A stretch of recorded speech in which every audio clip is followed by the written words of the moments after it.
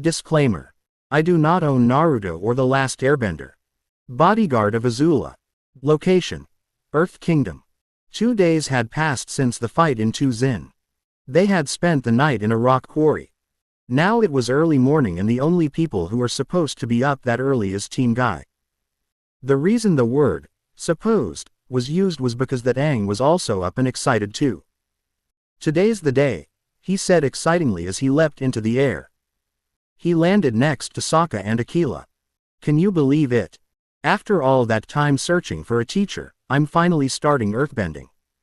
And this place, it's perfect. Don't you think? He looked down at the two. Sokka, Aquila. Both of them managed to throw him a glare at the same time. Oh, the two of you are still sleeping, huh? Too early for this, grumbled Sokka. Aquila growled sleepily in agreement. Sorry, Aang whispered.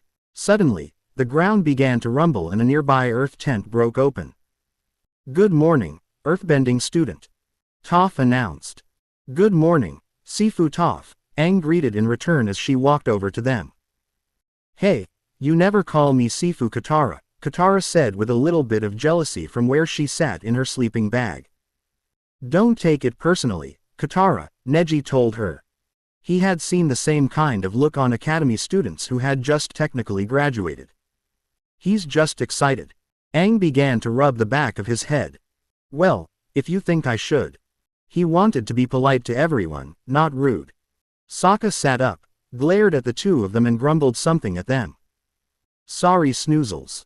We'll do our earthbending as quietly as we can, Toph told him before bending a rock to jut out of the ground beneath him, sending the bag skywards. It was probably not one of her better ideas. She was immediately pinned by Aquila, who had his teeth at her throat. You know, Toph, for a supposed genius that was pretty stupid of you, Sokka told her as he stood above her. The sleeping bag fell down to the earth harmlessly as they all stared at the scene. What? How did you? She tried to ask. She thought that he was still in the bag when she sent it upward. You need to stop underestimating nonbenders. He looked over at the wolf. Let her go, Aquila. He did as he was instructed, releasing Toph from his jaws. You trained your senses and your body very well, Sokka. You are very youthful. Lee shouted out. He had seen what the tribesman had done and was impressed by what he saw. Focus, Lee, barked out Guy. While Sokka is indeed youthful, we must get going. His student nodded in agreement and got serious again. Where are you guys going? Katara asked them. She had gotten out of her sleeping bag and was now standing up, looking at them. To get Naruto, Neji answered. He was ready to go and was just waiting for the rest of his team to be the same. Why? The last time that happened, he almost killed Hinata. She could still see the kunai in the Hyuga's stomach and the blue, swirling orb that inched closer and closer to her face. He is still our teammate and our friend. Lee stated. You do know that Naruto doesn't see it like that anymore, right? Sokka asked. It was obvious back in Omashu. But then he remembered that this shinobi team wasn't there. They still believed that Naruto would come back. It doesn't matter. Then how are you going to find him? I thought that Team Kurenai was the tracking team. These guys looked like they were the fighting team. Lady Hinata has taught me some things on how to use the Byakugan with tracking, Neji told them. It had taken a while, but he managed to pick up a few things. Also, just because we aren't a tracking team doesn't mean we don't know a few things about tracking, Tenten stated. Despite how her sensei might act, he believed in a through education. As such, they had a basic understanding of many shinobi fields. Okay, what's your plan for tracking him? The tribesman asked them. We will head back to Tuzin and then track him from there, Guy told him. Now we must be off. Come, my youthful students. Let us track our wayward friend with the power of youth. The four of them took off in an impressive show of speed. After they left, Aang hopped over Toph. So what move are you going to teach me first? He asked excitedly. Rockalanche. The Trembler. Oh, maybe I could learn how to make a whirlpool of land. He would have continued if his new teacher hadn't placed a hand in front of him. Let's start with, move a rock, Toph told him before walking away. Sounds good, he replied, giving her a clap. Aquila gave a yawn and woofed something at the air nomad. If Kiba was there, the yawn and the woof would have translated to, suck up. A couple of minutes later, Toph and Aang stood in front of two big rocks while everyone else watched from the sidelines. The key to earthbending is your stance. You've gotta be steady and strong, Toph explained as she showed an earthbending stance. Rock is a stubborn element. If you're going to move it, you've gotta be like a rock yourself. Like a rock, got it, Aang repeated. Good. Now the actual motion for this one is pretty simple. She took one step towards the rock and at the same time, punched the rock. The rock slid across the quarry until it hit one of the walls. Okay, you ready to give it a try? She asked him. He mimicked the stance he was shown. I'm ready. He tried to punch the rock but instead, he slid backwards until he crashed into a still sleeping Appa and fell to the ground. Rock beats airbender, Sokka stated dryly. Aquila nodded in agreement. A younger Iroh ran over a hill with a single tree. He had a smile on his face, for behind him was his son, Lu Ten. I got you, Dad, he said happily, pretending he bent a fireball at his father. Iroh turned around and pretending to be hit, he fell to the ground. Lu Ten jumped onto his stomach, the two of laughing happily. The sky then turned dark and began to rain.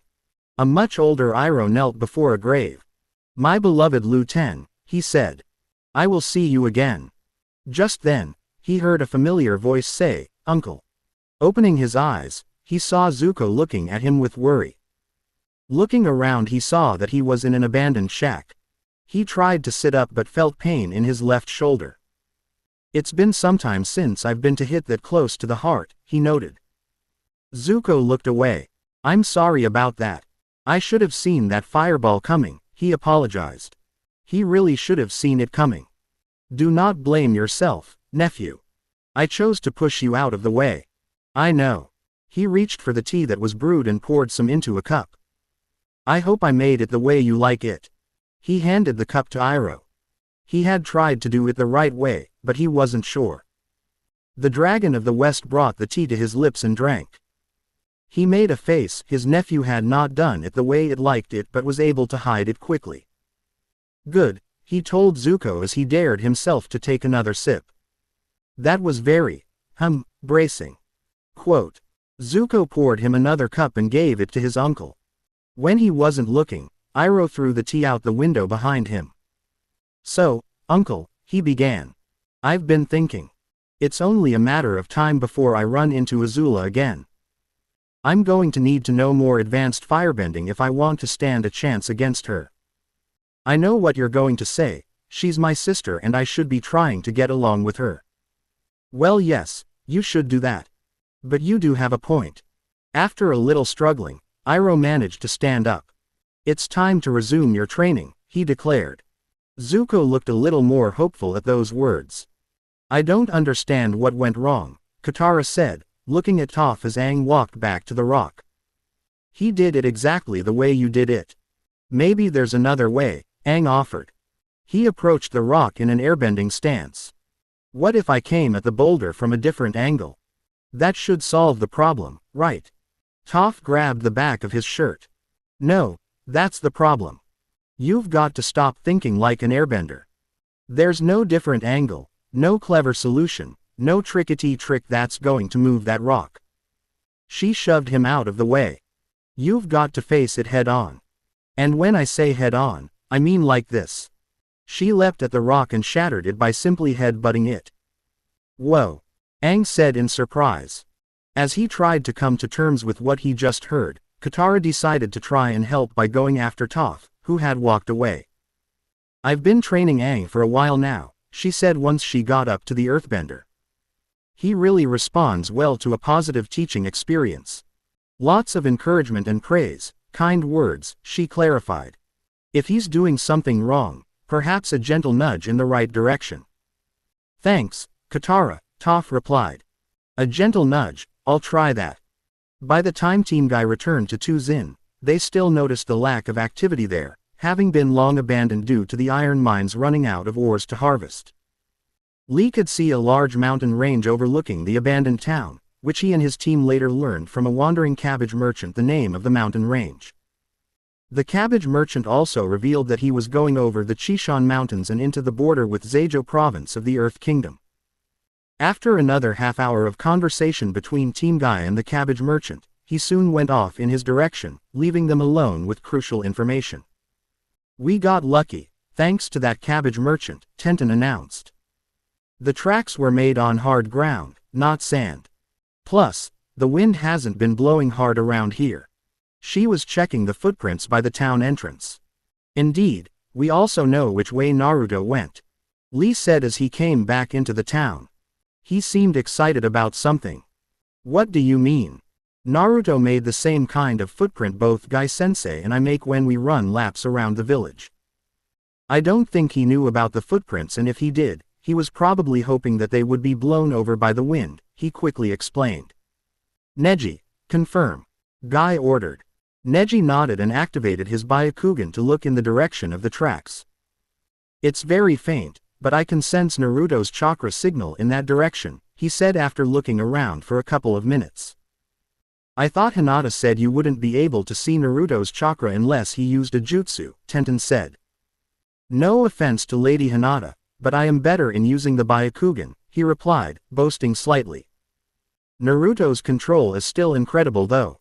That's why his chakra signal is faint to me. Nevertheless, we have found his trail," Guy announced loudly. "Now we will go forward with the power of youth." While not all the team agreed with how he said it, they all agreed on what he meant. Sure enough, they were following the trail at full speed, which in Team Guy means that both Neji and Tenten can easily stay with Guy and Lee. You see, in that team, full speed is directly below youthful speed.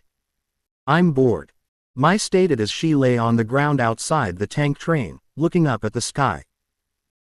"You're always bored, Mai," Ty Lee told her, lying on the ground beside her. "Well, now I'm really bored. Mai, please give it a rest." "Just think of this as a break," Azula told her. The three girls hadn't been able to do much for the past 2 days. After spending a day fixing the hole Naruto made in the tank train, the engineers found that they needed more wood as fuel for the fire. That meant another day for finding wood in the nearby forest. Today was the day they were supposed to move again. The engineers just needed a little more time to get the wood down to proper size. Meanwhile the girls had sparred, ran, relaxed and basically did anything that kept them from getting bored. "Hey, where's Naruto?" Ty Lee asked out of the blue. "Yeah, where is he?" Mai asked as well, genuinely curious. "Now that you mention it, I haven't seen him for the past 2 days, Azula said before shrugging her shoulders. "Well, if he had to do something and wanted to be left alone, we should respect his wishes. You're sure acting nonchalant about him, considering you like him." "What? The princess of the Fire Nation would like to say that she didn't squeak, but she did." I don't know what you're talking about." And I'm the Avatar," she replied in deadpan. "Come on, it's so obvious, Azula. You like him," Ty Lee said with a smirk. It wasn't often that they could Azula flustered like this. "Did that small crush you had on him grow when we weren't looking?" Azula blushed a little bit. "Well, I don't know. I haven't been sure since Udao." That had left some doubts in her mind. "You mean that fiasco with Cory?" Mai asked. She nodded. "She told me what he had told her. He said that a crush can turn to love if you realize that your crush has imperfections. Right now, I don't think that Naruto has any imperfections." She tried to think of some but couldn't. If he had any, he kept them well hidden. "Oh, I know an imperfection," Ty Lee said. "He's always polite and serious but also cheerful." "Ty Lee, that's not an imperfection," Mai told her. "However, I do know an imperfection that he has. That got everyone's attention." "What's that?" Azula asked. "He's secretive. He's never told us about his past or who those people with the Avatar are to him." "Yeah, you're right. Also, he didn't really tell us about the people we saw in the swamp, just that they're dead," Ty Lee pointed out.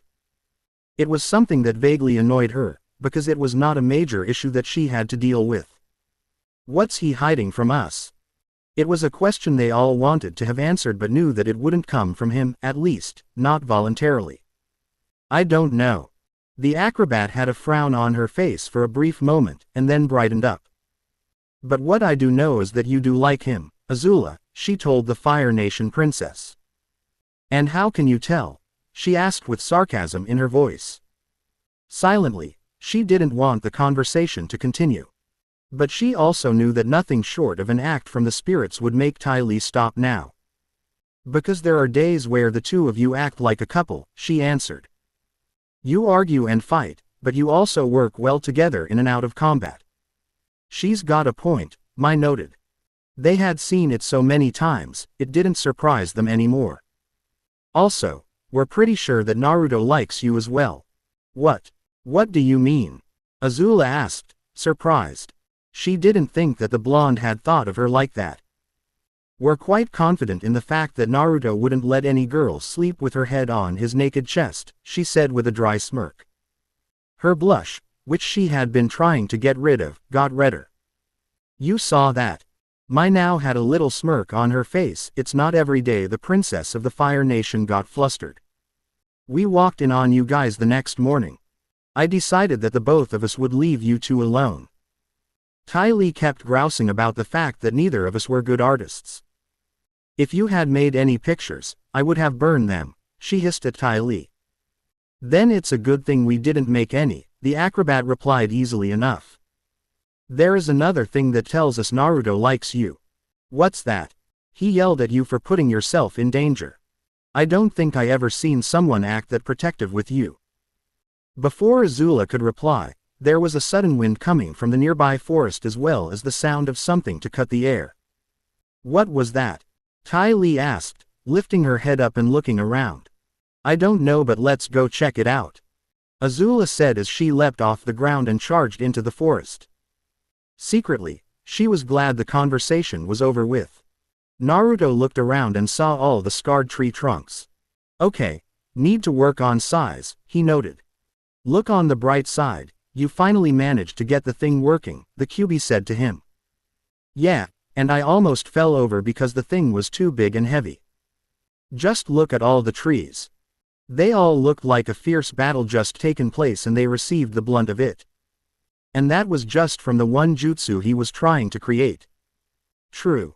I still think that using a cage bunshin would help. It certainly helped in the past, why couldn't it do the same in the present? For training, yes, the blonde agreed. But it would be a crutch in battle. I want to be able to use this thing on my own. Not every enemy he faced would give him the precious seconds he needed to create it. You said the same thing when you started to practice using the Rasengan with only one hand, the fox commented. That had been a long 2 months, especially since those months were during a siege. And I was right, he replied. Still, it needs work. The thing only lasts a few seconds and I want to be able to throw it. He still had to figure out how to do that. That was when Azula, Ty Lee, and Mai appeared behind him.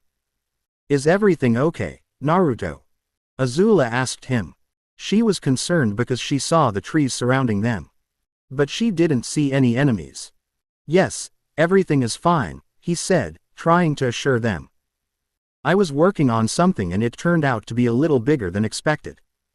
He turned around to look at them. What he saw made him stop and give them a once-over. Sunning ourselves, were we?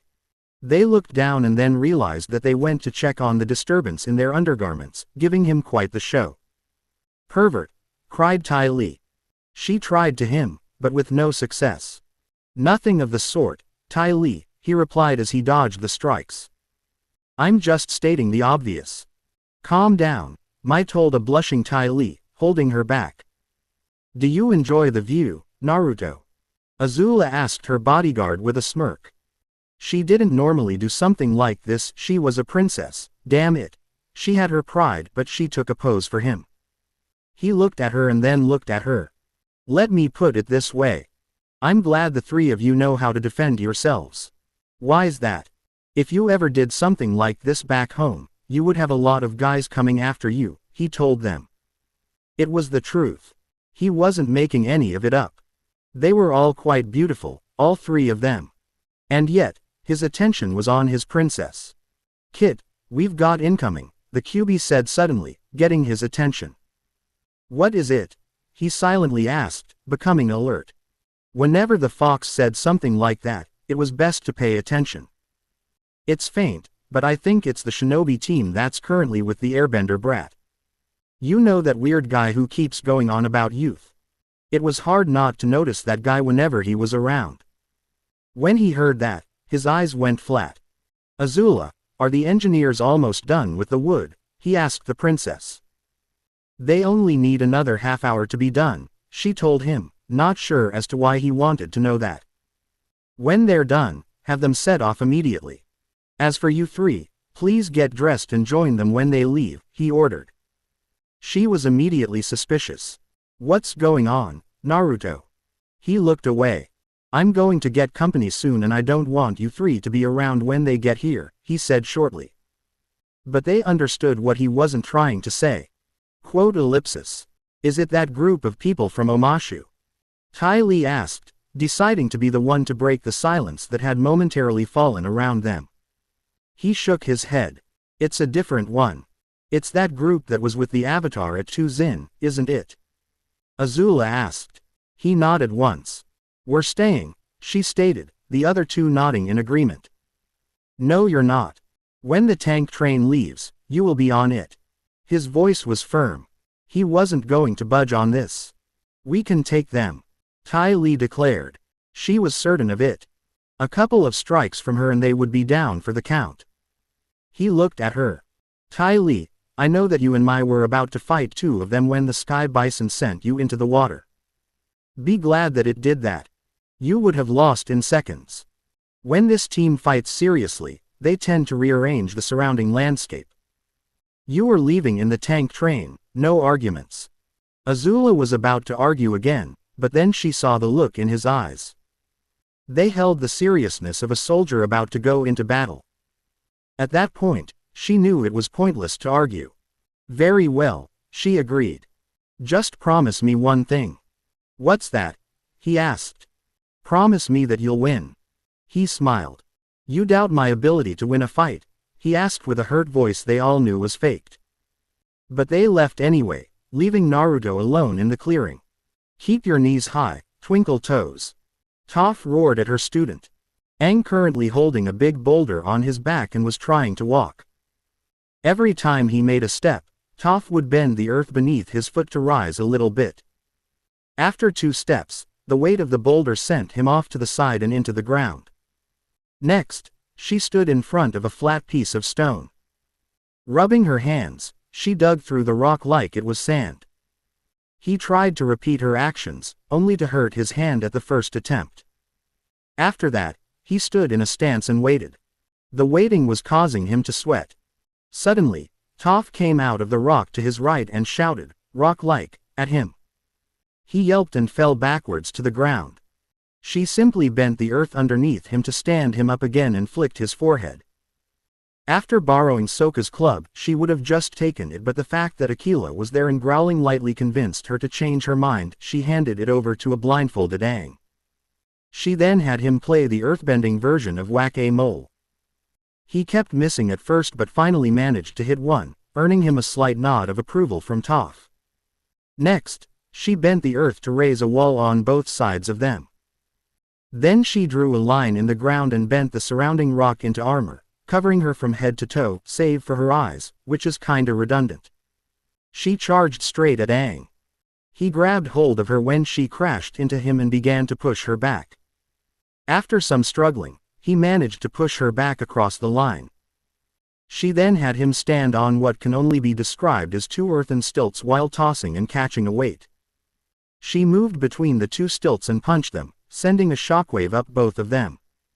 Aang didn't move, so the shockwave just blew through him and his clothes. She gave him a single nod of approval, making him smile. Sokka stood in a tree, watching as a small furry creature came by and ate a patch of grass. "You're awfully cute," he said. "But unfortunately for you, you're made of meat." He kept watching the creature. Just a bit closer, he muttered. When the creature finally left the grass and came near the tree, he acted. Yelling a battle cry, he leapt down with machete in hand, ready to kill the creature. Unfortunately for him, he landed on top of a crevice. He got buried up to his waist. The creature simply walked up closer to him. Gotcha! He cried, about to swing his machete again. This caused him to be buried even further, but he managed to spread his arms out. The result was him buried up to his armpits, allowing him to move his arms freely. He tried to move his body out of the crevice but with no success. You were one lucky little meat creature, he told said creature, which only wagged its tail in response. He was glad Aquila had stayed behind to take a nap on Appa. The wolf would have been rolling around on the ground in wolfish laughter. Lightning is a pure expression of firebending, without aggression, Iroh told Zuko. It's not fueled by rage or emotion the way other firebending is. He reached for the new batch of brewed tea. Some call lightning the cold-blooded fire. It is precise and deadly, like Azula. Or Naruto, Zuko replied. He could still remember that night on Ember Island. True, Iroh agreed. To perform the technique requires peace of mind. I see, that's where drinking tea, to calm the mind. It made a little sense to him. He briefly wondered if that had to do with the fact he spent 3 years with his uncle. Oh yeah, good point, Iroh said. He was drinking the tea because he was a tea enthusiast. I mean, yes. After they had finished the tea, they left the shack and walked over to the nearby cliff edge. If either of them looked out to the distance, they would have seen a familiar ruined town. There is energy all around us, Iroh began. The energy is both yin and yang, positive energy and negative energy. Only a select few firebenders can separate these energies. This creates an imbalance. The energy wants to restore balance and, in the moment, the positive and the negative energy come crashing back together. You provide release and guidance, creating lightning. He motioned Zuko to step back. When he was sure he had enough room, he began to move his arms in a circular motion, already generating lightning. Once he was done, he shot his right hand, which was folded save for 2 fingers, forward, and the lightning that was stored was fired off into the air. I'm ready to try it, Zuko stated after he watched the display. Remember, once you've separated the energy, you do not command it. You are simply its humble guide, Iroh warned him, idly rubbing his left shoulder. Breathe first. He did indeed breathe and began to copy Iroh's motions. The first thing that Iroh noticed was wrong was the fact that his fingers were not generating lightning.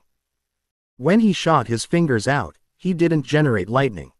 It just exploded in front of his face, sending him crashing into the ground. Naruto had sat down against one of the tree trunks in the clearing. It had been an hour and a half since the tank train had left with the girls in it. He waited in anticipation, wondering as to how he would fare against Team Guy, as opposed to how he and Azula's group managed to fight Team Kurenai to a standstill in Omashu. They're here, the QB said. Even though the surrounding area was quiet, the fox knew they weren't alone. I know, Naruto silently replied, having noticed that he had guests. He looked out to the clearing. You might as well come out. I know you're there, he called out. The echo of his voice seemed to reverberate around the trees, becoming fainter each time it was heard. The forest was silent after the echo disappeared, but the people who were looking for him landed into the clearing. They stared at each other silently for a few minutes. Quote ellipsis. You took your time getting here, the blonde finally said. Come quietly, Naruto, Guy told him, his tone unusually serious. You're surrounded and you have no backup. He barked out a laugh. From, let's go home, to, come quietly, he said, mostly to himself. Next thing I know, Team Asuma is just going to try and blindside me. When did you find about Team Asuma being here? Lee asked. Just now, thanks, he replied with an amused smirk. The Konoha shinobi had the decency to look ashamed. He had just unintentionally revealed a piece of information that the blonde shouldn't have heard. Where are the girls, Naruto? Neji asked him. The Hyuga had activated his Byakugan momentarily before arriving and only saw the blonde there. It made him wonder where the women he was supposed to be with were. Whenever they go, you are usually with them. Isn't that the case? I'm starting to understand their patterns now. They left. This isn't their fight. Have you told them? Do they know about your past? No, and if I had my way about it, they never will. That is most unyouthful of you, Naruto. Hiding your past from a girl, have you no shame? Lee demanded. Shut up, Lee, he curtly ordered. It's my past and it's my choice to tell them or not. Naruto, Tenten said. We know all about the Kyuubi. You don't have to hide it anymore. Silence fell all around them as her words echoed momentarily in the air. Quote ellipsis. Tsunade told you, didn't she? He asked after a few moments, finally breaking the silence. It made sense to him. Only the Hokage would do something like that, telling the others about what he held. Neji nodded. And showed us the results of it too, he said. Those words brought back a memory of what he saw, making him silently will it to vanish. He still had nightmares about what he read, and in some nightmares, he appeared in place of Naruto, as the Jinchuriki that was targeted for abuse, despite his possession of the Byakugan. Let's cut to the chase, shall we? The blonde asked as he walked forward, away from the trunk of the tree. The four of you want me to come back. I'm not going anywhere. So that leaves us with only one option. He brought his hands up into a familiar hand seal. Kage Bunshin no Jutsu. They all heard a poof. Beside Naruto was not 10, 100 or even 1,000 clones, there was just one. We fight, the clone said. The two of them then got into different stances. The original went into a high waterbending stance while the clone went into a low firebending stance. Naruto, please, begged Tenten. We don't want to fight you. Even though he had made a clone, he was still outnumbered and outmatched. They just wanted to resolve this peacefully. He snorted in derision. Don't lie to me. I know you want to fight me. Lee decided to begin the attack by charging forward, hoping to catch the two blondes off guard. Konoha Senpu, Leaf Whirlwind, he cried as he leapt at his opponents.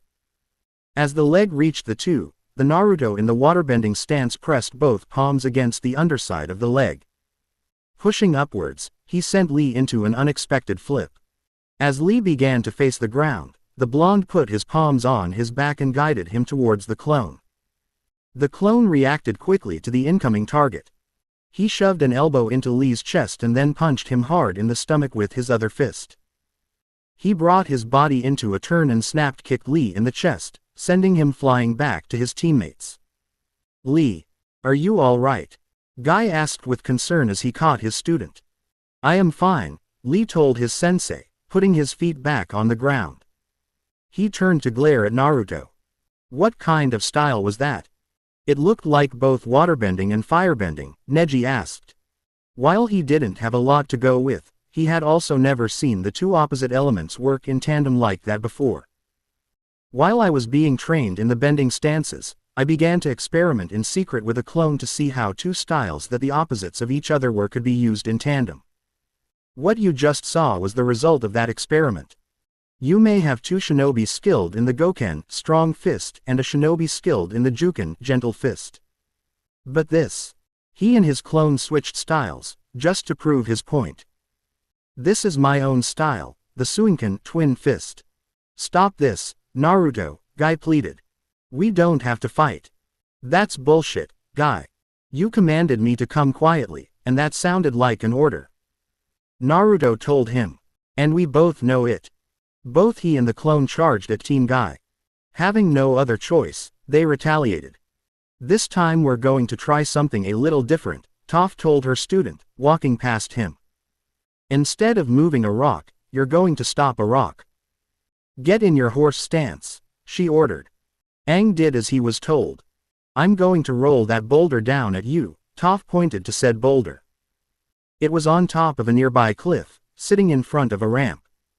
If you have the attitude of an earthbender, you'll stand your stance and stop the rock. Like this. She showed him the motion of the stance. Katara decided to intervene, trying to be helpful. Sorry, Toph, but are you sure this is really the best way to teach Aang earthbending? She asked. I'm glad you said something. Actually, there is a better way. The earthbender reached down for Aang's belt and took it off.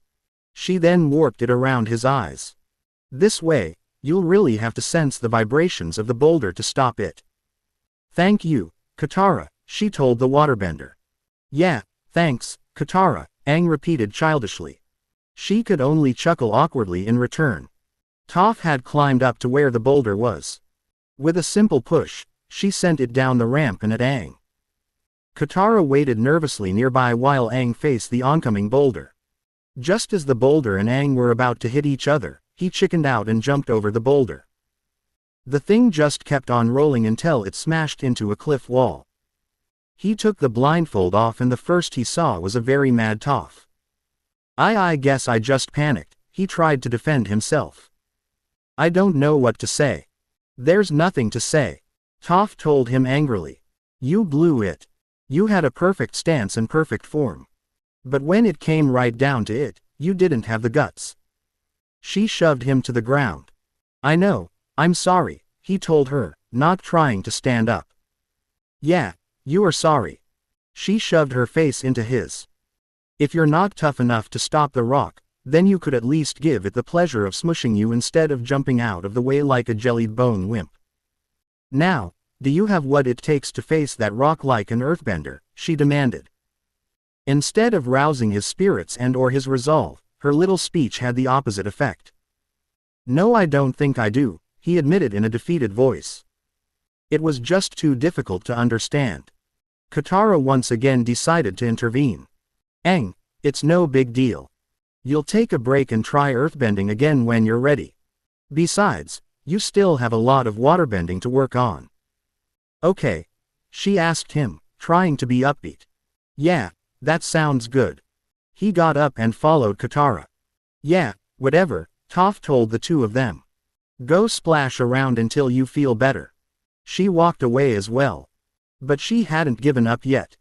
She was going to teach Aang earthbending whether he liked it or not. Zuko kept trying to generate lightning but the end results kept blowing up. Why can't I do it? He asked his uncle, angry with himself. Instead of lightning, it keeps exploding in my face, like everything always does. Iroh got up from where he sat. I was afraid this might happen. You will not be able to master lightning until you dealt with the turmoil inside you. He turned to face his uncle. What turmoil? He demanded. It didn't sound like it to him, but he wanted an answer. Zuko, you must let go of your feelings of shame if you want your anger to go away. But I don't feel any shame at all. I'm as proud as ever, he objected. Prince Zuko, pride is not the opposite of shame, but its source. True humility is the only antidote to shame. Well, my life has been nothing but humbling lately, the exiled prince admitted. Not only was he exiled from the Fire Nation, but he was also on the run from them as well. Iroh looked away for a moment in thought. I have another idea. I will teach you a firebending move that even Azula doesn't know, because I made it up myself. His nephew looked back at him and gave an appreciative smile. You probably think I deserve this, don't you? Sokka asked the small creature, who was currently sitting on his head. In response, it looked down at him. Look, I'm sorry I hunted you, but that's just the natural order of things. Big things eat smaller things, nothing personal. But this time it didn't work out that way. The creature yawned and turned around a couple of times before sitting down again and rubbed his nose. I admit it, you're cute, Sokka told the creature. Quote ellipsis. Okay, you convinced me. If I get out of this alive, it's a karmically correct, vegetarian existence for me. No meat. He paused for a second as he realized just what he had uttered. Even though meat is so tasty, his eyes grew watery about the subject. The creature leapt off his head and ran off. A fly flew nearby, but Sokka swatted at it, making it go away. He found that the most comfortable way to put his arms was to cross them and put them on the ground in front of him. The creature came back with an apple in its mouth. Hey, looks like my karma's already paying off, Sokka said as the creature dropped the apple and pushed it forward with its nose. That's okay, I got it. He simply reached for his boomerang and used it to scoop up the apple. See. The boomerang does come back. He began to munch on the apple. The battle kept going on. Despite being outnumbered and his refusal to add more numbers to his side via clones, Naruto and the one clone he did have fought Team Guy on even ground. After foiling Lee's and Guy's double attack, he fended off Neji. Tenten all the while was staying in the back, throwing weapons at him in the hopes that he would be distracted.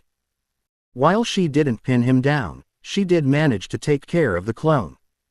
Now Team Guy stood across from him, all of them lightly panting.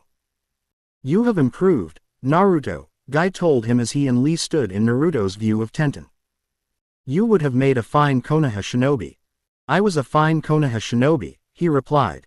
Everybody else was too busy sucking up to the Uchiha to notice. Nobody cared about him. They just went right to Sasuke when talking about his team. "That's not true," Lee objected. "Not everyone did that." "So, you're admitting that people did it?" he faltered. "Well, while I admit that Chuki, Ayame, Iruka-sensei, Gigi, and a few others didn't do it, everybody else pretty much did." "Even you, Lee," the blonde said in accusation. "I most certainly did not," the Konoha shinobi objected. "You most certainly did. Do you remember the first time we met? It was during the Chunin exams. You met us and the first thing you demanded of us was to fight the Uchiha and only the Uchiha. You didn't even acknowledge me as a threat." It had been something that irked him when they first fought. Ironically enough, it vanished when he watched Sasuke get beaten. But he does acknowledge you as a threat now. "That's why we're fighting," Neji said. Then he smirked. "Although, I had to say that the fight is over." Behind Naruto, in the trees, Tenten held a katana in her hands and launched herself at the blonde. She swung at his side, hoping to injure him so that Neji could get in close and paralyze him.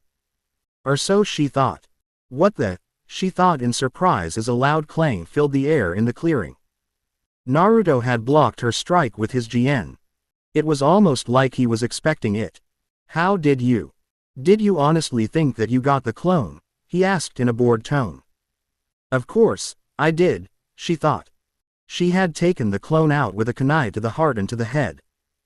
"You thought that you had taken the clone out by piercing its heart and head with kunai, correct?" he asked her again, with the same bored tone. "What? How did?" She narrowed her eyes as she realized the truth. "It was a genjutsu," she growled. He smiled. "A minor one, designed to fool you into believing what you wanted to see happen to actually occur." "You can use genjutsu as now?" Lee asked in surprise. As far as he could remember, the blonde couldn't grasp the concepts of genjutsu. This was something they had not expected. "I know a few," he said in answer. "Then how do you explain the smoke?" Tenten demanded. If she hadn't gotten the clone, why had it been covered in smoke before disappearing? "Shinobi Tools 101, he answered shortly, like it was the most obvious thing. They were all confused by those words. Then Neji remembered his days in the academy and the lessons he learned. "The clone used a smoke bomb," he said in realization. Suddenly, it all made sense. "Correct," Naruto said in agreement. "Just because I haven't been in the elemental countries for 3 years, doesn't mean I don't know how to make a smoke bomb. They were always useful for pranks when I was younger." "So how did you know what I was going to do?" Tenten asked him. "How did you know that I was behind you when you didn't look behind you?" Once again, he smiled and tapped his head with his free hand. "The clone told me." While 3 members of Team Guy looked confused, one got the point. "You know the secret of the Kage Bunshin?" Guy asked, surprised by the fact. He never would have thought that Naruto would discover it on his own. The blonde nodded. "I give credit to my teacher," he said, mystifying them. "You flatter me, Kit," the fox told him. "Is it flattery if it's true?" he silently asked back. "Yes, and it makes it even sweeter." So that was his plan, Guy realized. He used the genjutsu and the smoke bomb to allow the clone to disappear into the trees. When the clone saw what Tenten was about to do, he dismissed himself so that the original could get his memories. It was a good plan. He was willing to admit that. "Tell me saw something, Tenten," Naruto asked, bringing everybody's attention back to what was going on. Are you any good with that katana? He looked at the weapon in her hands. She gave a little snort of disbelief. I am a master of weapons. It was an insult to her for him to even think she wasn't. I didn't ask if you were a master of weapons. I asked you if you were any good with the katana. There was a difference, he knew that much. What do you think? His answer was to simply swat the katana away and smacked her side with the flat side of his GN. Not very, apparently, he stated as she yelped in pain. Why you? She swung the katana at him again. He twisted to the side to dodge it and slapped her on the ass with the flat side of his GN. She kept trying and trying to hit him with the katana, but he had moved into an airbending stance and thus was always moving. Every time she tried to hit him, he'd twist or turn out of the way and then would hit her with the flat side of his GN. She was soon getting bruises everywhere and was also getting angrier. Will you stop that? She yelled at him as she attacked him again with the katana. Why should I? He asked in return as he blocked the strike. It's very entertaining. Tenten, called out Neji. Break off high back. It was a term that Team Guy used when in a combat situation. To break off high back meant the person who was currently fighting the opponent would jump away in a high backflip. Meanwhile the rest of the team would send a barrage of kunai and shuriken at the opponent. While they were distracted by this, the airborne person would land and engage again, taking care of the distracted opponent. She broke contact with her katana and went airborne with a high backflip. Then he saw the oncoming barrage. But he did something that Team Guy wasn't expecting. He knelt down on one knee with his head bowed low. This way, the barrage of kunai and shuriken passed harmlessly over his head. Then a voice from the woods called out. Futon. Daitapa, wind style. Great breakthrough. A huge gust of wind flew out of the woods. Not only did it stop the barrage, it redirected it back at the throwers. Team Guy leapt out of the way of the incoming barrage. When it had passed, Naruto had stood back up like nothing had happened. What? How? Lee tried to ask but was unable to form the question. Did you really think I wouldn't be able to learn new ninjutsu while I was here? Naruto asked the team, amused by their reactions. Before they could answer, another voice spoke up. And did you really think I wouldn't learn what my elemental affinity is? A person walked out of the woods, revealing himself as another Naruto. Guy then realized his mistake. The clone didn't just dismiss himself, he made a second clone, he thought silently. How do you know what your elemental affinity is? Neji asked in stunned surprise. Or even an elemental jutsu. That was something they hadn't learned until they were Chunin. Once again, I give credit to where credit is due, Naruto told them. The clone moved into an earthbending stance while the original went into an airbending stance while also keeping his GN out. Weren't we in the middle of something? While Momo was trying to catch a frog and failing, Katara and Aang stood in a marsh moving a small blob of water in a circle between the two of them. You know this block you're having is only temporary, right? Katara asked Aang. I don't want to talk about it. He replied. You do realize that's the problem, don't you? If you face this issue instead of avoiding it, she tried to tell him. I know, I know, I know, I know, I know. I get it, all right, he cut her off, letting the blob of water fall down into the pool they were in. I need to face it head on like a rock, but I just can't do it. I don't know why I can't, but I can't. Aang, if fire and water are opposites, then what's the opposite of air? She asked him, trying to help him out. I guess it is earth. It was the only element that she hadn't spoken of. That's why it's so hard for you to get this. You're working with your natural opposite, but you'll figure it out. I know you will. She reached behind her back and plucked out a reed. Think fast. She threw the reed at him. Aang reacted quickly, bending the water to slice the reed in half. Excellent, you have the reflexes of a waterbending master. Thanks, Katara. He then bowed to her. Sifu Katara. She gave a small smile and returned the bow. Fire is the element of power, Iroh lectured Zuko, drawing the symbol for fire in the dirt with a stick. The people of the Fire Nation have desire and will and the energy and drive to achieve what they want. He drew the symbol for Earth. Earth is the element of substance. The people of the Earth Kingdom are diverse and strong. They are persistent and enduring. He began to draw the symbol for Air. Air is the element of freedom. The air nomads detached themselves from worldly concerns and found peace and freedom. Also, they apparently had pretty good senses of humor. He grinned at his nephew. Zuko just stared at him, so he continued, drawing the symbol for water. Water is the element of change. The people of the water tribe can adapt to many things. They have a deep sense of community and love that holds them together through anything. Why are you telling me these things? Zuko finally asked his uncle. He wasn't seeing the point. It is important to draw wisdom from many different places, he explained. If we take it from only one place, it becomes rigid and stale. To emphasize his point, he drew lines, separating the four elements. Understanding others, the other elements and the other nations, will help you become whole. He drew a circle around the elements, making them all whole. All this four elements talk is sounding like Avatar stuff, his nephew commented. It is the combination of the four elements in one person that makes the Avatar so powerful. He pointed the stick at Zuko's chest. But it can make you more powerful too. You see, the technique I am about to teach you is one I learned from studying the waterbenders. Zuko looked slightly hopeful. Aang sat on a big rock, trying to meditate. As he did, Toph came over and sat down nearby. Aang, I found these nuts in your bag, she told him, holding up a bag with a little Aang face on it. I figured you wouldn't mind, and besides, if you did, you're too much of a pushover to do anything about it. As a matter of fact, I don't mind. I'm happy to share anything I have, he told her in an even tone. You know, I'm really glad you feel that way. Because I also have this great new nutcracker. She picked up and twirled Aang's glider staff. Aang turned around with a look of unease as she brought the staff down on the nut, cracking the shell open. Actually, I prefer if you didn't. Crack.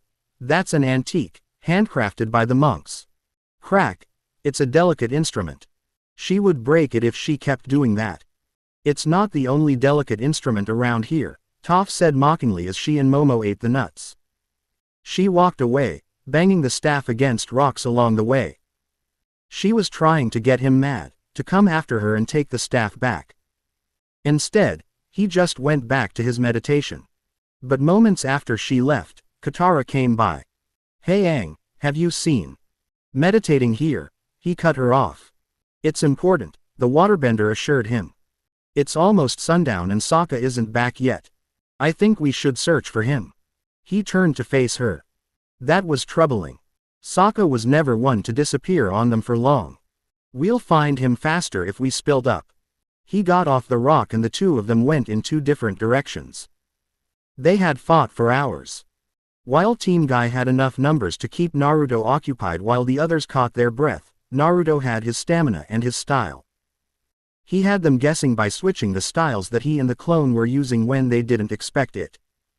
He had lost count of the number of times he had moved into a firebending, airbending, earthbending or waterbending stance while fighting them.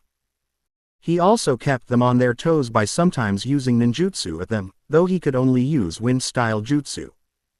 As a result, they had pretty much torn up the surrounding woods. But he was also getting tried himself, plus his GN had been destroyed at some time during the fight. Now once again, Team Guy stood across from him. Well, thank you for the exercise. But I'm afraid I must be going, he suddenly announced, surprising them. He dismissed the clone and began to walk away. Don't turn your back on us, Naruto. Guy yelled at him. You're not going anywhere. Why not? He asked as he walked away. He was putting a show of bravado, trying to make it look like he had just gotten bored instead of getting tried. If you do, we will come after you, the leader of Team Guy told him. We will follow you and we will take the girls hostage. He stopped but he kept his back to them. And what would you do with them? Neji smiled to himself. We have him, he thought. We'll take them hostage and if you don't come with us, we will kill them. It is unyouthful, but we will do it, Lee said. If he was younger and less experienced, he might have objected to the idea. But he wasn't. You could do that, Naruto acknowledged, finally turning around to them. But there was a smirk on his face. But then that would mean the failure of your mission and the Fire Nation's victory in the war. I think Azula wouldn't care if you killed her if that was the outcome. What do you mean? Tenten asked with suspicion. It's simple. You take me hostage or kill the girls, the Avatar and his friends die. How would? Neji began to ask. Then he understood. You've had a clone tracking us since Zin. It seemed like the thing the blonde would do. Then all we'd have to do is knock you unconscious when we take you with us. Lee said. If they did that, the clone wouldn't know to kill Aang and the others. Wouldn't work, Naruto replied, pointing at the woods behind him. Did you think the first clone only made one other clone? He asked them. There's a second clone. Guy silently realized. He's watching us right now. The minute we take Naruto hostage, he'll dismiss himself and that will let the other clone know what will happen, allowing him to kill everybody back at the rock quarry. I am leaving now. You can try and follow me to take the girls. But I know where the Avatar is at this moment. I could put you on a false trail that would lead you nowhere near the girls. So, goodbye. He walked away. When he was about to disappear from their view, he stopped again. By the way, you'll have until dark. What? Shouted Lee. What do you mean? But he didn't answer, he just disappeared. He means that if we don't get back to the others by the time it's dark, the clone's going to. Neji didn't finish that sentence. They all knew what would happen. We must go, now. Guy ordered. They all ate soldier pills and ran back the way they came at full speed. They had to get back to the others now. Sokka was trying to reach for the creature, but had a hard time considering the creature was behind him and was pulling on his wolf tail. Okay, karma person or thing, whoever is charge of this stuff, he said aloud. If I can just get out of this situation alive, I will give up meat and sarcasm, okay. The creature finally pulled off the small band of leather that held the wolf tail together, making the tribesman give a small yelp in pain and giving him some really messy hair. That's all I got. It's pretty much my whole identity. Sokka, the meat and sarcasm guy, but I'm willing to be Sokka the veggies and straight talk fellow, deal. You might want wait on that idea, a now familiar voice told him. He looked up and saw the robed spirit. Sifu, he said in greeting. Turning his head to look at the creature, he saw that it was frozen in mid-motion. Frozen in a moment. The spirit nodded. Are you in charge of this whole karma thing? No, but I happen to be good friends with the person who is. But more importantly, I'm here to talk to you, Sifu told him. What do you want to talk about? You, he answered. You don't have to put yourself down like that. Meat and sarcasm are not your whole identity. Well, what else is there? It seemed like everything at that point to him. How about the fact that you're a planner, a thinker, an inventor, or that you're good with weapons? When he heard those facts, he knew that it was the truth. But he still had doubts. What are you trying to say, Sifu? He asked, wanting a straight answer. Do you know why you're with this group? I had to tag along to make sure my little sister didn't do something stupid and come up with the plans in the process, he asked, half sarcastic and half serious. True, but you're also here to remind the Benders that they are still human. You're here so that they never get a swelled head and think that they are all powerful. They see you and they see what they can become without their bending. So I'm a reminder that they could just be as weak as me. He couldn't see it, but somehow, he knew that the spirit was grinning. Did I ever say that you were the weakest? If anything, you're the strongest one in the group. Quote ellipsis. Thanks, Sifu, I needed that, he said quietly. That last part made him feel a bit better. That's what a Sifu does, he teaches and encourages. With that said, Sifu disappeared, and time began to flow again. At that point, Aang showed up. Aang, thank goodness. Have you got any meat? Sokka asked, happy to see his friend. Aang ran up to him. Sokka, are you okay? He asked. He reached for the tribesman's arms and tried to pull him out of the crevice. It didn't really work. Stop, stop. You're going to pull my arms off. Sokka told the Avatar. He could feel his arms being pulled, but the rest of his body was staying put. Aang stepped back. I bet I can airbend you out of here, he said. Sokka could hear the uncertainty in his voice. The airbender tried to bend a huge column of air from underneath Sokka's feet. But the only result was his hair being shaped up into a semi-mohawk, which was flattened by the hilt of his machete. Seriously, Aang, I know you're new at it, but I could use a little earthbending here, he told his friend, looking expectantly at him. Aang turned to face away from him. I can't do it, he admitted, feeling embarrassed by that simple fact. Well, if you can't earthbend me out of here, go get Toph. I can't do that either. You can't, why not? It was a simple enough of a request. Why couldn't he do it? It would just be really uncomfortable, Aang said, trying to explain. Uncomfortable? Sokka asked with full and obvious sarcasm. Well, I wouldn't want you to feel uncomfortable. Thanks, Sokka, the air nomad told him, sitting down next to the crevice and completely missing the sarcasm. This whole earthbending thing really has me confused. There's so much pressure. Everybody expects me to get it right away. It puts me in a really awkward position. Awkward position? I think I know the feeling, he said, again with obvious sarcasm. But again, Aang didn't get it. If I try, I fail. But if I don't try, I'm never going to get it. I feel like I'm caught between a rock and hard place. It felt embarrassing to him. He was the Avatar. He was supposed to be the master of all four elements. And yet, he couldn't even do one of them. He just didn't know what to do. Sokka just looked at him. Aang, can you do me a favor? Bring your head down closer to me. Aang wasn't sure what he wanted but brought his head down anyway. A little closer, Sokka urged him. He brought it closer. That should do it. And without warning, the tribesman proceeded to smack him upside the head, hard. Ow! What was that for? Aang demanded with tears in his eyes. He had never known Sokka to do something like that. The sting that came with the smack seemed to burn on his head, making him feel all of it. Are you done whining? Stop being a little kid who stops doing something because you yelled at about doing it wrong once. Get your act together, the water paragon ordered him, his voice becoming hard. I just told you I don't care, Aang. Sokka shouted him down. Stop having a pity party. This morning, you woke up everybody because you were so excited to learn earthbending. You say it's hard for you to learn this, well no duh. Did you expect it to be easy? Toph said it herself, it's a stubborn element. That means you must be stubborn as well. Stop complaining about it being hard and deal with it.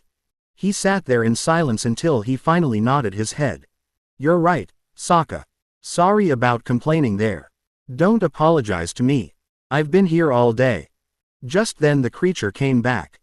Aang, this is my friend, Foo Cuddly Poops. Foo Cuddly Poops, Aang, the tribesman introduced the two of them. Aang picked up the creature. Ah, what a cute name for a little baby saber-toothed moose lion cub, he declared, standing up. Really? Wondered Sokka. He looks nothing like a saber-toothed mouse lion. It's hard to tell before their giant teeth and horns grow in. He looked closer at Foo. What are you doing out here, little guy? Did you lose your mama? The loud growl behind him was his answer. Turning around, Aang saw Foo's mother, a fully grown saber-toothed moose lion. Waterbenders deal with the flow of energy, Iroh explained to Zuko as the two of them practice a basic waterbending move.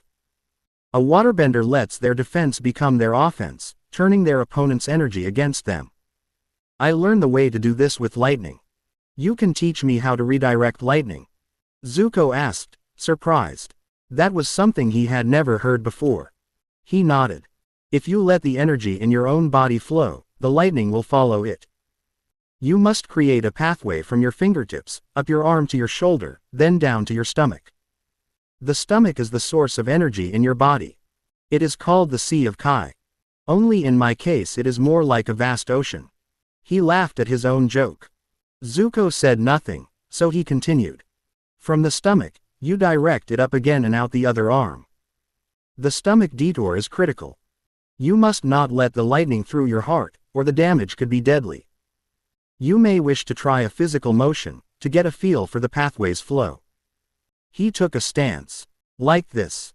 Zuko copied the stance and began to mimic his uncle. Slowly but surely, they went through the motions. Now, are you focusing your energy? Can you feel your own chi flowing in, down, up, and out? Iroh asked him. I think so, Zuko said. It felt a little weird, doing a form that wasn't a part of firebending. Come on, you've got to feel the flow. Iroh moved his arms like a worm to emphasize his point. They kept practicing a few more times.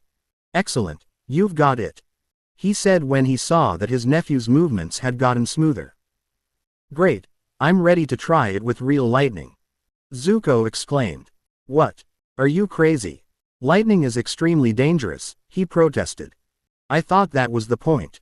You're teaching me how to protect myself from it. That was what the exiled prince thought. How else was he supposed to see if it worked or not? But Iroh had a look of semi-panic on his face. Yeah, but I'm not going to shoot lightning at you. If you're lucky, you will never have to use this technique at all. Frustrated and annoyed, he looked out to the horizon and saw storm clouds gathering. Suddenly, he had an idea. Well, if you won't help me, I'll find my own lightning. He took off on the ostrich horse in the direction of the storm clouds.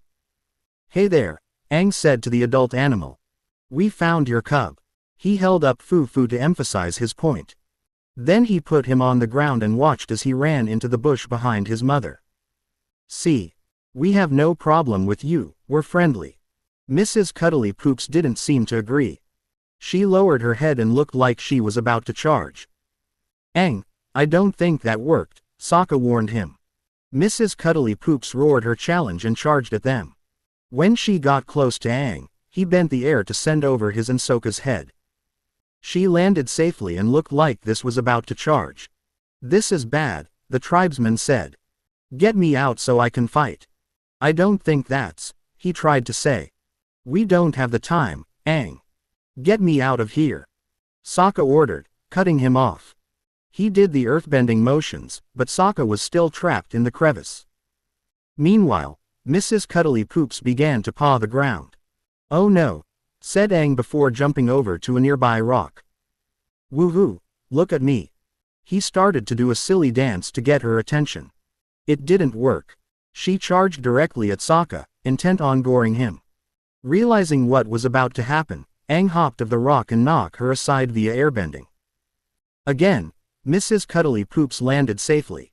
Please don't leave me like that again, Sokka said. That had been a very scary moment for him. I won't, Aang told him. For the third time, Mrs. Cuddly Poops charged. But this time, he was ready. When she got close, he blasted her with a lot of air, making her skid backwards. She finally got the hint and decided to leave. At that moment, both Sokka and Aang heard someone clapping.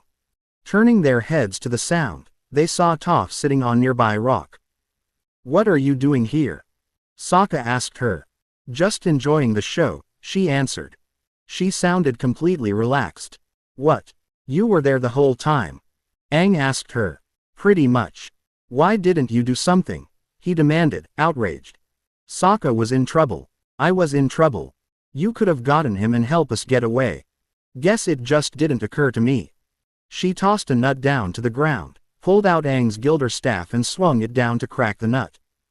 The idea was stopped when Aang grabbed hold of the staff. Enough. I want my staff back. He was sick and tired of her attitude. He wanted what was his and he wanted it now. She let go of the thing and hopped down from the rock. Do it now, she ordered him. Earthbend, twinkle toes, she clarified. You just stood your ground against a crazy beast, and even more impressive, you stood your ground against me. You've got the stuff. But, he tried to protest. Do it, she shouted at him. Angry and annoyed with her for everything that had happened that day, he didn't know what else to do. So he channeled those emotions and did as he was told. He took the stance and pushed a nearby rock. It went sliding away before falling over. You did it. You're an earthbender. Toph told him. I can't believe it. Aang said with joy. He had thought it was difficult, but now it had been easy. Ah, this is really a wonderful, touching moment, Sokka said with subtle sarcasm. So could you get me out of her so I can give both a big, snuggly hug? He was beginning to feel his legs go numb. No problem, Sokka, the Avatar told him. He was about to try and do it when Toph stopped him. Actually, you should probably let me do that. You're still a little new to this. You might accidentally crush him, she warned him. Yeah, no crushing, please, Sokka agreed. He didn't want any crushing happening to him.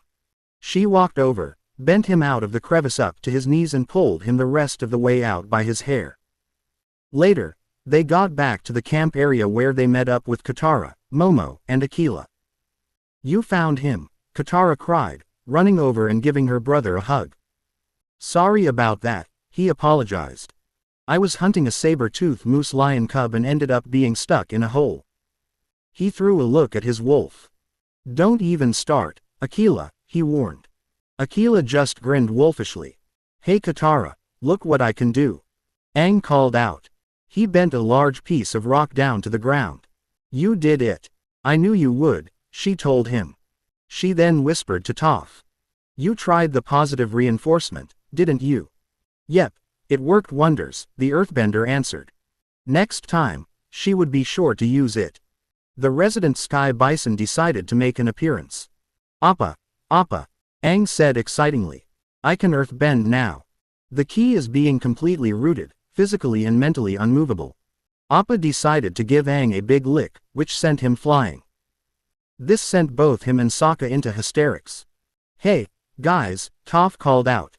Team Guy is back. She could feel them coming through the earth. Sure enough, Team Guy appeared in under a minute. Spread out, we have to find that clone. Guy ordered. Hey, what's going on? Aang asked, making them stop. Naruto had a cage Bunshin tracking us since we left Tuzin. If we don't find it before nightfall, it's going to sneak in and kill you, he quickly explained. That's impossible, Toph protested. I would have felt him. There's nobody here except us. She was sure of it. Her feet never lied to her. She's right, Neji said, as he looked around with an activated Byakugan. I don't see anyone except for us. He kept looking around, but he saw no one. Hang on, Tenten said. It's possible that he knows about Toph being able to see via the ground, and he definitely knows about the Byakugan. He might be staying just out of range so that we won't see him. If that's true, we have to look for him now before he gets to us, Guy said. He turned to the others. You four stay here. Under no circumstance should all of you go to sleep.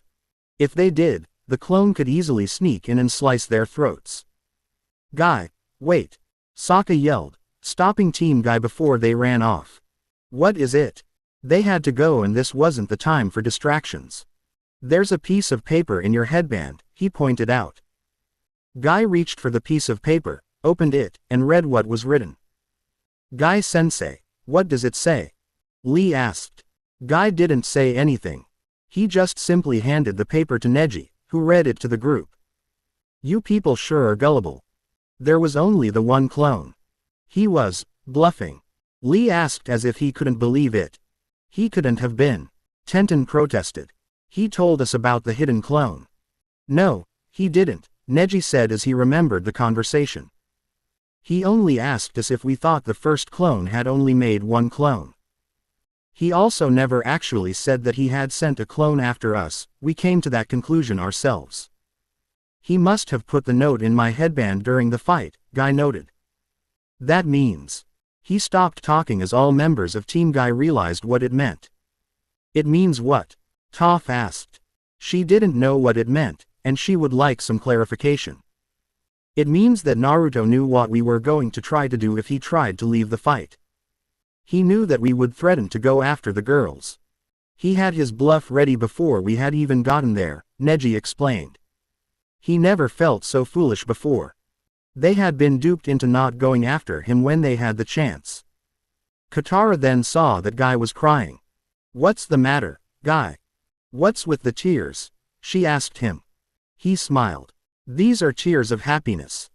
He really was a fine Konoha shinobi. The storm raged all around Zuko and yet he stared defiantly at it. You've always thrown everything you could at me. Well, I can take it, and now I can give it back, he yelled. Thunder boomed and lightning struck in the distance, but none of it came near him. Go on, strike me, he roared. You've never held back before. And yet, the storm seemed to mock him. Finally, his tears mixed with the rain and he howled his frustration to the sky. As he cried on the mountain top, he heard a voice in the distance. Why? It asked faintly. It sounded like an echo that faded away in the storm. Who's there? Show yourself. Zuko commanded as he rose to his feet. He tried to see who it was talking but saw nothing. Why? It asked again, this time more clearly. What do you mean, why?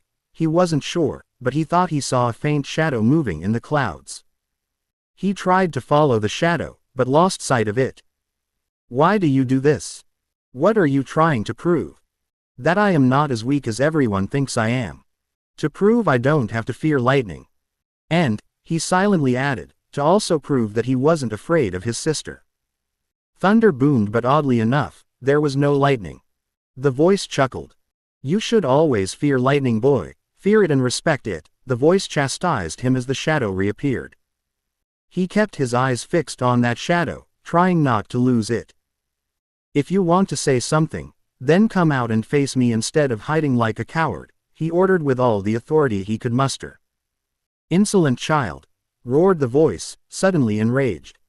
Before the prince's eyes, he saw a pair of solid gold eyes flash briefly in the storm clouds.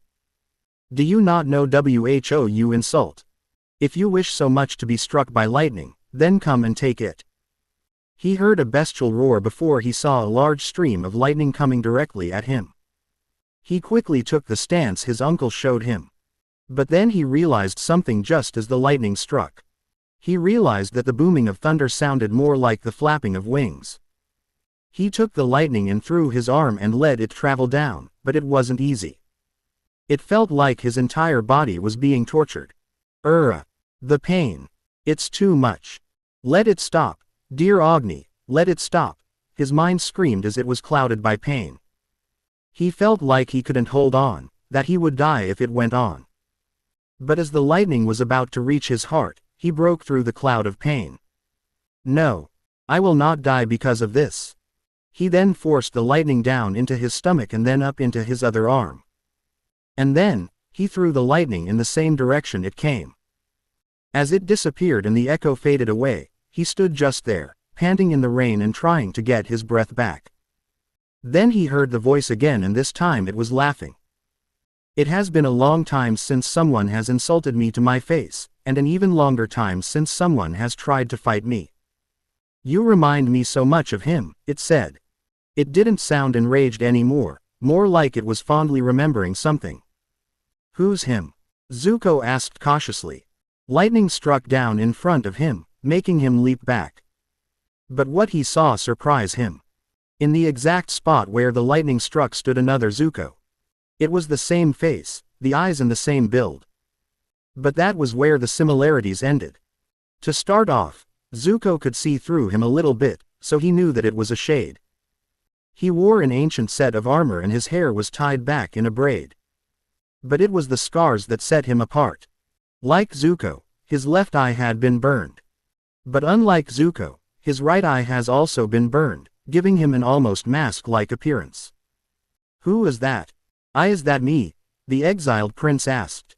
No, but you are related to him, the voice told him. How?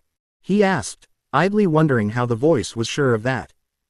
He looked closer and saw that the shade wore something familiar around his neck. That's the Fire Nation Paragon Medallion. This man was a paragon of the Fire Nation. He was the first. He was a good man, the voice said, the fondness becoming more obvious. He looked out into the storm again, looking for the shadow. Who are you? He called out, wanting to know. Again, the eyes showed themselves. This time, they came with a head.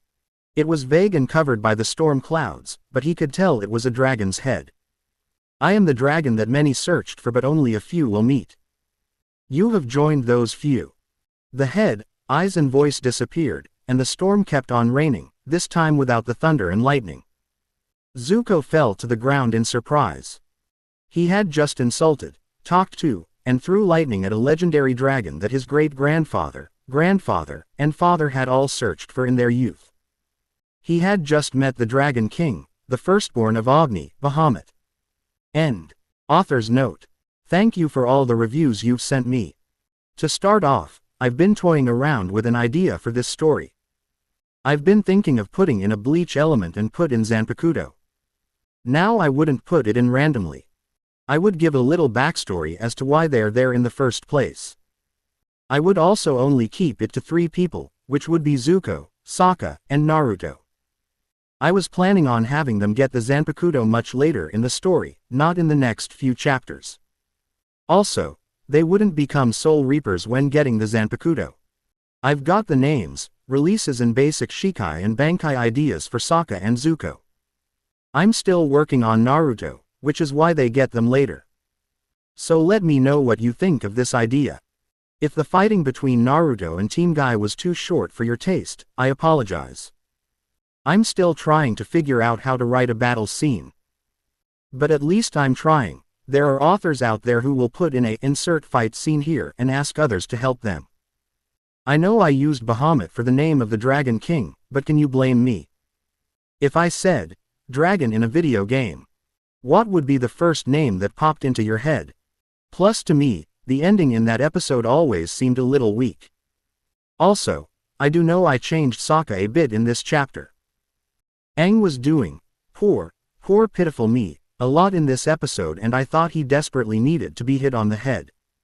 I also thought that Sokka would be the one to do it. Some of you out there might call it bashing, I call it much needed dose of tough love. The way the kid mopes in some of those episodes, he needs it. If I had translated Twin Fist in Japanese wrong, please let me know. The internet cannot always be trusted with these things. Bodyguard of Azula. Location: Earth Kingdom. Zuko and Iroh rode on the ostrich horse in silence. It had been more than a week since Zuko learned how to redirect lightning. They decided to head back to the western coast of the Earth Kingdom to avoid Azula and Naruto. Going after the Avatar was the farthest thing from their minds now. "Are you all right, nephew?" Iroh asked, noticing that he was unnaturally silent. Zuko had been staring straight ahead in a trance. His uncle's question snapped him out of it. "Huh? What?" he asked, blinking his eyes. The sound of waves crashing against the shore filled his ears momentarily. "I asked if you were all right." "Yeah, I'm fine," he answered. "I just have a lot on my mind." He briefly wondered if that was an understatement. "You've been acting like this ever since you back from the storm. What happened out there?" He didn't really know how to put it. How could anyone say that they had met the Dragon King? "I just ran into someone I wasn't expecting," he said, the waves fading away somewhat in his ears. "Oh, who was it?" asked a curious Iroh. "I can't say." He just couldn't find the right words for it. His uncle was silent for a few minutes. "Very well, if you do not wish to tell me, I will not ask," he finally said. It was none of his business to intrude on something his nephew didn't wish to talk about. "Thank you, Uncle," Zuko said. He stopped the ostrich horse. As they got down, he reached for the map. "Anyway, we're low on supplies and the only town that is nearby is the Fire Nation colony of Akawan." He turned to face his uncle. "Should we risk it? They could be found out and having word sent to Azula. Perhaps we should. It would be nice to be back in civilization for a little while," Iroh said, already wondering if the colony had any good tea. Zuko put the map away and they climbed back on the ostrich horse. An hour later, they arrived at Akawan. The colony was important to the Fire Nation. While Yu Dao made the finest metals, Akawan was the Fire Nation's access into the Earth Kingdom. It was their most important harbor, not just for the military, but also for trade. Zuko and Iroh rode through the city gate, keeping their faces hidden from the guards, and headed into a nearby market. "Perhaps it is best if I went for the supplies," Iroh said as they dismounted. People won't recognize another old man in the market. Zuko wanted to argue, but he could see the logic. So, he nodded in agreement and let his uncle leave to get the supplies. Left alone, Zuko just watched the crowd go by. As he watched several people greet one another, he couldn't help but reminisce. This all reminds me of the day we actually met Naruto. Flashback. Uncle, can we go talk to the stranger now? Zuko asked Iroh as he left the room where the stranger was. He's been cooped up in that room for over a day. They were all getting impatient, even Azula, despite repeatedly denying the claim. Before Iroh could answer, they heard a voice from behind the door. Shouldn't you be asking me that question? Stepping away from the door, Iroh revealed Naruto. The clothes he originally wore were ruined, so he had to borrow some of Zuko's clothes. The shirt looked a bit loose and big on him. You're up after only a day in bed? Zuko asked, surprised. He would have thought more time was going to be needed. I heal quickly, Naruto lied easily. Like he was going to tell his secret to a couple of people he just met and introduced himself. In any case, my name is Naruto Uzumaki. Oh, right. I'm Zuko, Prince of the Fire Nation. Come on, everybody else wants to meet you. He ran off and Naruto followed.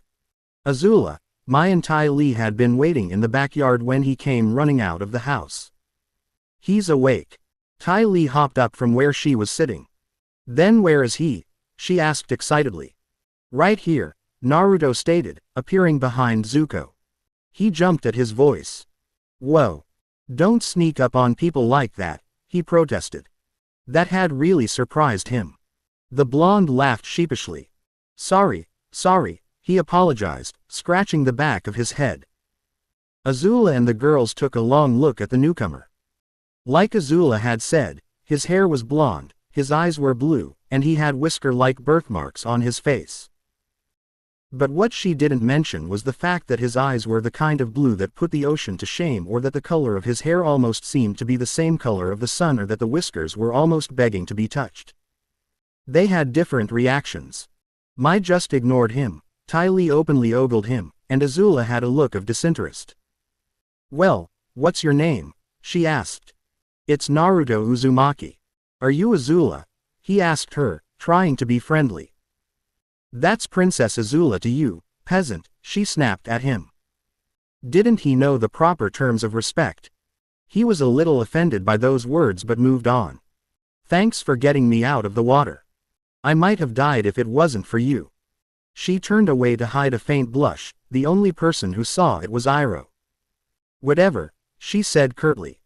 Okay then, ignoring the rather rude princess over there.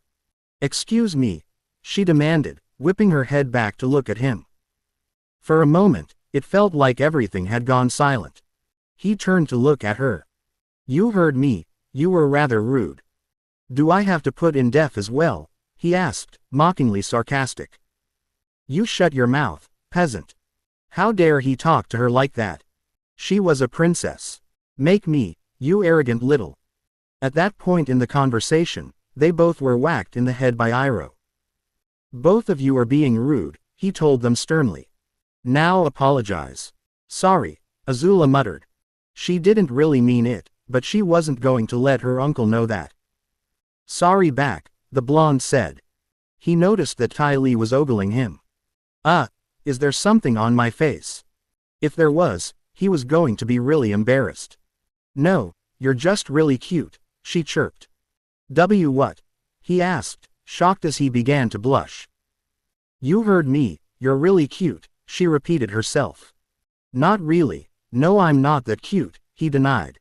He was just ordinary. None of the girls back in Konoha had ever paid attention to him, then again, they had all been paying attention to Sasuke. This boy will have the girls flocking to him if he keeps that attitude, Iroh noted. If they gave him a few years, he would go from cute to handsome, and if he kept that attitude, the girls wouldn't be able to leave him alone. The acrobat paused suddenly. That's strange. You have 2 auras. I'm sorry. Naruto asked, confused. What do you mean by auras? Zuko decided to help. Tai Li thinks she can see people's auras and can tell their emotions from the color, he explained. Personally, he was a bit skeptical about the whole idea. I don't think, she objected. I know I can see auras and you have 2 of them. She pointed at Naruto to emphasize her point. I don't have any idea what you're talking about, he told her. Kyuubi, I don't know how you're going to do it, but stop making her notice you, he told the fox. He didn't know if the Kyuubi did it, but he wasn't focusing on that right now. Just let it go, Tai Li, Mai told her. You're making him uncomfortable. She could see and she knew her friend could see it too. The difference was that she knew Tai Li would try to press the issue. That was why she decided to intervene. The acrobat gave a huff and began to pout. Fine, she grumbled, a little annoyed at the lost chance. Naruto turned to Mai. Thanks for that. You are. He trailed off, waiting for an answer. Mai, she stated simply. After a couple of seconds, it was clear that was all she was going to say to him. So where are you from? Zuko asked, deciding to keep the conversation going. You don't look like you're from the bending countries. Dum-Dum's right, where are you from? Azula asked the blonde. Her words, however, made her brother mad. Don't call me that, Azula, he shouted at her. She just ignored him, focusing on the stranger. That just made him madder. I am from somewhere else, Naruto told them, trying to stop the fight before it began. So why did you come here? She asked with genuine curiosity. Because I wanted to, he told her, deflecting the question. He didn't want to answer that question and he wasn't going to. Before she could press him, Iroh stepped in. That's enough introductions. How about some tea? He suggested with a small grin. After a little groaning, everyone did take a cup of tea. End flashback. As Zuko watched the crowd, time seemed to slip away. So, it didn't feel long to him when he saw Iroh walking back to him. Did you get everything we need? He immediately asked. It looked like it, with all the bags his uncle was carrying. Yes, but there is a slight problem, Iroh told him. The gate closed a few minutes after we came in. We will have to stay the night. He gritted his teeth. Agni, he swore. That wasn't what he wanted. He wanted to be in and out of Akawan once they had the supplies. He didn't want to stay in a place where they could be easily found. It was too risky. Calm yourself, Zuko. I have taken measures and got us rooms at an inn for the night. Iroh began to walk down the street. Follow me. Zuko took the reins of the ostrich horse and followed as they walked through the street, trying to avoid people's gazes. When does the gate open in the morning? So impatient, nephew, his uncle said with a chuckle. Don't you want to enjoy a bit of the city life? He gestured to the people around them. They were all going somewhere and the paces they took were varied. But there was a kind of energy among them. It wasn't visible, but it was there. Uncle, please remember that this is a Fire Nation colony and we're fugitives. They couldn't afford to stay here. If someone recognizes us, Azula will be notified. And your idea of city life would be to find the nearest tea shop and drink every kind of tea the shop has. When Iroh said nothing in his defense, he groaned and put his head in his free hand. How close is it? Iroh looked at him. What do you mean? He asked with an innocent expression that they both knew was faked. How close is the tea shop to the inn? Oh, it's right next to it. Zuko took a deep breath to calm himself down. I am just wondering if they have a different kind of tea from the ones we are used to. Fine, he said. He wasn't going to win this agreement. Just promise me that you won't be so critical about their tea. That way, we can avoid another debacle like the one 3 years ago. 3 years ago, when Zuko had just started on his quest for the Avatar, they had docked at a new Fire Nation colony. After restocking the supplies, the entire crew went to a tea shop to relax. Iroh had taken one sip of the tea and spat it out. He demanded to see the owner, and when said owner appeared, the Dragon of the West proceeded to chew him out about his lack of knowledge on tea. The local military arrived and attempted to arrest Iroh. The crew stopped their attempt, and the end result was a brawl in the tea shop. They had to flee back to the ship when reinforcements showed up. His uncle winced. Are you ever going to forget about that? You almost had us arrested over one bad cup of tea. Zuko said in an accusing tone. If they had been caught, it would have been an embarrassment. Can you imagine the scandal that would have reached my father back home? He would have ordered our execution. And yet, we all managed to get back to the ship safely, Iroh pointed out. It was also one of the few times that you and Lieutenant G worked together. The two of you were the last ones to get on the ship. They had made sure everyone else had gotten on first. He fell silent, remembering the lieutenant and the crew. The last time he had heard of the crew was that they had been conscripted into Zhao's foolhardy siege of the Northern Water Tribe. Quote ellipsis. Do you think they made all it out of the siege? He asked. It's possible, since Naruto showed up and ordered everyone to return to the ships, his uncle admitted. But beyond that, I don't know. They arrived at the inn and once they had put the supplies and ostrich horse away, they quickly went to bed. He knew where he was. He was on Ember Island. He could by the fact that the nearby beach was the one he used to play on as a child. In fact, he saw himself as a little boy ran by and onto the beach. Such a carefree life you once lived, a voice spoke out, echoing around him. He turned around to look for the person who spoke. Even though he didn't see who it was, he knew that voice. Lord Bahamut, he said aloud. He heard a deep chuckle for a response. From calling me a coward to calling me Lord Bahamut, the voice mused. What brought this about? Well, I don't think it's every day one talks to the Dragon King, he explained, feeling a little sheepish about it all. And I apologize about what happened on the mountaintop. Don't worry about it. I won't hold it against you. Zuko watched as his younger self tried to build a sandcastle. Why am I watching this? He asked. He was a little confused. So, you can understand something. Your uncle told you that there is energy everywhere. So, what does an attempt to generate lightning have to do with a childhood memory? There wasn't any connection that he knew of. It just made him even more confused. Every firebender who has been able to generate lightning has always taken energy from the same place. There are other ways to generate lightning. Look over there. Despite not actually seeing a finger pointing in a direction, Zuko knew where to look. He turned to look at the cliff wall and saw, standing against it, was the blue spirit. What's he doing here? He wasn't supposed to be there. He didn't even exist until Zuko had already been hunting for the Avatar for 2 years. He's a clue, just like your younger self is a clue.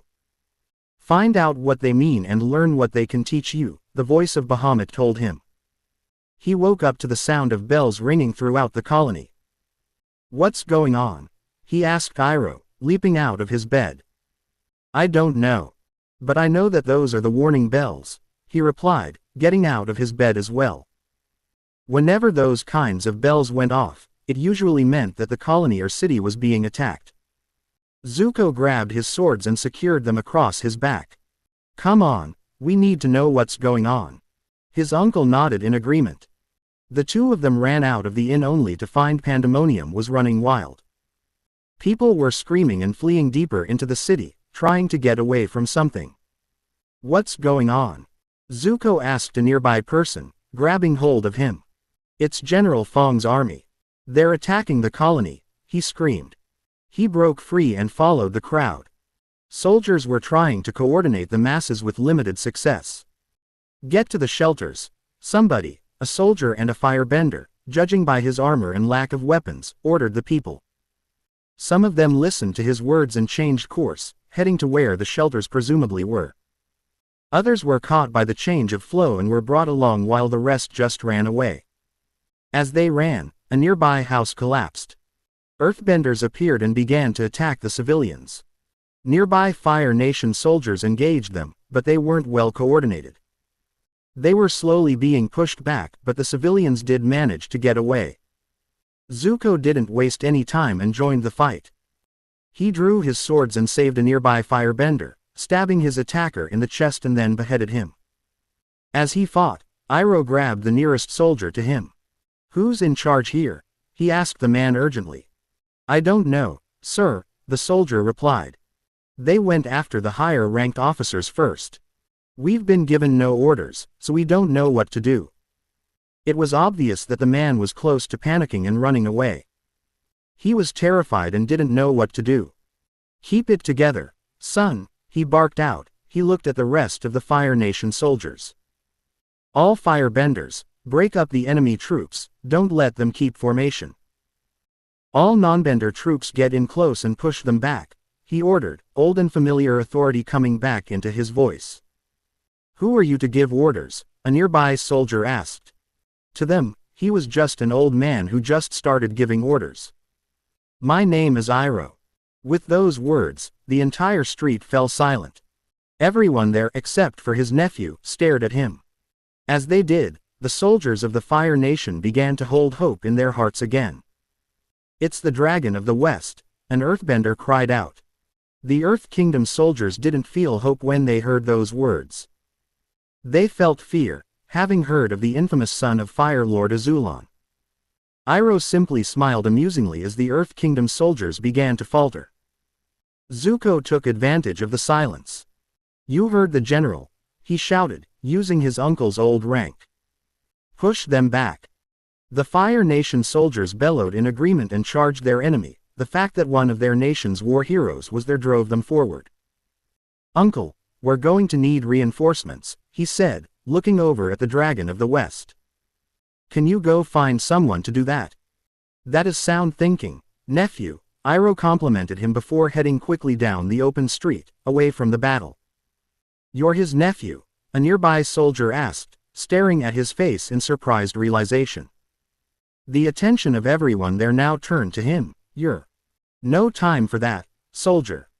Zuko told him, cutting him off. We've got a job to do. His voice seemed to swell in volume as authority he didn't think was his came forth.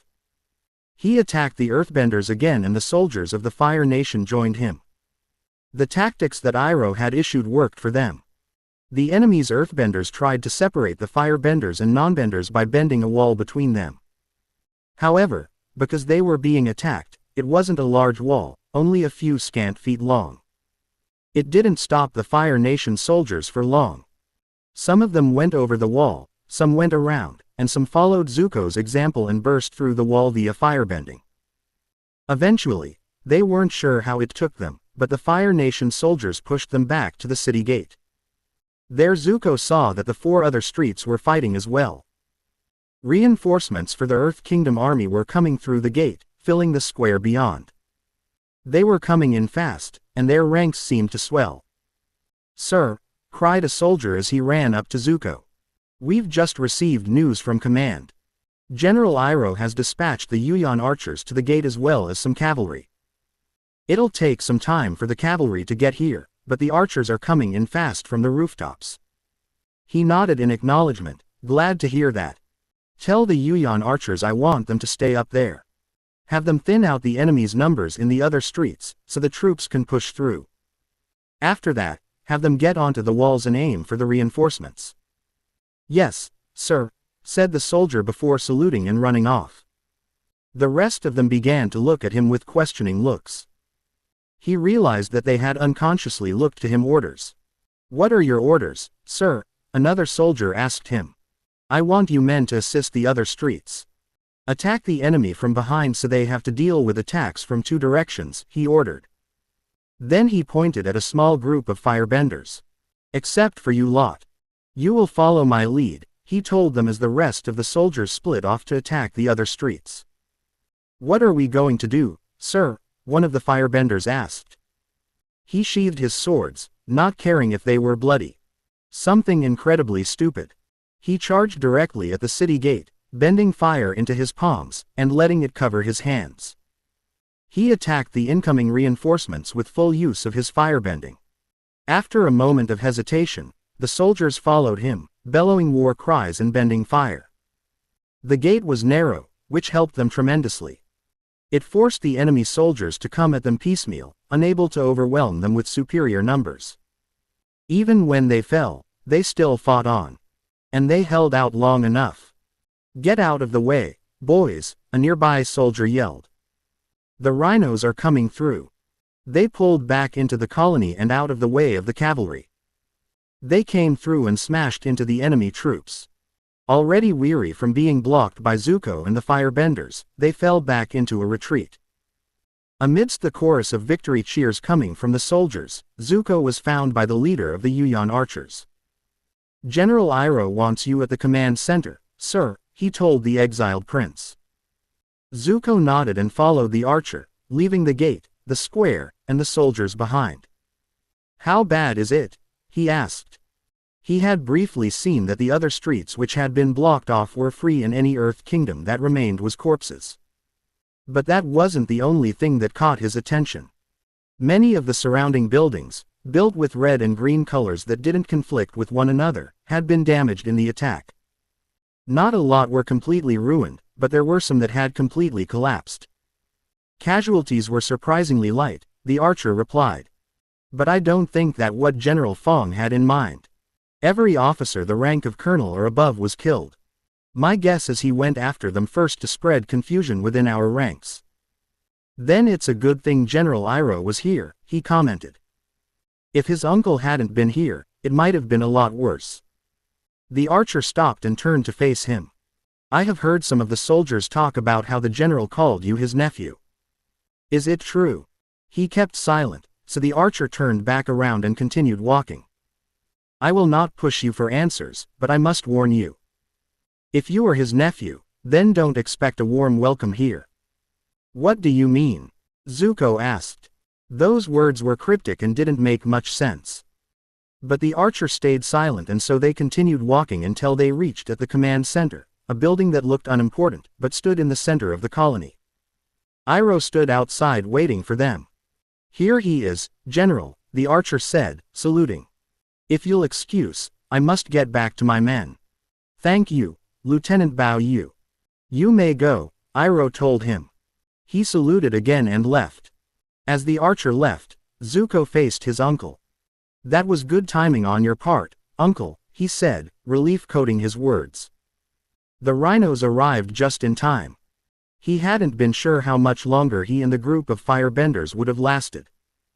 From some of the reports I've been getting, they probably weren't needed. The enemy was already outside the colony when they arrived, Iroh replied with a pointed look at his nephew. I did what I had to do. He looked at the building that held the command center. It didn't look like a command center, but perhaps that was the point. How many officers did you have to go through in order for them to believe your identity?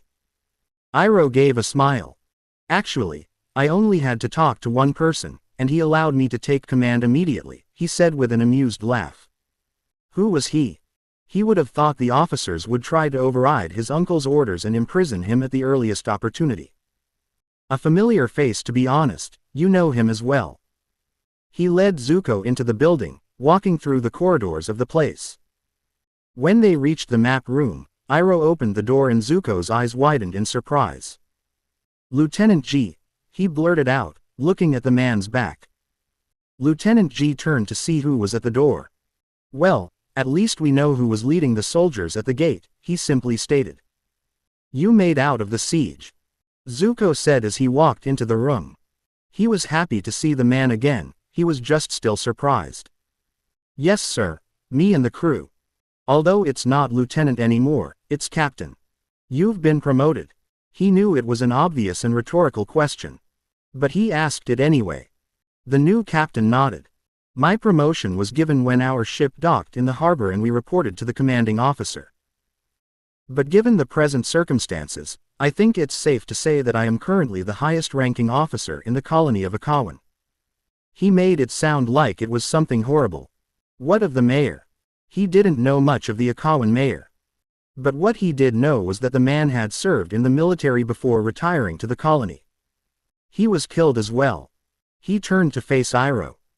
General Iroh, given the circumstances, I think it would be best if you took command. If it was known that the Dragon of the West was in command, he was sure the Earth Kingdom General would hesitate in attacking again. Iroh shook his head. While he could see what the man had been thinking of, he could also see a flaw in the plan. Besides you, Captain G, No one here has served under me and they have all heard of what happened at Ba Sing Se. They'll question my orders because of that. And they did not need that. Then who do you think should lead, sir? He asked. He stood silent as he thought it over. Perhaps it would be best if Zuko leads, the Dragon of the West finally said. What? Said both Ji and Zuko in surprise. No doubt, stories about the person who effortlessly took command in the streets and retook the city gate with only a handful of soldiers are already spreading. If we say that he has taken command until reinforcements arrive, then the soldiers would be pleased, he explained. But sir, the soldiers have also heard that the Dragon of the West is here and so is his nephew. There is a good chance that it will have the opposite effect if we announce that he has taken command, Ji argued. It is a chance that we will have to take. Go tell the remaining officers and have them inform the soldiers, Iroh ordered. Ji saluted and left the room. Uncle, why would my being in command be a problem with the soldiers? Asked Zuko as they heard the captain's footsteps fade away. He never knew any soldier of the Fire Nation to have any problem with him. It is something I learned when I arrived. The entire military force in the colony of Akawan is composed of the 41st Division, his uncle told him grimly. He went still at those words. The 41st Division. It was the division that was the discussion of that fateful meeting, the division that he had spoken in defense for, and it was the division that earned him the scar on his left eye. Most of the officers of the 41st Division had been transferred to other divisions within the Fire Nation military, leaving it with officers that have no political ambition. Consequently, the 41st Division became a dumping ground for Fire Nation officers who fell out of favor with the Fire Lord. Perhaps it's best if we got some rest. It does not look like we will be leaving the colony soon, Iroh suggested. Zuko nodded numbly in agreement. He left and was able to find a room with a bed before falling asleep. He wasn't on Ember Island this time. Thus time he stood in the center of the Agni Kai chamber in the royal palace. So you're in command of a division now, a voice spoke out. Turning his head, he saw the blue spirit was standing on one end of the chamber floor. Congratulations. His voice sounded like it was both sarcastic and angry at something. Don't listen to him, another voice cried out. It was coming from the other end of the chamber floor. This time, when he turned his head to see who was talking, he saw himself as a little boy. You should be glad that they put you in charge, they must think you're quite something. Are they so bloody desperate that they'll put anyone in charge? The blue spirit growled. If that's true, then why isn't Uncle Iroh in charge? His younger self challenged. Uncle said it himself. Men do not want to follow a disgraced leader. He turned his gaze on Zuko. Which is exactly what you are, you coward. No, he's not. You leave him alone. He's going to have to choose sooner or later. I say we force his hand and make him choose now. Zuko decided to open his mouth. What do I have to choose? What are you two talking about? He asked the two of them. What they said made no sense. They both looked at him and opened their mouths, but nothing came from them. As he was awoken by the morning bells, he quickly got out of the bed. As he stretched and finished waking up, the door to the room opened and Bao Yu entered. Sir, General Iroh asks if you would like to join him for tea this morning along with breakfast, the Yuyan archer told him. He was in civilian clothes and did not have the face paint on. Finished with his stretching, he went over to the wardrobe and began to get dressed, pulling out clothes that were plain, but functional. Did he specify where I should meet him? He asked. For all he knew, Iroh was out in the colony hunting for good tea. There is a room adjacent to the kitchen. He will meet you there. Thank you. He stepped away from the wardrobe, fully clothed. Care to join us? He offered. It would have been rude not to extend the offer. The general has already made the offer. I've accepted, the lieutenant told him. If you would please follow me. They walked out of the room. Lieutenant, may I ask you something? Zuko asked the archer as they walked. What is it you want to know? Why do you wear the ancient symbol for fire? I thought that only the paragons knew of those symbols. It was something that made him curious. Do you know the history of the Yuyan archers? The lieutenant asked him as they passed a few soldiers on a staircase. No, I'm afraid not, Zuko admitted, avoiding eye contact with the soldiers as they passed. He didn't know what the situation was right now with them, so he tried to be cautious. According to our history, the first Yuyan archers were trained by the first paragon of the Fire Nation. The paragon was a hunter at first and was gifted with both the bow and the sword. In the later years of his life, he began to pass on his teachings of the bow to those who wished to learn. They became the first Yuyan archers. We wear the ancient symbol for fire as well as the face paint to show who it was that taught us in the beginning, Bao Yu explained. The face paint, how does that symbolize the first paragon?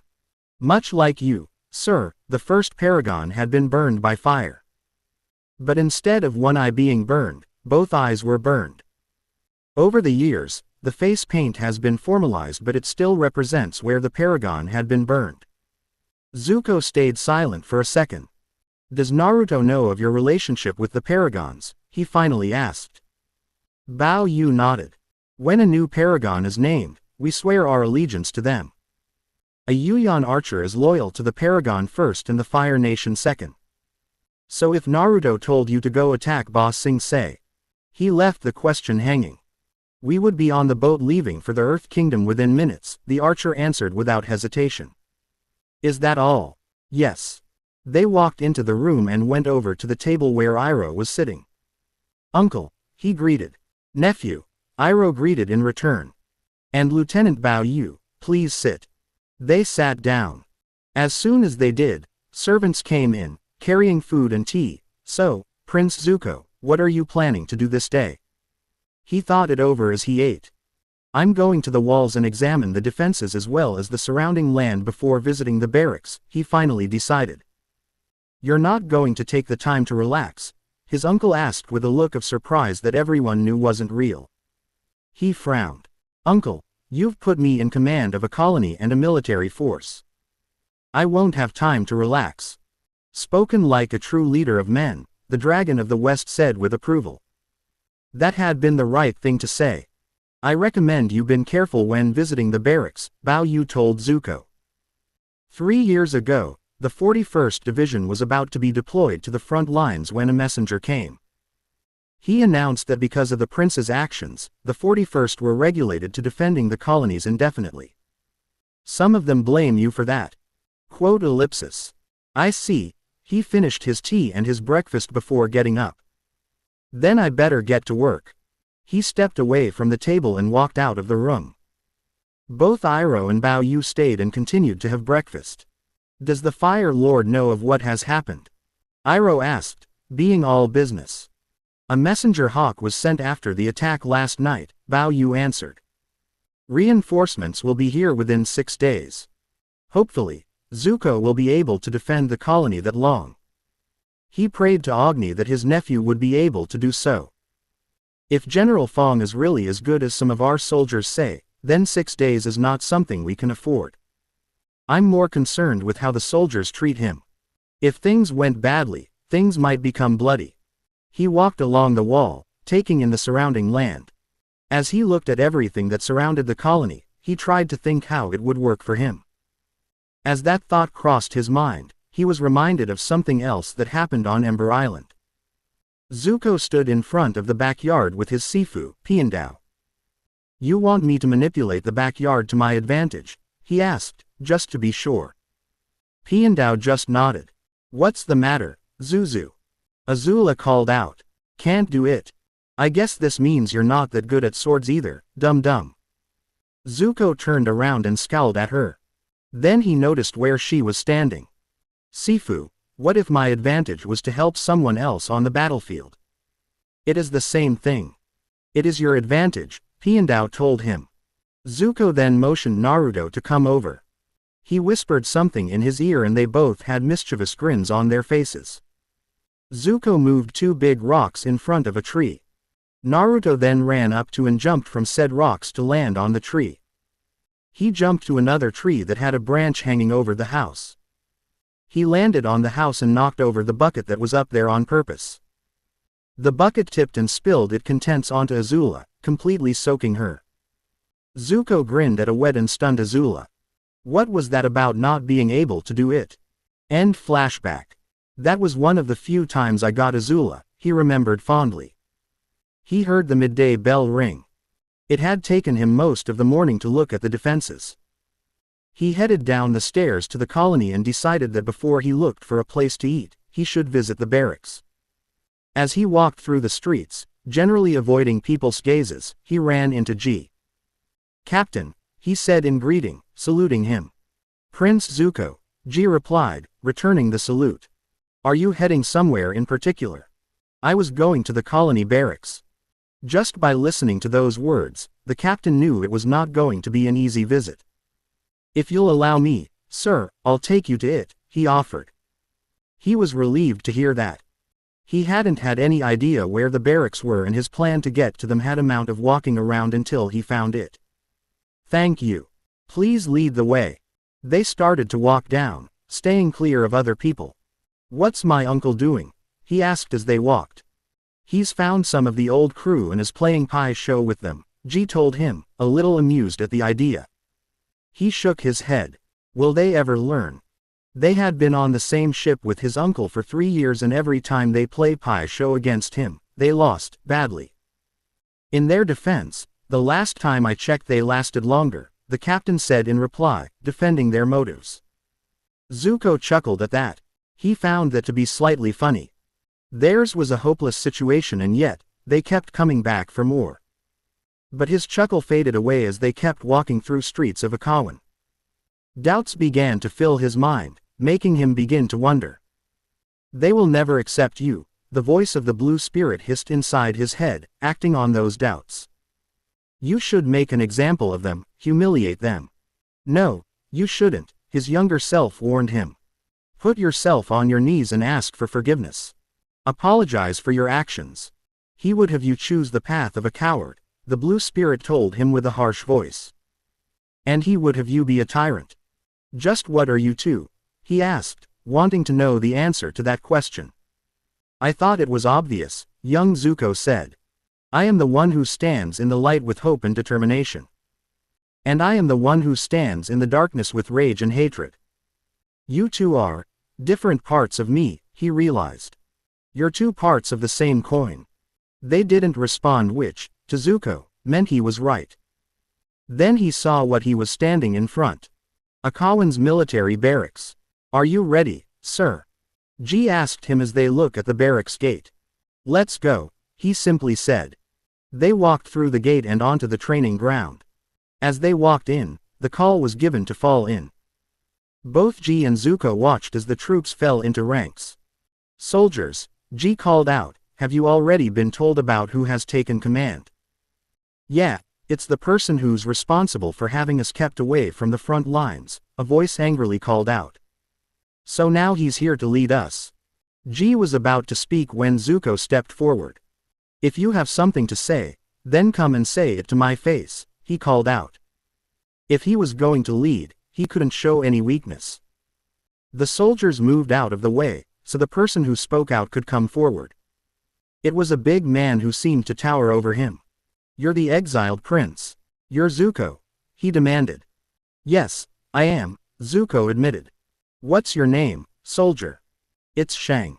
But don't think that because you know my name, it means we're on friendly terms," he growled out. "In fact, I would rather like to see you dead in a ditch somewhere." "Why?" Shang stepped forward and, shocking everyone, buried his fist into the exiled prince's stomach, sending him to the ground. "I hate you for what you did to us," Shang told him, looking down at his prone body. "It is because of you that we have never seen the front lines. It is because of you that we are known as the Cowards, division in the entire Fire Nation army. It is because of you we will never have an emblem on that flag. Our division is constantly getting incompetent and disgraced officers to lead us, thanks to you. Neither will we have a nickname for the division." He pointed to the division's flag, which was just a red flag. For any division in the Fire Nation, to have no emblem or no nickname counted among the highest shames they could have. "Shang, stand down," G ordered. If this continued, He couldn't be sure if Zuko would live. Sheng gave a snort, turned around, and walked away. He stopped when someone grabbed his arm tightly. He turned back around and was met with a fist in the face. He fell to the ground, dazed and in no small amount of pain. He was grabbed and brought up close to Zuko's scarred face. "So, you consider me to be worthy of your never-ending hatred, is that it?" he asked. His eyes seemed to blaze with an inner fire. "You hate me for my actions. What if my actions saved this entire division's lives from a pointless massacre? Did you ever think of that?"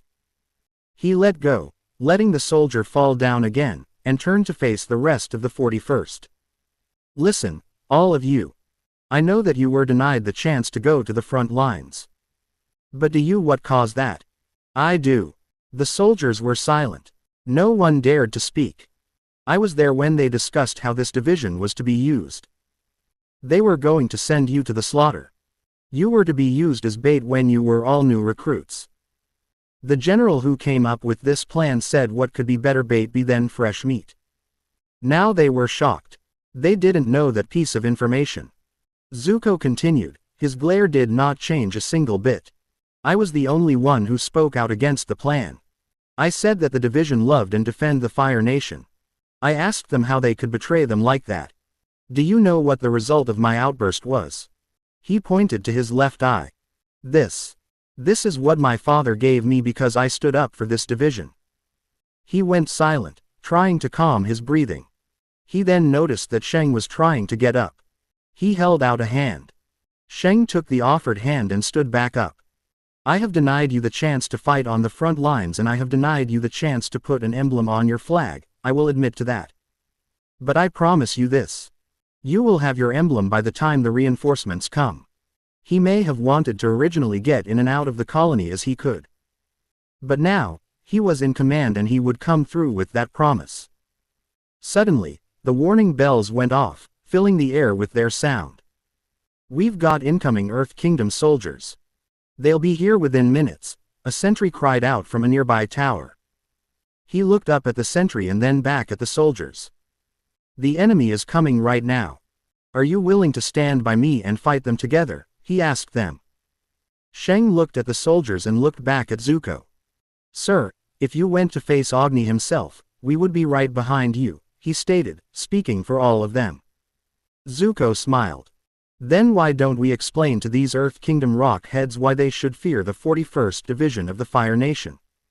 He turned to the soldiers. "What say you?" he asked in a shout. He got an incredibly positive, very loud chorus of agreement. Frankly, what most of the soldiers said was, "Hell yeah, sir. Gee, I need you to send relay commands from the command center. Notify my uncle and have him help you," he told the man as the soldiers moved out of the barracks into the defenses. "Yes, sir." G automatically replied, saluting. "But what will you do?" "I'll be on the wall. It's best to lead by example." He followed the troops, and the captain followed the orders given. "Where are they?" Zuko asked, arriving at the top of the wall. All around him, soldiers were standing and waiting. "They're still incoming, sir," one of them answered, pointing out to the field. The enemy wasn't moving. They just stood there like nothing could touch them. "They're out of arrow and fire range, sir," Sheng told him, appearing by his side.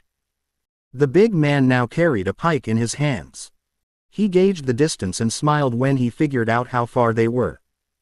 "There is something that can hit them. Are the trebuchets loaded?" There were trebuchets positioned along the walls, often used to break apart enemy siege weapons. "Yes, sir," the soldier answered. "Tell them to adjust their settings and when I give the signal, rain fire," he ordered. 30 archers appeared, accompanied by 25 spearmen, as Zuko thought of a plan. After the trebuchets fire, all the archers are to knock arrows. Sheng saluted before heading out to give the orders. He returned quickly. "They're ready, sir." Zuko raised his hand and the soldiers on the wall fell silent. The Earth Kingdom army began yelling out catcalls and taunts, trying to goad the soldiers in the colony into action. Finally, they fell silent and that was when Zuko dropped his hand. The trebuchets flung their payload onto the enemy forces, sending boulders that were set ablaze into the sky. They soon realized that to avoid being crushed by a flaming hunk of rock, they had to move forward, which they did with gusto. But Zuko had been planning on that. "Archers!" he called out. "Knock!" The archers drew back their bowstrings. "Draw!" They aimed their arrows high. Zuko exhaled as the Earth Kingdom soldiers continued to come loose. A decent amount of the enemy forces died from the hail of arrows, but they kept coming. The artillery teams began hurling their rock salvos at the walls. They smashed against the walls, but the walls held. The rocks that hit the top of the walls also took some of the troops. "Stay calm." Zuko barked at them all. "If you run, you're only making yourself an easier target." He watched as the enemy got even closer. "Firebenders, take your stances," he ordered. He took his stance as the rest of the firebenders did the same. When the enemy soldiers reached the bottom of the wall, he acted. "Roast them." He and the rest of the firebenders bent a wall of fire down on them. The screams that followed did not stop the Earth Kingdom army. If anything, it only spurred them on. Bending the earth smother the flames, the earthbenders that were close to the wall then bent a large column beneath them to push them to the top of the wall. Earthbenders, who were still at the bottom, strengthened the column and bent shorter ones out of the earth, creating something like a stepladder, allowing troops to breach the walls. "Firebenders, keep the heat on them," Zuko ordered as he reached for his Dao swords, drawing them out of their sheath. "Nonbenders, keep them off the walls." As those words left his mouth, the enemy had reached the top of the wall. "Look out!" Shang cried out, pushing him out of the way of a sword. He plunged his pike into the offending enemy, killing him instantly. He yanked his pike out and pushed the body off the wall. "You okay, sir?" he asked as the body fell to the ground below. Zuko's answer was to move past him and decapitated an earthbender who was about to strike him. "Does that answer your question?" he asked Shang, who only grinned in response. They, along with the rest of the defenders, continued to fight the enemies on the wall, while the firebenders continued to bombard the enemies below. They took lives, but lives were also taken from them as well. The walls were continuously being bombarded by rock salvos. Earthbenders who had a greater accuracy would throw rocks at the troops on the top of the walls. Also, the gate was being hit constantly by a great stone ram. As they fought, the defenders saw the gate break open from the pressure of the ram. The earthbenders who were bending the ram stood aside so that the ostrich horse cavalry could charge through. "Sir, how are we going to deal with the ostrich horses?" a nearby soldier asked Zuko. The exiled prince's answer was to blow a sharp whistle, piercing the air. As the ostrich horse cavalry poured through the gate, they discovered that they were trapped by a half-ring of tundra tanks. As they reeled back, caught off guard by the tactic, they were slaughtered by a hail of incredibly accurate arrows. When Shang had gone to check on the trebuchets, Zuko had sent a message to his uncle and Captain Ji, telling them to position the Yuyan archers in the buildings surrounding the gate and to also move the tundra tanks into a half-ring formation around the gate. He knew that the enemy would send in the cavalry to quickly end the fight. As the last ostrich horse fell, Zuko quickly sheathed his weapons and bent 2 fireballs into the air. It was the signal for their cavalry to charge. "The enemy is out of the colony," Zuko yelled out to the wall, drawing his swords again. "Now let's send them packing."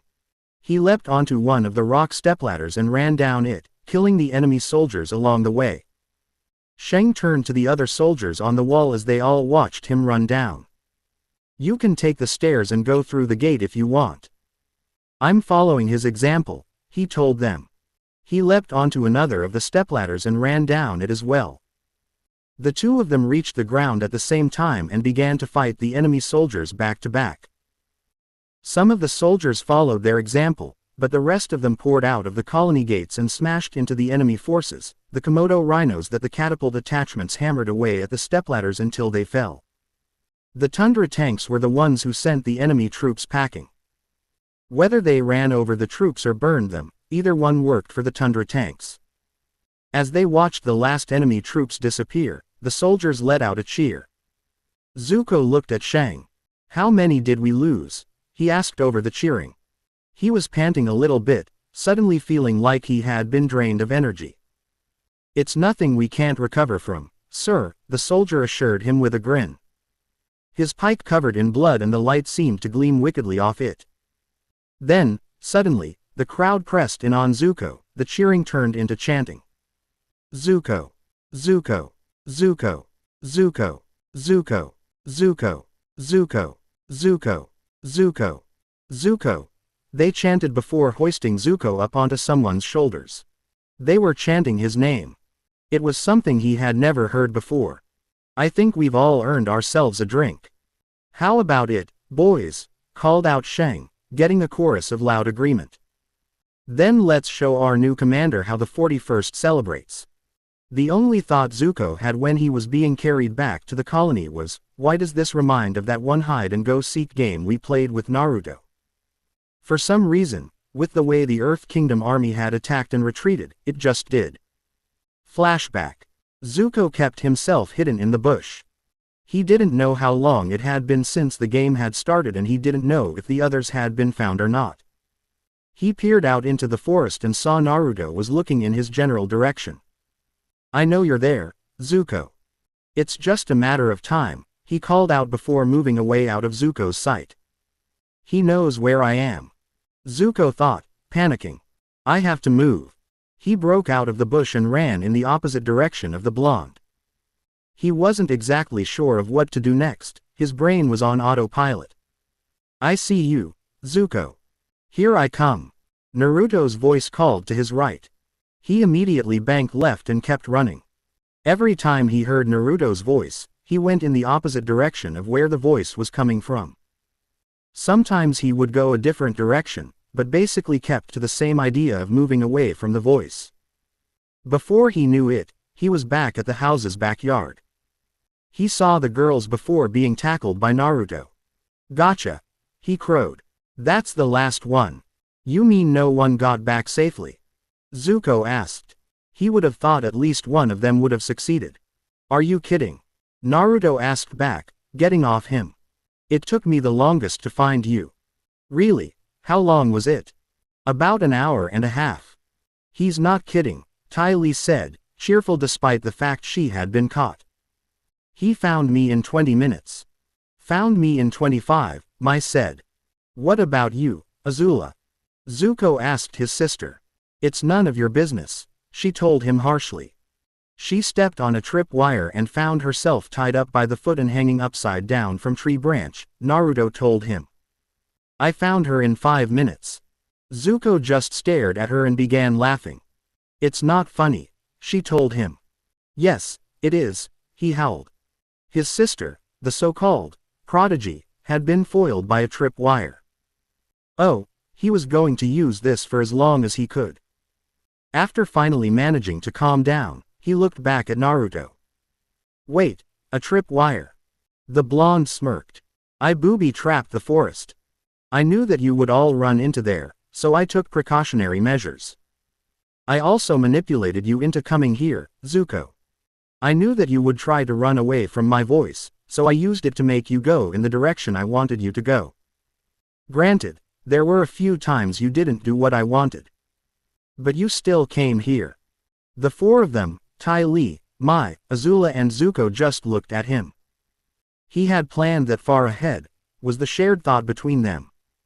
Wait a minute, Zuko said. I heard your voice every few minutes, there is no possible way you could have stayed close to me the entire time. His smirk grew wider. You underestimate me, Zuko, he said in reply, neglecting to mention the fact he had used clones. He turned to everyone else. So, have we figured out the lesson for today? There was a lesson. Ty Lee asked with surprise evident in her voice. How could there be a lesson from all that? Azula demanded. If anything, that was an embarrassment. Once she hoped to never relive again. It's a simple one really, he told them. You simply have to look underneath the underneath. End flashback. He explained the concept to us after that, Zuko thought. Why does it keep coming back to me? His silent question was stopped when he was handed a drink. Come on, sir. Shang told him.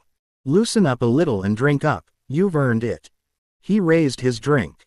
Men, raise what you have for a toast to our new commander, Prince Zuko, he yelled out. Zuko, chorused the soldiers, raising their own drinks and drinking heartily from them.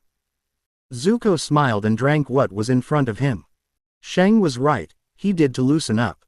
He spent half the night celebrating with the troops. Ji joined in at one point, but Iroh was content to drink his tea and beat the pants off any soldier who dared to play pie show against him. All in all, it was a good night. You've been fighting well, a voice he recognized now spoke. But you have yet to figure out the lesson those two can teach you. I've been a little busy trying to defend this colony, Lord Bahamut, he replied as he looked around Ember Island again. While he was in these dreams, he found that he could not move, only look. I don't have a lot of time to figure what my younger self and the Blue Spirit are supposed to show me. It's not what they are supposed to show you, it's more what they don't want you to do. Zuko looked out to the setting sun that shined down on Ember Island. What don't they want me to do? That was a little cryptic and confusing. They've been trying to make you choose, correct? The voice of the Dragon King asked him, despite sounding like he already knew the answer. Yes, I assume they want me to choose between one of them, Zuko replied. You assume correctly. However, there are more than just two choices. He was again awoken by the morning bells. He got out of the bed and began to dress. It had been 4 days since he and his uncle had come to the colony, and for the past 4 days, he had fighting off the Earth Kingdom army led by General had spent many hours in the map room, trying to figure out how the General Fong would attack them next and how the 41st Division should respond. He had spent quite some time on the ship reading, and now, he was glad his uncle had brought those books about tactics and strategy. When the Earth Kingdom army attacked, he was on the walls or the front lines fighting against them alongside the men. He had gotten along well with the troops as well. After the initial hostility disappeared during that second battle, the 41st was proud to be under Zuko's command. He didn't treat his troops like disposable tools. He ate with them, drank with them, and if two soldiers were fighting each other, he tried to break it up and find what the problem the two had. Ji said that he was acting more like his uncle than his father. He took it as a compliment. He walked out of the building and saw Shang walking past. Morning, sir, the soldier said, saluting him. Once he realized that his hatred for Zuko was misplaced, the two of them got on fine. He was an easy man to get along with, unless you did something earned his ire. In battle, he was deadly with a pike. He was one person Zuko trusted to cover his back while in a fight which had been proven in the attacks by General Fong's army. Morning, Shang, he replied, returning the salute. Walk with me, if you please. You okay, sir? Shang asked as they walked through the streets. As they did, people turned to look at the exiled prince and bowed their heads in respect. After holding the colony for this long, they knew who he was, and they were willing to overlook his status to see his deeds. Something's bothering me, he admitted. Something feels off about the last few attacks. They always seem to pull out just as we push them back. During the last attack, they practically ran once we forced them off the wall. It didn't seem like they retreated because they were forced to. More like because they wanted to. So, they ran. The soldier shrugged. It just means they know they're outclassed. Zuko shook his head. I don't think so. But before he could continue with that line of though, they came across Iroh. Uncle, how was your night? Not bad. I played pie show against some of the crew again as well as some of the soldiers, he replied. I almost lost at one point. I'm sorry. Zuko stopped in the middle of the street. Did you just say that someone had beaten you at pie show? That was something he just couldn't believe. It was impossible. No, I said I almost lost, Iroh repeated, laughing at the shocked expression on his nephew's face. I managed to win in the end. Well, that's good. Truth to be told, Uncle, the day you say that you lost a pie show game is the same day I find out that I am somehow related to the Avatar, he stated. Meanwhile, in the spirit realm, a certain white-haired and bearded man sneezed. Be careful about you say, Zuko, Iroh warned. It may come back to haunt you. You jest, General Iroh, Sheng said with a laugh. They continued to walk through Akawan, stopping by the walls to see how the defenses were doing, talking to the soldiers manning the walls, and to check the surrounding area, seeing if it had been changed by the battles. By the time they were done, lunchtime had come around and they found a nearby restaurant. They sat and ordered their meals, which were delivered. As they ate, a group of girls at a nearby table giggled and talked, casting glances over at them. When they were done, one of the girls got up from the table and came over. "Is there something we can help you with?" Iroh asked politely. She ignored him. Instead, she looked at the youngest of the three. "Hey, you're Zuko, right?" she asked. "That's Commander Zuko to you, young lady," Sheng told her. She was being quite rude, but he was willing to ignore it and write it off as her being young. She ignored him as well. "So, you or him? What do you want?" Zuko asked her, already getting a bad feeling about this conversation.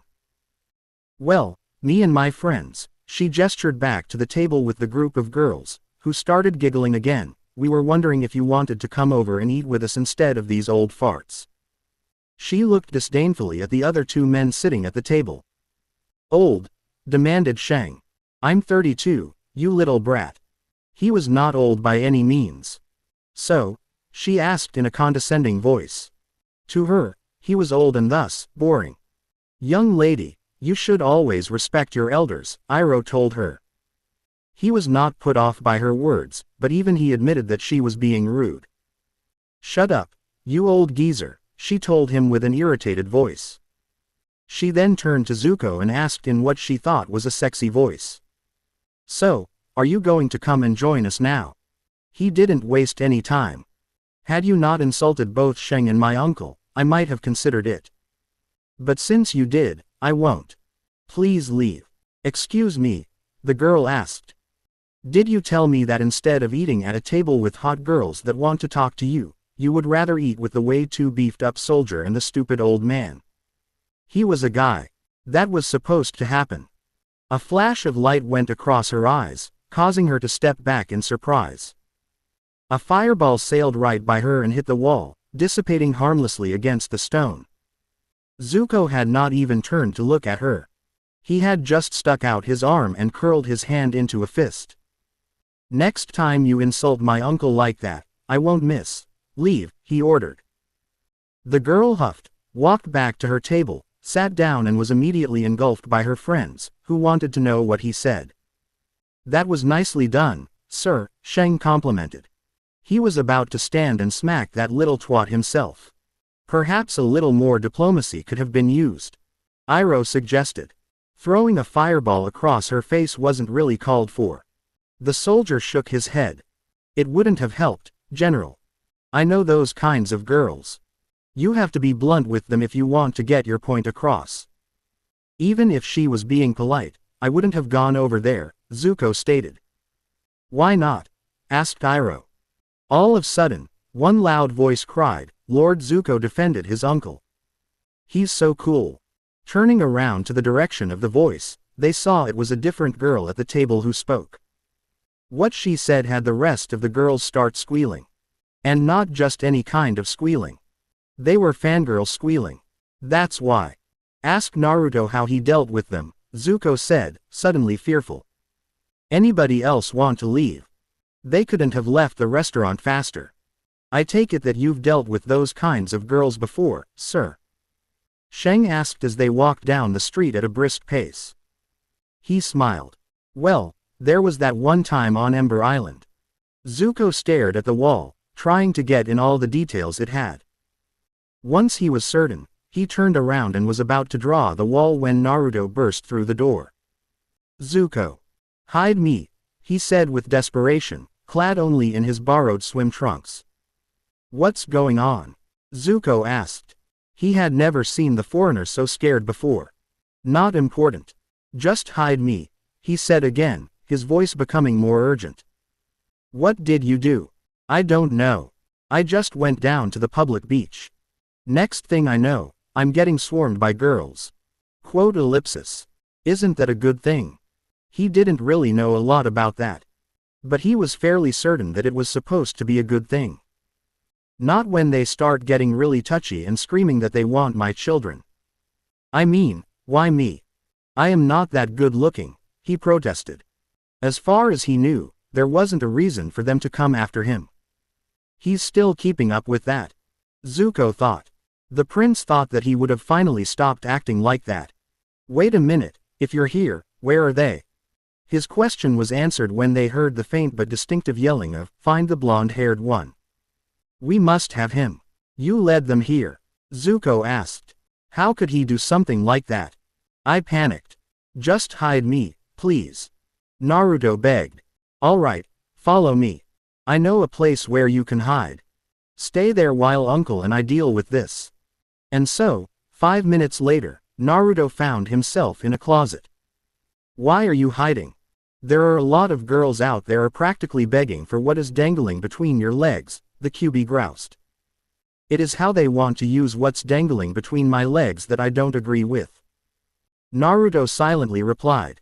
He had been horrified by some of the things they suggested to him. So, the fox asked him.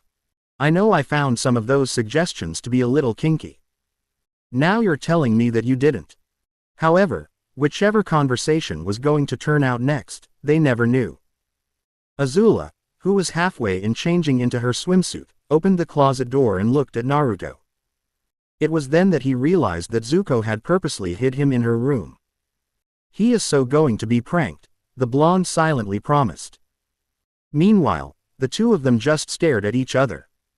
Is it possible that you'll believe me when I say that your brother hid me here in order to avoid a mass horde of girls and that this is in no way, shape or form me being a pervert? Naruto asked, sounding hopeful. Quote ellipsis. No, she finally answered, clenching her hand into a fist. He sighed. One could always hope. After that, he tore out of the closet and ran out the door. Azula chased after him with fire in her hands, screaming about him being a pervert. Unfortunately, he chose to run out the front door, right past Zuko, Iroh, and the mass horde of girls who were looking for him. He spent the rest of the afternoon running. End flashback. I don't think Naruto has ever forgiven me for that, Zuko said as he finished up the story. He smiled a little at the memory. Shang nearly fell to the ground in laughter. I would have never thought that the paragon of the Fire Nation would have trouble with women, he said as he tried to make sure he stayed upright. All of a sudden, the earth started to shake and rumble. Parts of the street gave way, forming holes in the ground. Out of these holes came the non-benders of General Fong's army. How are they here? Shang demanded, holding his pike ready. Suddenly, as the Earth Kingdom soldiers attacked the colony, Zuko realized what Naruto meant by look underneath the underneath. I'm an idiot. Now I know why the last few attacks have been so weak. Fong was distracting us while earthbenders were tunneling beneath us. He ducked to avoid a swing from an enemy with an axe and bent a fireball into the man's stomach.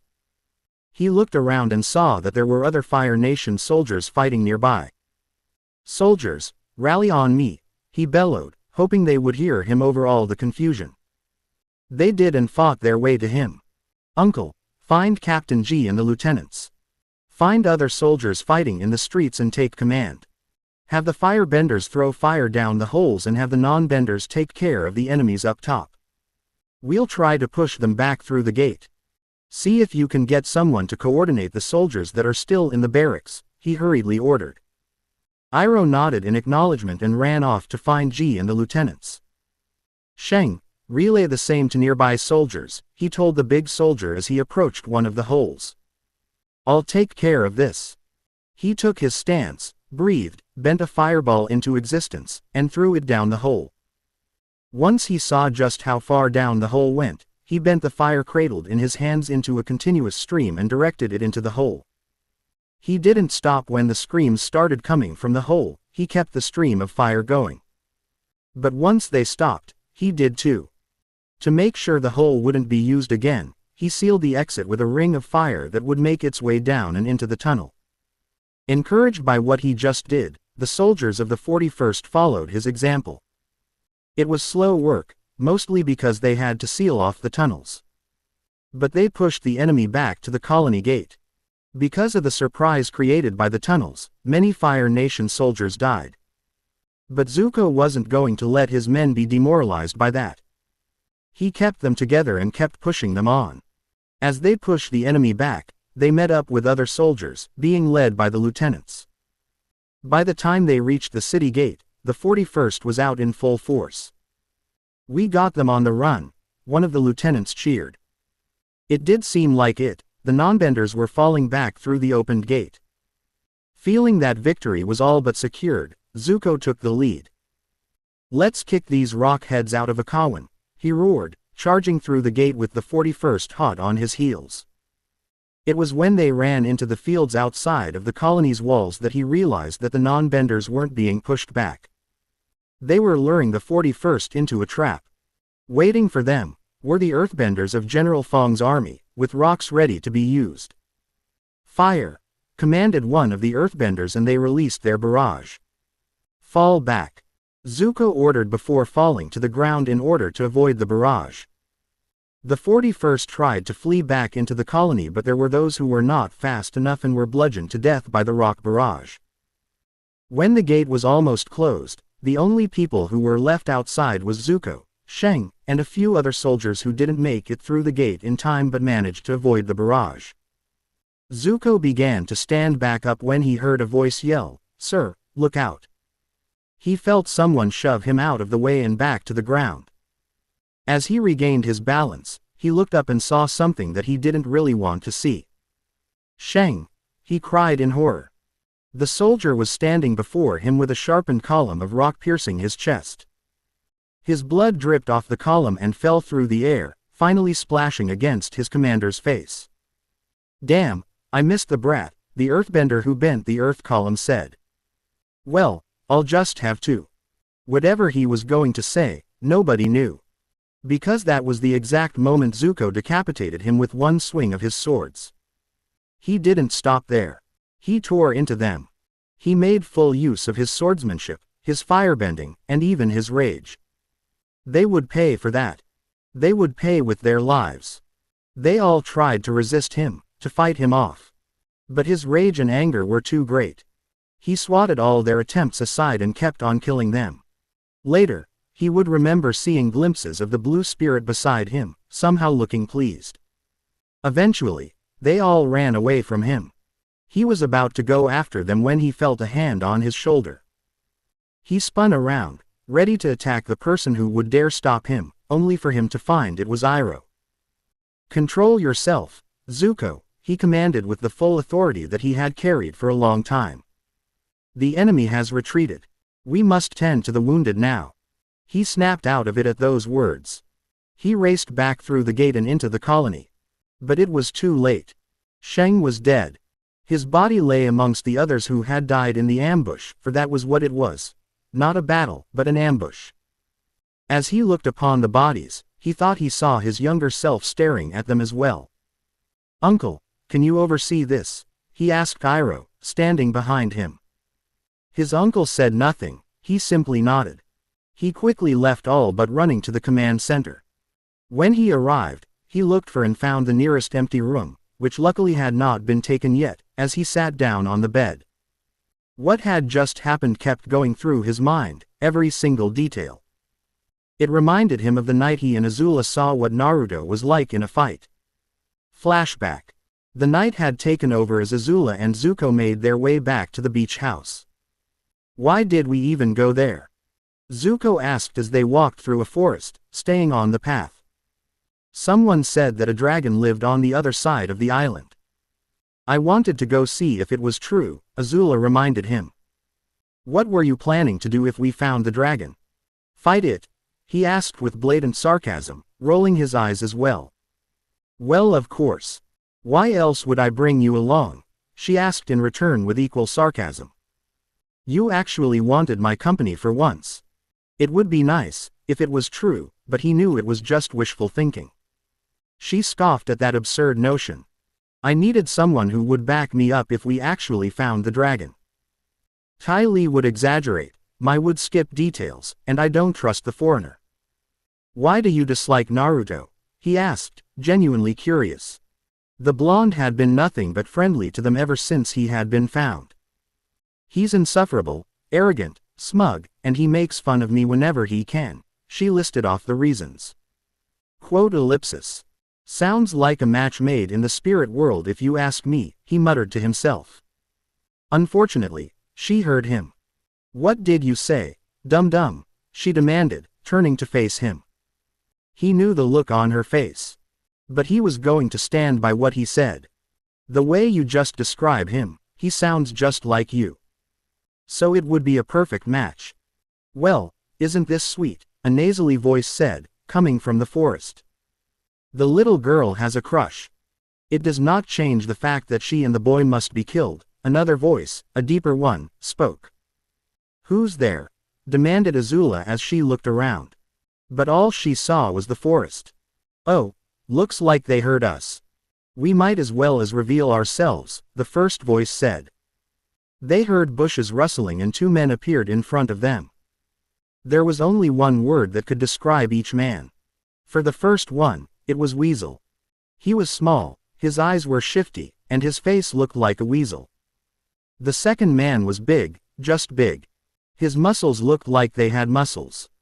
His nose looked like it had been broken and reset several times, and his face looked like it never had an emotion show since he was born. But despite the differences of the two men, they wore a kind of green cloth, instantly identifying them. What are Earth Kingdom rabble doing on Ember Island? Zuko asked aloud. While he spoke, he tried to discreetly pick up two rocks. Isn't it obvious? The weasel-looking one, who Azula had silently labeled as Weasel, asked back. By the order of the Earth King, both the prince and the princess of the Fire Nation are to be taken out, the big one, who Zuko had silently labeled Big, stated in a monotone voice. Azula scoffed. As if you could beat a firebending prodigy, she told them. Fire was the superior element, after all, and she knew how to wield it. Oh, the little girl thinks she's ready to play with the big boys, Mr. Weasel said with a laugh. Quicker than they could see, he drew two knives and threw them at the tree Azula and Zuko were standing next to. She fails to realize that she's still wet behind the ears, he said as the two knives seemed to thrum in the trunk of the tree. Zuko suddenly threw the rocks at the would-be assassins. While they were distracted, he pulled out the knives out of the tree. Come on, Azula, we need to run. He grabbed her arm and ran down the forest path. They ran and ran, too afraid to see if the assassins were chasing them or not. Everything seemed to blur together, even when they came out of the forest. They made to the beach below the house when the assassins caught up. Now that wasn't very nice, little kiddies, Mr. Weasel told them as he and Mr. Big cut them off. Azula, Zuko whispered. When you get a chance, run up to the house and get Uncle. I think I can hold them off for that long. With what? She hissed. You only have the two knives and your firebending is pathetic. Azula, for once in your life, trust me, he told her with a quiet snarl. She was his little sister and Agni take it, he was going to protect her. They heard rock breaking away from rock. They turned and saw a huge block of rock come out of the cliff's side and coming straight at them. They quickly ducked and the thing flew over to where Mr. Big was. He caught it and simply held it with one hand. Now, are the little kiddies done whispering to each other? Mr. Weasel asked, an evil grin slowly appearing on his face. He produced another knife and threw it at them. Zuko pushed Azula out of the way, allowing the knife to hit him in the shoulder. Azula, go, he yelled, pain covering his voice. She did as she was told, taking off at a dead sprint up to the house, shouting out, Uncle, help, with all she could. As Mr. Big watched her go, he broke the chunk of rock into smaller pieces. He then bent a wall in front of her, making her stop and becoming an easy target. Having no other choice and in a small state of panic, she ran in the opposite direction of the wall, going back to the beach. Zuko was trying to hold off Mr. Weasel when this happened. When he saw Azula come running back, Mr. Weasel took advantage of the distraction by knocking the knives out of his hands and knocking him down. Mr. Big began to throw the rocks at Azula. She dodged most of them and was about to bend a fireball at him when she got a rock in the stomach. It knocked the wind out of her, thus making her lose the fireball. She fell to the ground, clutching her stomach in pain. "This has taken too long," Mr. Big said, standing over her with the remaining rocks. "We should kill them now."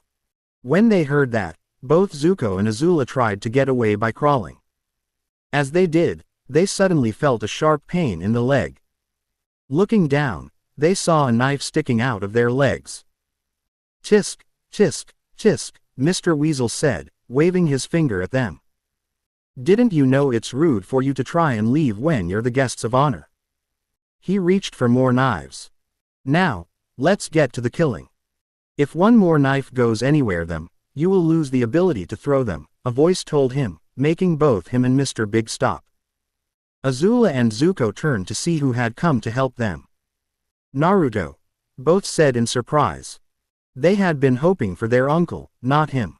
Well, Mr. Weasel said. "Another little kitty who went and stuck his nose in the wrong place. Are you going to try and help them?" "Not try. I am going to help them." The blonde heard a foot move in the sand and turned to Mr. Big, the one who moved the foot. "You take another step, pal, and you're dead," he threatened the earthbender. Mr. Big ignored him and took another step. It earned him having his throat cut from ear to ear. He dropped the rocks he was bending and began choking on his own blood. Stepping out from behind the dying assassin was another Naruto. "I did warn you. You didn't listen," the second Naruto said. He walked back over to the first Naruto as Mr. Big died before disappearing in a cloud of smoke.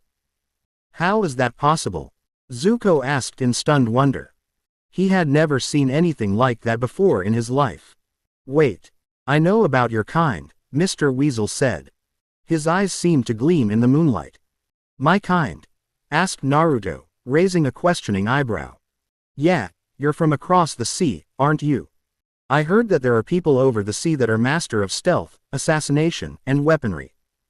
I even heard that some of those people are masters of the knife." He gave a psychotic grin as he began flipping a knife. "I've always wanted to fight one of you guys. I want to see which one of us is the better knife hand. We'll start on 3, okay? 1. He was cut off when Naruto appeared in front of him and shoved a knife into his throat. 3. The blonde whispered in the dying man's ear. He pulled the knife out and Mr. Weasel fell to the ground dead. He walked over to Zuko and Azula and pulled the knives out of their legs, trying to be careful. "Can you guys walk?" he asked as he pulled the knife out of Zuko's shoulder. They stood up and tried to walk.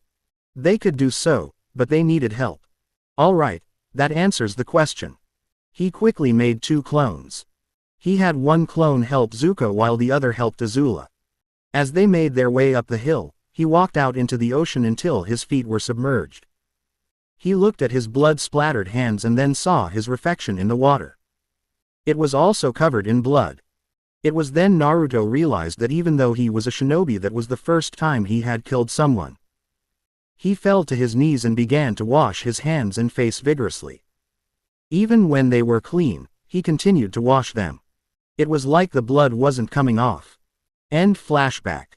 The door to the room opened and Iroh stepped in. "Are you feeling better, nephew?" he asked, sounding and looking concerned. "I don't know, uncle," Zuko answered honestly. He had known that he was losing soldiers in defending the colony. But it never hit home until he saw Shang lying there, among the dead. "It's all right. I have been where you are now many times," his uncle assured him. "I have lost friends on the battlefield, some even in front of my eyes. You will never forget them, but you learn how to deal with the pain. Like you did with Lu Ten's death." Iroh fell silent and that silence seemed to engulf the room. "Yes," he finally said. It hurt to say it, but it was an old hurt, one that he was familiar with. His nephew rose from the bed and went over to the nearby window, which had been left open by someone. When he saw the small, but noticeable black clouds on the horizons, an idea began to form in his head. "Uncle, are those storm clouds?" he asked, wanting to be sure. His uncle joined him at the window. "Yes, they are," he answered after looking at the clouds. When he heard those words, a grin appeared on his face. "I've got an idea to keep Fong and his men away from Akawan." The storm had arrived just as night had fallen, covering the land in a shower of rain. The rain was able to allow a single boat to cross a river that was near Fong's fortress without anyone seeing them. Once they were across, the Yuan archers climbed out of the boat and quickly made their way to the fortress's walls. To ensure that no one would see them, they wore black clothing, changed the color of their face paint, and had removed their headbands. "Are we all ready?" Bao Yu asked both his archers as they stood in the rain. They nodded their answer. "Remember, we are to only kill the sentries. Once that is done, we wait until Commander Zuko arrives." "Understood." He got nods again. "All right, archers, use grapple arrows," he ordered, readying his own bow. The archers selected the required arrow, nocked, and fired it up to the top of one of the side walls that led into the fortress. When the ropes went taut, they all hooked up and began to climb. Once they reached the top of the wall, they ran silently towards the fortress. Once inside, they split up and followed the orders they were given. Zuko stood in front of the gate that led into the fortress. All around, the darkness of the night was being gently overridden by the light of the dawn. He knew that the archers were successful. Had they failed, the fortress would have been on alert. Instead, the fortress was completely silent. Still, it was better to be safe than sorry. "Are we all set?" he asked Ji, who stood at his side. On his other side was his uncle. Behind him was the entire 41 Street. "Yes, sir," the captain answered promptly. "All right then, send the question," he ordered. Ji took a couple of steps back and bent a small, weak fireball up into the air. Once it got past the gate, it faded away. They waited a few minutes before they received their answer. A single arrow was fired from within the fortress, and it landed right in front of Zuko's feet. Tied around the arrow was a single strip of green cloth. "We're good to go," he declared, taking a few steps forward and settling into a stance. Silence reigned as they waited. When the light of the dawn was quietly overtaken by the light of the rising sun to rise, and when it did, he closed his eyes and began to breathe in and out, calling to the fire within. When he was sure of himself, he took a step forward and with a cry people would later claim to cause the sun to fully appear over the horizon, bent a big fireball at the gate. It sailed through the air and hit the gate with tremendous force, tearing them from their hinges and sent them crashing down to the ground. The 41st rushed past him and into the fortress. By the time any of the enemy soldiers could even try to mount a resistance, it was too late. They had been caught sleeping, for the men on sentry duty had been killed by the Yuan archers and could not warn them. Zuko walked almost quietly into the fortress, his uncle and Captain Ji following behind him. Inside, the 41st stood along the walls, prisoners sitting on the ground behind them. When he looked around and saw the Earth Kingdom general wasn't in sight, he looked up at the tower. "General Fong," he suddenly roared, his voice filling the air. "I am Zuko, Prince of the Fire Nation and heir to the throne of Agni. I am the commander of the 41st Division of the Fire Nation Army, and I challenge you to single combat, here and now." The entire fortress went silent as everyone waited in silence to hear the general's reply. After a minute of that silence, the general appeared, coming out of the tower. "You are bold, boy, to challenge me," he said as he stood before Zuko, looking down at him. "I will protect Akawan. It is a colony of the Fire Nation and it is my duty as a prince to defend it against any enemy," Zuko replied, looking him straight in the eye. "You are an exiled prince," Fong reminded him, trying to see if he could get him angry. "You have guts to back up your people, even if it results in your punishment. I like that in a man, but I am afraid that this is the end of the line for you. It didn't work. I'm still a prince and it's still my duty. And if I kill you, Akawan will be safe from harm." All of the soldiers, even those on opposing sides, were surprised by those words. The prince intended to have the Singe combat be to the death.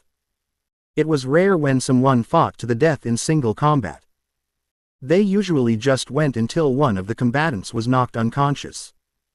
To say that single combat went to the death meant the person was, pardon the pun, dead serious. The general laughed. "So be it," he declared. The two combatants stepped back to a more respectable distance. They didn't bow to one another. They just circled each other slowly instead, moving in their respective stances. After a minute circling, Fong made the first move. He bent a chunk of stone out of the ground and hurled it at Zuko. He rolled forward to avoid the rock and went in low on Fong, drawing his Dao swords as he moved. H swung his swords, but Fong kept dodging. Despite his size, he was agile. It didn't last long as he managed to nick the general on his shoulder and side. Fong responded by bending the earth beneath his feet to throw him off balance. He reacted quickly by backing off and putting some distance between the two of them. "It's been a while since someone has managed to nick me," Fong stated as the two faced each other again. "Expect a lot more. We are fighting to the death," Zuko reminded him. Indeed. He looked over to a large stack of giant stone rings. Using his earthbending, he lifted ring after ring, up into the air and threw them at his. Zuko responded by bending his fire onto the edges of his swords. He hacked his way through the barrage of rings, steadily moving towards the general. Once he was through, he leapt at Fong, going for an airborne strike. But the general jumped away and bent a decent-sized rock at him. He tried to block it with his swords. But the impact jarred his hands, forcing him to release his grip on his swords. Because he had released them, they fell to the ground, skidding away from him. "Now why don't you try fighting me like an actual bender?" Fong taunted him. "Or are you worthless without your swords?" He gritted his teeth but said nothing. He went into a firebending stance and bent a fireball at Fong. The general dodged it and bent a hail of small rocks at him. He rolled to the side and saw that two rock walls were about to smash him together. It would have worked, had he not rolled forward, getting out from between the walls, and bent a low stream of fire at Fong. "Break his roots, Uncle used to tell me," he thought. "I wonder if it's the same for an earthbender." He was willing to find out. Fong saw the fire stream and quickly moved back to avoid it, coming out of the solid stance he was in. Zuko bent another and another at the general, making him continually move backwards. He pressed the advantage that he had. He dimly heard the cheering from the 41st in the background but didn't pay attention to it. He kept pushing Fong back and back until finally, the general seemed to trip. He moved in with an overhead kick with fire attached to finish it off. But it did not end the way he thought it would. As soon as Fong hit the ground, he rolled backwards and bent the earth to jut out a column. The column hit Zuko hard in the stomach, which sent him rolling away on the ground. He tried to stand up but when he did, Fong appeared and slugged him across the face. It sent him back to the ground. As he tried to stand up again, he heard Fong say something. "Is that all, sniveling little brat?" he asked before punching him in the stomach, making him fall to the ground. "Is that all, pathetic little charcoal sucker?" Fong asked him before kicking him in the stomach. He grabbed him by the shirt and lifted him so that they were face to face. "Is that all the Prince of the Fire Nation has to offer me, huh?" he asked a third time before throwing him to the ground again. Zuko could hear the soldiers calling for him, telling to get up, not to give in or to fight back. He tried to stand up but was kicked by Fong again. The general wasn't even bothering to use earthbending now. He was just kicking him over and over. He could feel the pain blossom in his chest, but there was nothing he could do. He couldn't move his body. He lifted his head and saw that time seemed to have stopped, soldiers frozen in motion. Once again, he saw his younger self and he saw the blue spirit standing over him. "The time has come," the blue spirit hissed. "Use your anger and hatred and destroy this man." "No," young Zuko shouted, trying to get his attention. "Bring forth your hope and your determination to stand up again. You must choose." He didn't know what to do. He couldn't choose one over the other, it felt wrong to him. But if he didn't choose, he would die. It was just so confusing. And the pain in his chest seemed to hamper whatever thoughts he tried to think. "Choose," the vision of his younger self told him, his voice becoming more urgent. "Choose," the vision of the blue spirit ordered him, his voice becoming more demanding. Suddenly, with a clarity that seemed to have come out of nowhere, he remembered everything that Iroh, Naruto, and even Bahamut tried to teach him. There is energy all around us. The energy is both yin and yang, positive energy and negative energy. There are other ways to generate lightning. I am the one who stands in the light with hope and determination. And I am the one who stands in the darkness with rage and hatred. You simply have to look underneath the underneath.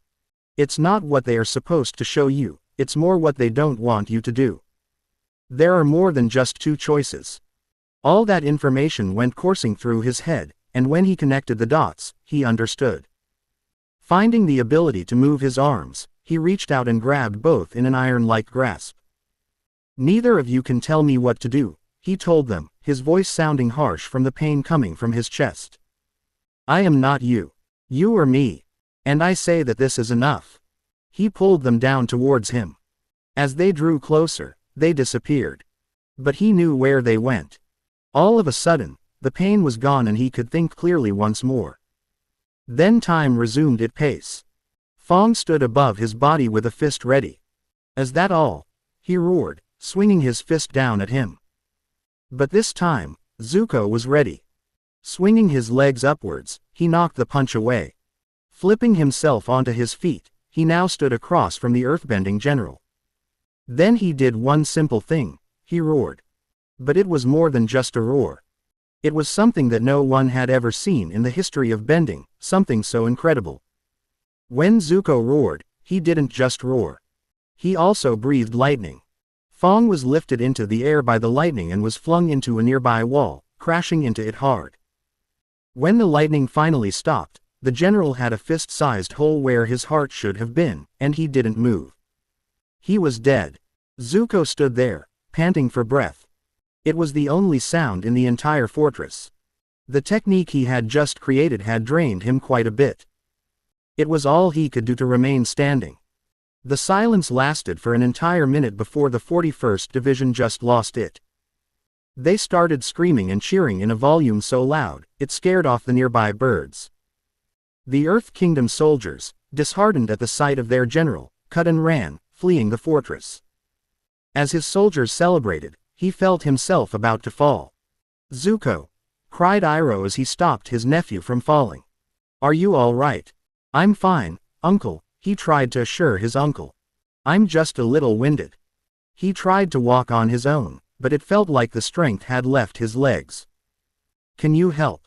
I want to go see the general's body. He couldn't believe he had done something like that. He wanted to see it with his own eyes. Iroh nodded in agreement as he helped Zuko stand and walk. The 41st were already going into the tower, to see if there was any useful information or just plain old treasure. As Zuko walked over to the body with his uncle's help, he felt the strength in his legs return. By the time he reached the body, he felt like he could walk on his own again. The general's body was now slumped against the wall, his head lowered against the body.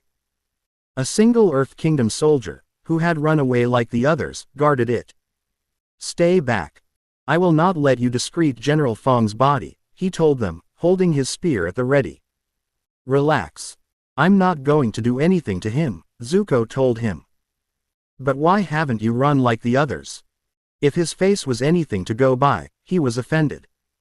He saved my battalion from being used by the Fire Nation as bait.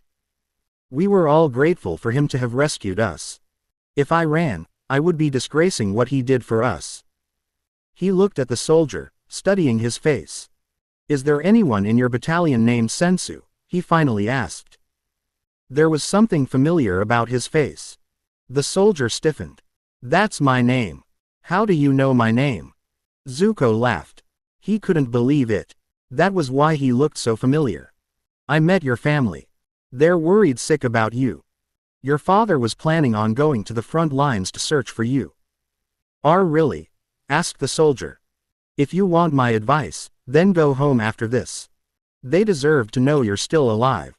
He and Iroh walked away after giving him that piece of advice. They sat down on a nearby staircase. They were soon joined by Ji and Bao Yu. The four of them just watched the soldiers of the 41st race around the fortress, trying to find something worth taking. By Agni's flaming balls, shouted someone, like they had seen something they couldn't believe. One of the soldiers came running out of the tower. He looked frantically around and saw Zuko sitting nearby. "Sir, you have to come with me," he said as he gave a hasty salute. "What's the matter, soldier?" G asked, rising from where he sat. While he might have not been in Akawan long enough, he knew that the soldiers of the 41st usually didn't get this excited over anything. "We just found something incredible. They're bringing it up out of the tower basement now." He ran back and they had no choice but to follow. They hurried over to the tower. A hole in the tower that was the size of a sky bison had been rapidly created to bring whatever it was they found out. There was now a crowd encircling the hole. Zuko and Iroh made their way to the front of the crowd. "Everyone, back up. We're coming out and we're going to need a lot of room," a voice from inside the hole called out. The crowd backed up considerably. 4 soldiers came out of the hole. It looked like they were pulling something. What they were pulling became obvious in a moment. It was a long platform on wheels, but it was what was on the platform that had everyone's attention. "That should be impossible," one soldier cried out. "It can't be real," another shouted. Zuko just stared in wonder. "Is that what I think it is?" he asked in a shocked whisper. Iroh simply nodded his head. "Yes, it is." He looked at his uncle. "But I thought you conquered the last living dragon. That story was near legendary in the Fire Nation. It was how Iroh got his title of Dragon of the West." "Apparently, I was mistaken," he said as he looked at what was before him. Sitting on the platform, covered in chains to hold it down, was a dragon.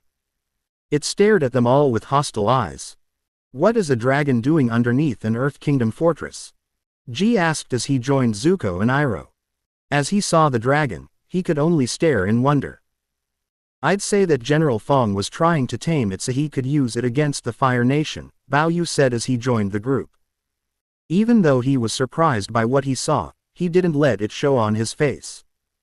"Then it's a good thing that dragons are stubborn creatures, especially the young ones," Iroh said as he got a little closer to the dragon, who tried to bite when he got too close. "Well, he's a feisty one," he commented with a dry chuckle. "What should we do, Uncle?" Zuko asked. He was a bit lost on what to do. "That is your decision, nephew," Iroh told him. "You were the one who brought us this victory. He is your spoils of war." Everyone stared at him and then, at Zuko. He just stared at the dragon, looking at everything. Its coat was a deep, deep red, almost crimson.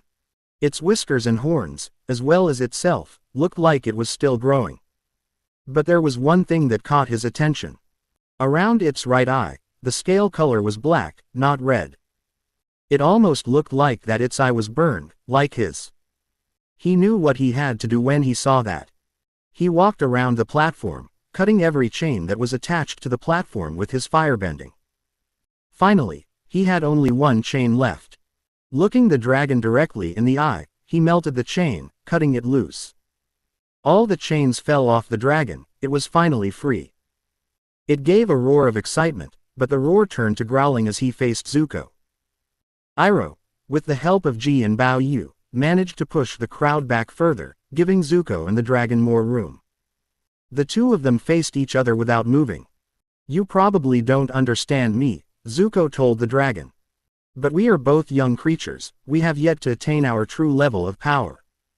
If you wish to fight me, then I will gladly provide. But let that day be when we are older, wiser, and more powerful. Until then." He gestured to the open sky. "Be free." The dragon seemed to get the point. It opened its wings and flew off into the sky. After watching it disappeared, Zuko looked back to what was left of the 41st Division. "All right, break's over," he called out. "It's time we went back to Akawan. When the reinforcements get here, we'll let them know about the fortress." The journey back to Akawan was normal as there was a sense of relaxation that had settled into both the soldiers and officer. But somehow, Zuko knew that it wasn't going to be that easy. His suspicions were confirmed when they reached Akawan and saw fresh soldiers manning the walls. They were told to report immediately to the barracks.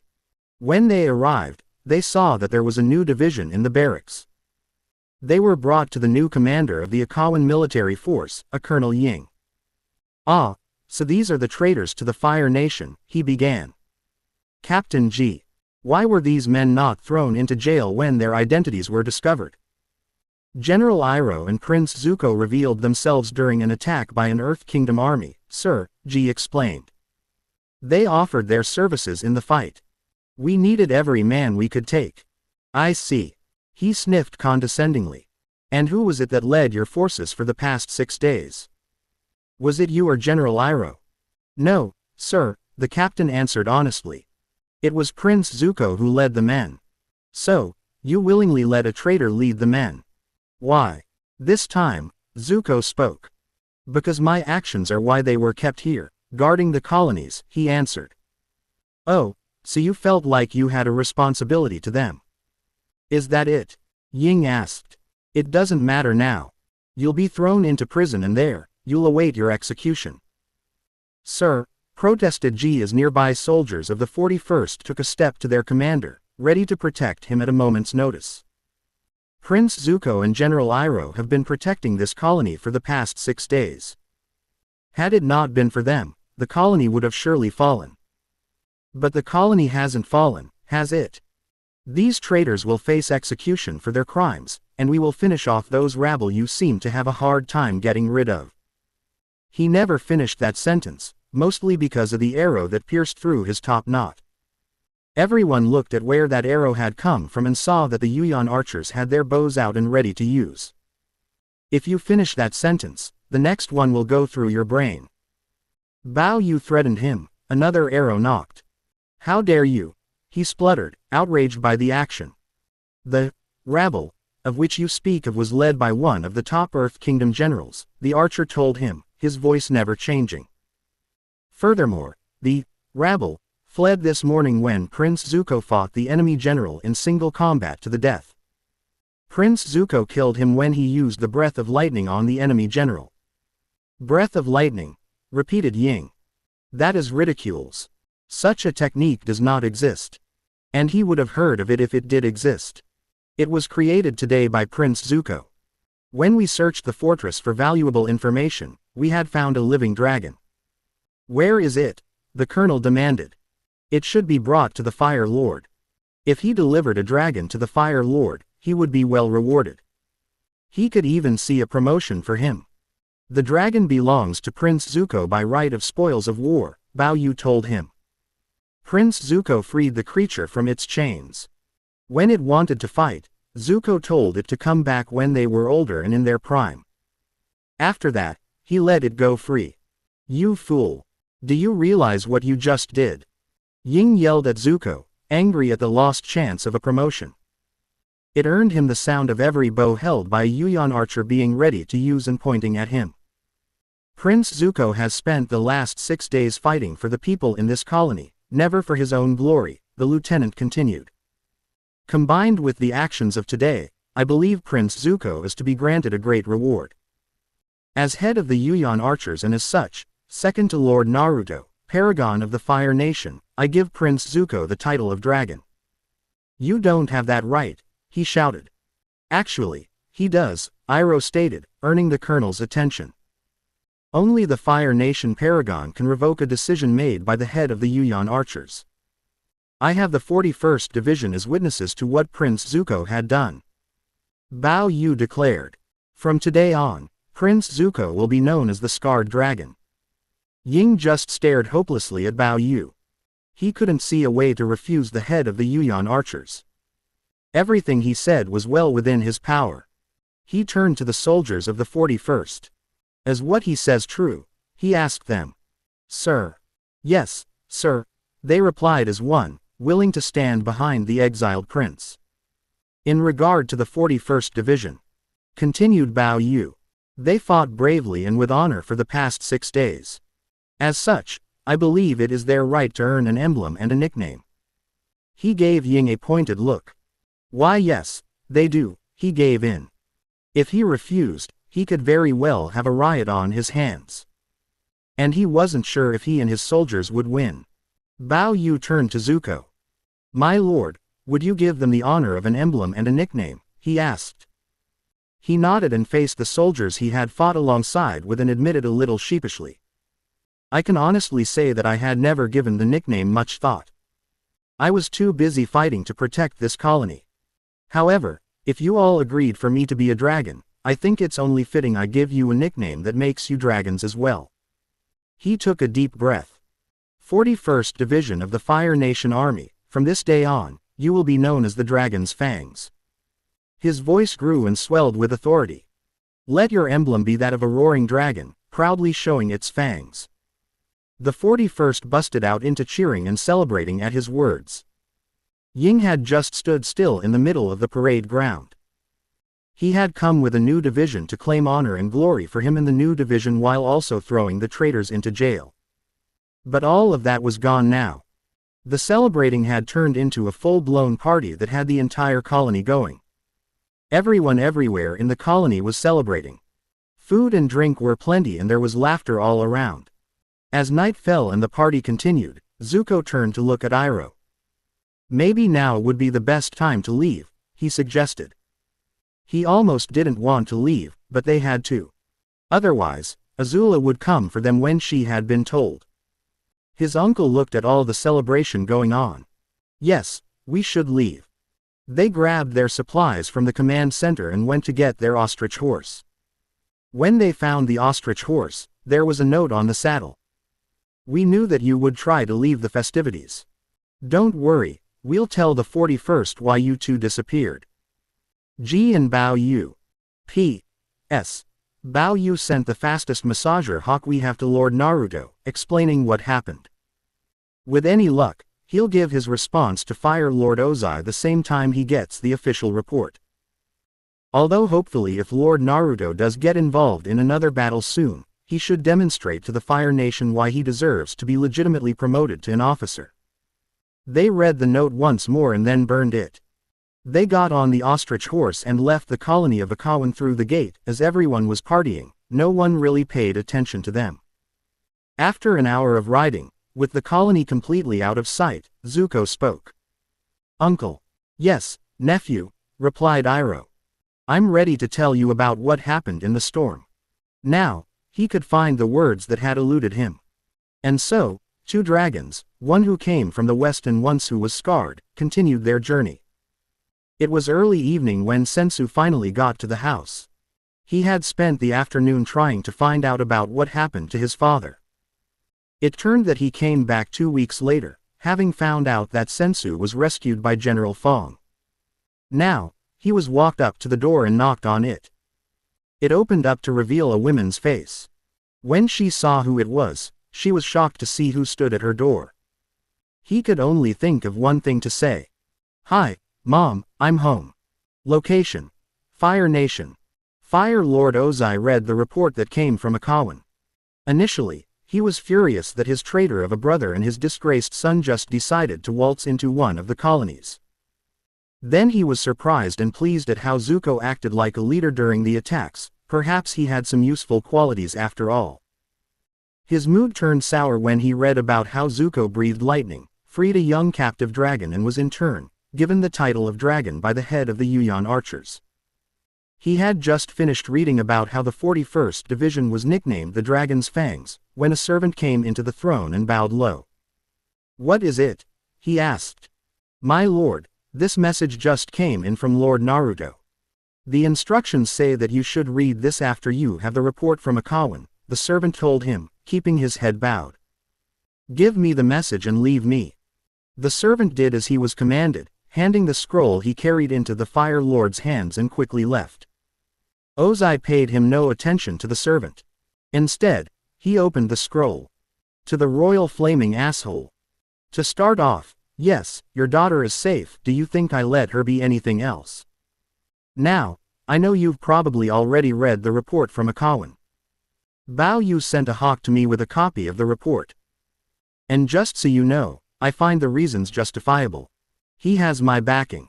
Now about Zuko, can't you be proud of him? He was to generate lightning inside of himself and was able to breathe it. I know for fact that had Azula come with the idea and was able to successfully do it, you would have thrown a party. And he let the dragon go so that he could fight it when he was more powerful. What does that tell you? Because it tells me that he is going to try his hardest to improve his firebending, just so he could fight a dragon in its prime. For Agni's sake, Ozai, you should try at least to be proud of both of your children. So your son was a late bloomer, it doesn't mean you should automatically think him a failure. Give him some time to improve himself and he just might actually surprise you. And, in case you didn't notice, he already did. 3 times. Paragon of the Fire Nation. Naruto Uzumaki. P.S. I've already sent my reply about the report back to Bao Yu. He knows that I stand by his decisions. So don't try to do anything funny with Bao Yu or the Yuyan archers, Ozai. Remember, they're loyal to me first and to you second. He stared at the scroll, reading it again. Once he was done, he threw it into the nearby fire and watched in satisfaction as it burned. The encampment used by the famous elite unit of the Fire Nation, the Rough Rhinos, was as small as it can get, perhaps because there were only 5 members who comprised of the unit. Since its formation, the Rough Rhinos had emerged to become one of the Fire Nation's mobile cavalry formation, before the Tundra tank was invented. As the Fire Nation relied more on its infantry, both firebender and non-benders alike, the role of the cavalry had been reduced. Yet, for Colonel Monk and his group, they were determined to prove to the Fire Lord that mobile cavalry still has its uses. Speaking of Colonel Monk, the leader of the group had a charisma that could not be rivaled by any other Fire Nation nobleman or military officer. Yet, for the leader of the Rough Rhinos, their opportunity would arrive when a falcon arrived at their camp. One of the other group members, a former Yuyan archer named Vakir, had grabbed the parchment that was attached to a falcon's leg and delivered it to Monk. Meanwhile, a heavily bearded man sat in front of his tent, sharpening his own guandao as his comrade. A bare-chested man carrying a bolo sat beside him. "Did you hear?" the bare-chested man whispered. Akawan was under attack by the Earth Kingdom. Surprisingly, they managed to repel the attack. Kachi turned to his comrade with an amused look. "I wonder who was responsible for the miraculous victory in that colony." Colonel Monk laughed as he gathered his men around the campfire. He still carried the letter that Vakir handed to him, as a masked man named Yelu carried what appeared to be components for a new kind of explosive. "The rumors around the mill are true, boys," Monk said as he grinned. "It seems that the exiled prince who defeated me in a fight one time, was the one leading the defense of the city. Wouldn't he be punished for defying his punishment? Technically, he and the Dragon of the West are still in exile." Vakir asked Monk. But the leader of the Rough Rhinos simply grinned. "Well, besides that, I have some news coming out of Kuzan." Everyone quieted down, eager to hear this news. It appears that Governor Shun has requested extra backup and has contacted us to help defend the colony.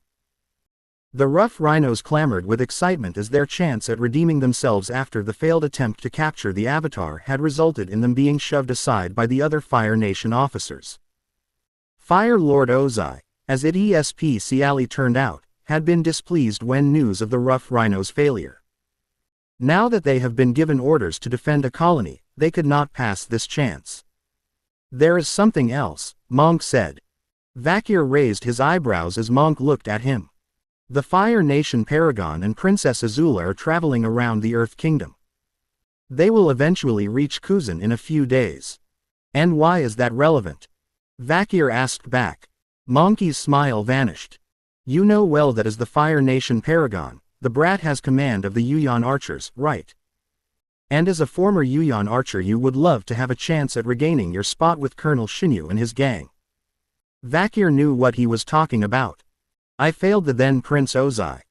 Yet, I am amused that the Paragon of the Fire Nation is not only the same age as Princess Azula, but that he is the only one who had the guts to disobey his command. Perhaps maybe I should greet this Lord Naruto, as everyone talks about." He looked at his bow and patted it. "And perhaps you should ask Colonel Shinyu as to why Lord Naruto is not an officer in the first place. Maybe this battle should convince the Fire Lord that Lord Naruto should be awarded an officer's rank, just so the other officers wouldn't complain that they have to take orders from him. That's the plan, Vakir. For now, let's take down the camp, and prepare for a long journey." Monkey's smile returned, though it transformed into a feral smile. Kuzan awaits us. The men of the Rough Rhinos cheered loudly. End. Author's note. Thank you for all the reviews you've sent me. I would also like to personally thank the author QB16 for sending me a harsh review. We've been talking back and forth about what he meant on his review. He's been pointing out stuff that I need to work that I didn't realize I had. This is why you should always pay attention to the harsher critics. Odds are they're the ones who will actually help your story. Rockhead and Charcoal Sucker are derogative terms for Earth Kingdom and Fire Nation respectively. I don't know if I'll come up with derogative terms for Water Tribe or Air Nomad. It was kind of a spur-of-the-moment thing. I always wanted to know what happened to the 41st Division in the actual show, so here is my version. Which is also why I somewhat brought the crew for Zuko's ship back as well while also reuniting the family in Zuko alone. I also wanted to add in something about the Yuyan archers because their headband. It's explained in the chapter. I wanted to kind of expand the Yuyan archers. Give them a little backstory. If you thought that the Naruto flashbacks were a bit short, don't worry. I'm planning on putting in a few in the next chapter. Also, don't worry. The dragon will be back. The question of whether or not the 41st Division comes back is still up for grabs, but they'll be an important factor in a later chapter. I'll see you all next chapter. Bodyguard of Azula. Location: Earth Kingdom. It had been nearly 3 weeks since Aang started earthbending training. Since then, they've kept moving so Azula and Naruto wouldn't find them. So far, they had been lucky and had no encounters. Hey, look down there. Sokka pointed downwards, seeing something. Everyone looked down, and saw that they were passing over an Earth Kingdom military camp. It looks like someone is trying to flag us down. A soldier was waving his arms, probably to get their attention. What should we do? Katara asked. She looked over to Team Guy. Should we land? She knew that they had to keep moving, but somebody wanted their help.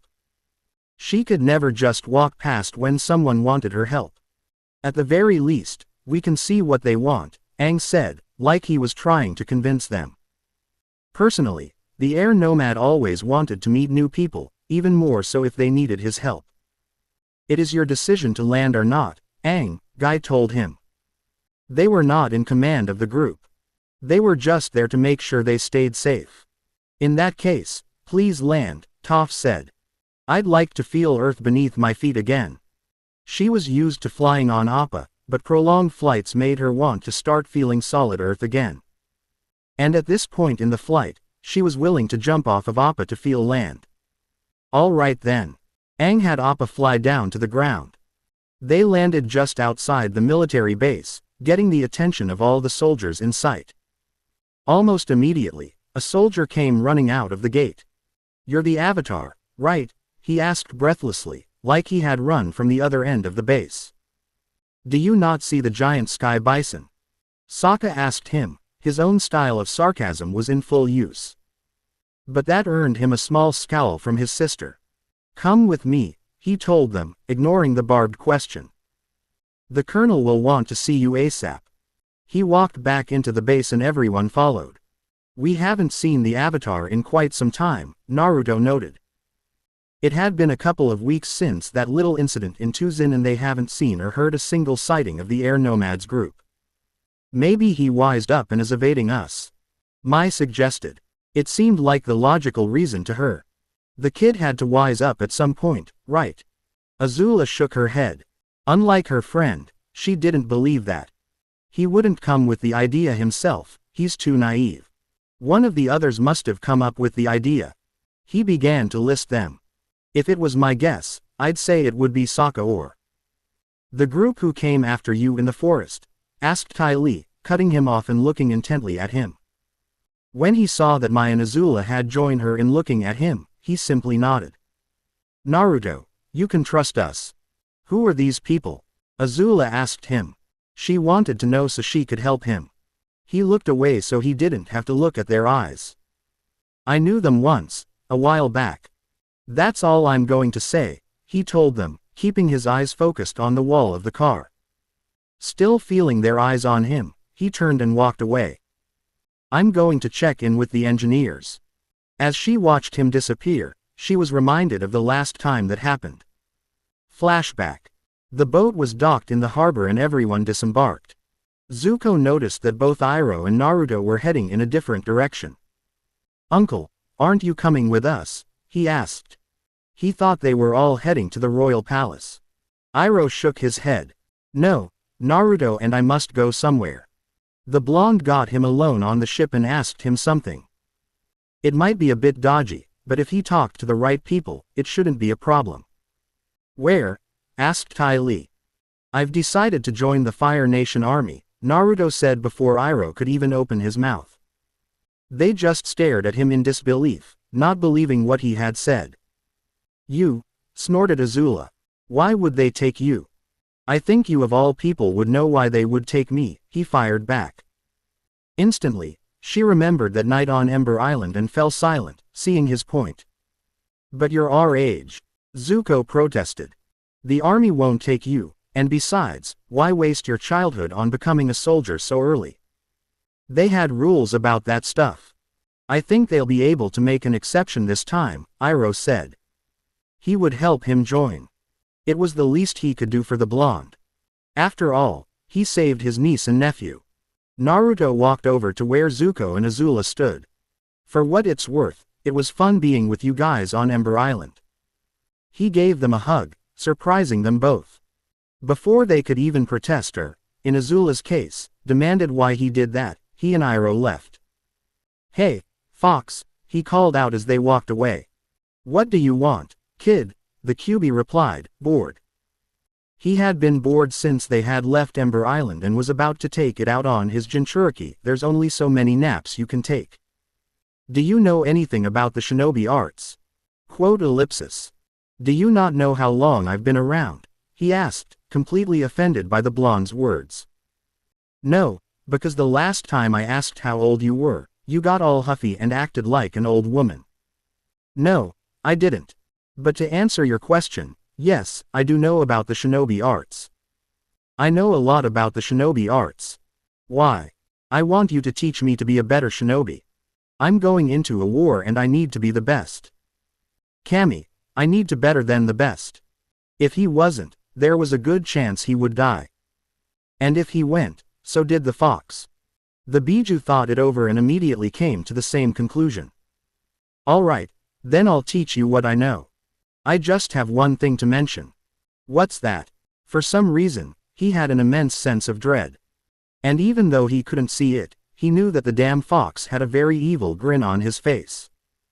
"Gaki, you are going to feel my own personal brand of hell." End flashback. "Hey Azula, what are you thinking about?" Ty Lee asked, noticing that her friend was staring into space. She had never seen her do something like that before. She came back to reality when she heard the acrobat's voice. "Nothing," she said. Before either of her friends could speak, Naruto came back into the car. "We may have a problem," he announced, sounding slightly worried. "Greetings, young Avatar," the colonel in charge of the base said. "I am Colonel Ching." The man was sitting at his desk, which looked like was overflowing with papers. "Hello," Aang replied as they walked into the colonel's office, a room that was big enough for a desk and several people able to stand before it. "What do you need my help with?" "Ah, straight to the point," he said, standing up from his desk. "Tell me, Avatar, what do you know of the Fire Nation colonies?" He walked over to a nearby map hanging on the wall. Not much," the air nomad answered, a little embarrassed. It was funny. Half of the reason he was trying to stop the Fire Lord was because the colonies do not belong in the Earth Kingdom, but he didn't really know about them. The colonel looked briefly irritated, but it passed. "There are 3 colonies that are the lifeline of the Fire Nation here in the Earth Kingdom. They are Yudao, Akawan and Kuzan." He pointed out the locations of the colonies on the map for them to see. Yudao is the manufacturer and Akawan is the harbor. But Kuzan is arguably their most vital one. "Why?" Katara asked him. Guy was the one who answered her question. "It's where most of their resources come from, isn't it?" he asked the colonel. Ching nodded. "Yes. Kuzan sits on top on what seems to be an almost endless amount of metal ore, he told them. They mine the ore and send it to Yu Dao who, once they're done with it, sends it to Akawan so that it reaches the Fire Nation. For quite some time now, the Earth Kingdom army has been trying to disrupt the trade routes between the three colonies but has had little success. I believe we should go directly to the source. What do you mean? Neji asked him. I intend to go to Kuzan and convince the Fire Nation colonists to leave. After which, Kuzan will be held by the Earth Kingdom and the Fire Nation will lose an important colony. I believe with your help, Avatar, we can take over the colony much more smoothly, he explained. Sokka didn't know why, but for some reason, what the colonel said sounded off to him. All right, I'll help, Aang said without hesitation, a big smile on his face. If the colonists left peacefully, he would gladly help. Excuse us, Sokka said to the colonel before looking at his friend. Aang, can we have a moment in private, please? The air nomad nodded. The two of them, as well as the rest of the group, left the colonel's office. As they walked down the hall, the tribesman saw an empty room. He quickly entered it and everyone else followed. What's up, Sokka? Aang asked him once they were in the room and the door was closed. I think we should move on, he began immediately. Something doesn't feel right about what the colonel said. By the spirits, Sokka, stop being so paranoid, Katara told her brother, her voice full of exasperation. She was beginning to get annoyed whenever he got like this. He usually would be wrong anyways. So why would he bother? There's nothing wrong with the colonel. Yeah, we're just going to help him remove the colonists. That's all, Aang agreed with a smile. It'll be completely peaceful. Come on, we have to tell him that we'll help. He left the room and the others followed, leaving Sokka and Aquila alone. This is going to come back and bite us in the rear. I just know it, the tribesman told the wolf, who seemed to nod in agreement. What's the problem? Mai asked, acting like she wasn't concerned. The thing sounded like it was running fine to her. According to what the engineers told me, the wheels and the tracks are getting rusty and they don't have enough of the oil needed to clean them. And we're also low on supplies, Naruto explained.